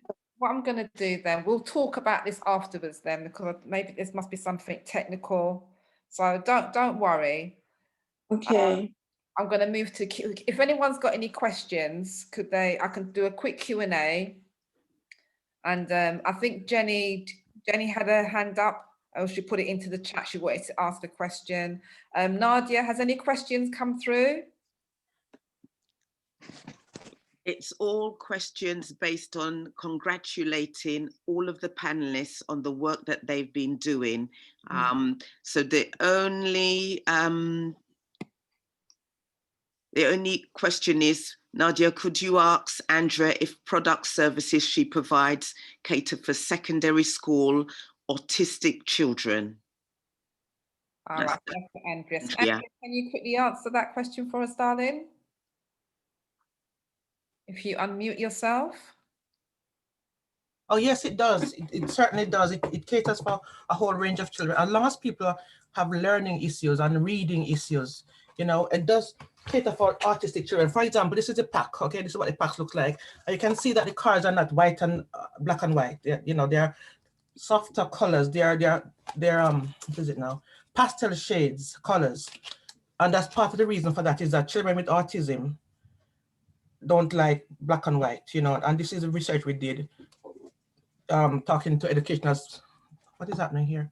Educational psychologists and so on, so it is particularly for that. My little girl has Down syndrome and she's also on the autistic spectrum, and her vocabulary is through the roof, and all the children who have been lucky enough to get cars, these items before the lockdown, it's really, really useful to them. So yes, it's particularly for children like that.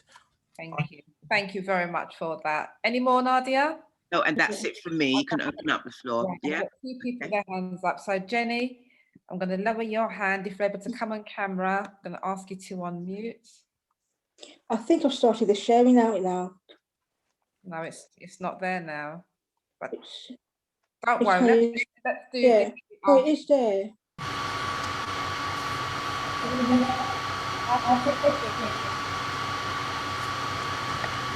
Can I ask my question yet, Joan? Okay, I can't hear you very well. Can you hear me? Yeah. Good. Okay. Good afternoon, everyone. It's been a long morning, but very innovative and inspiring. I have a question for Lawrence Harvey. Hello. Hello. Good afternoon. Good afternoon. It's about your very inspirational and educational book of shapes. My question is about the national curriculum, because of course the requisite is that children learn numbers and shapes before the age of, or around the age of 5.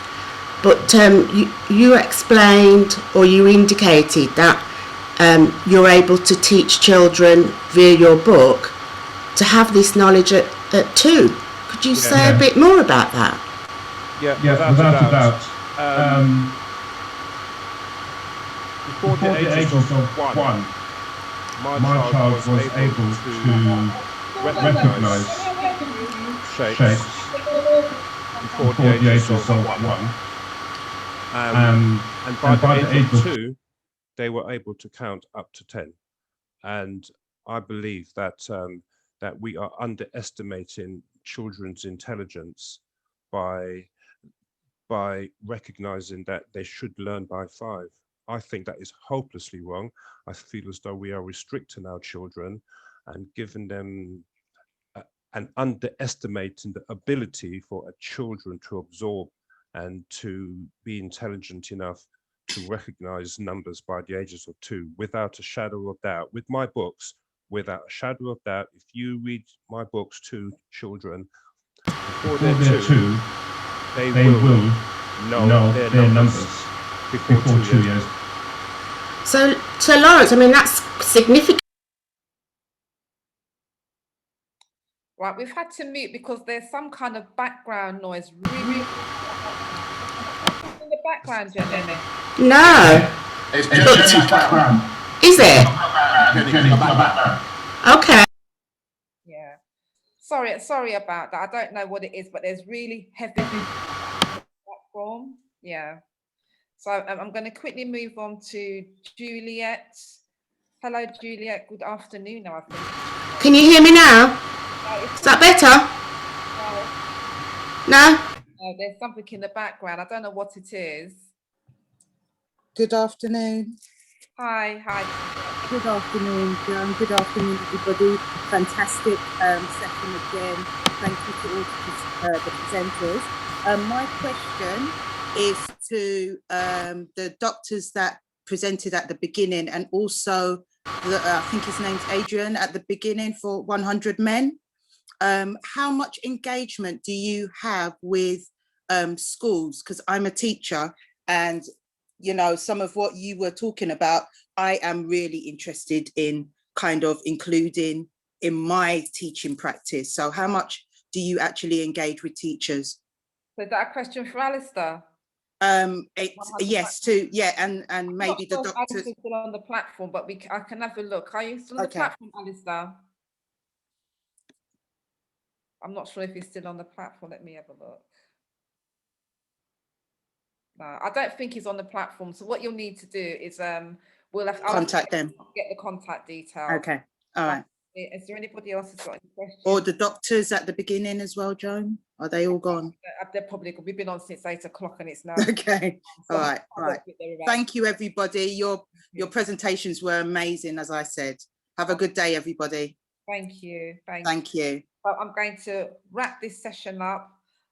Thank you all for hanging in there. It's been quite a long session today, but hopefully you've had a wealth of information. You know, as parents, grandparents, aunts, uncles, you know, the organizations are out there that can support and assist. You know, if you yourself is feeling unwell, or you feel there are issues, you know, go and see your GP, seek help. There's lots of organizations out there. And I just want to wrap up by saying thank you all very much for, you know, continuing to support the Queen's Walking Group, the Queen's Zooms on a Saturday morning. We really appreciate you. To hear about future Queen events, please follow us on Eventbrite. This session will be uploaded onto YouTube, so you can sit and watch it at your leisure. And I just want to wish you all, you know, have a lovely weekend, have a lovely Saturday, and thank you all again, you know, for tuning in. Thank you, everybody. Goodbye. Have a good weekend. Take care. Bye-bye. Bye. Goodbye.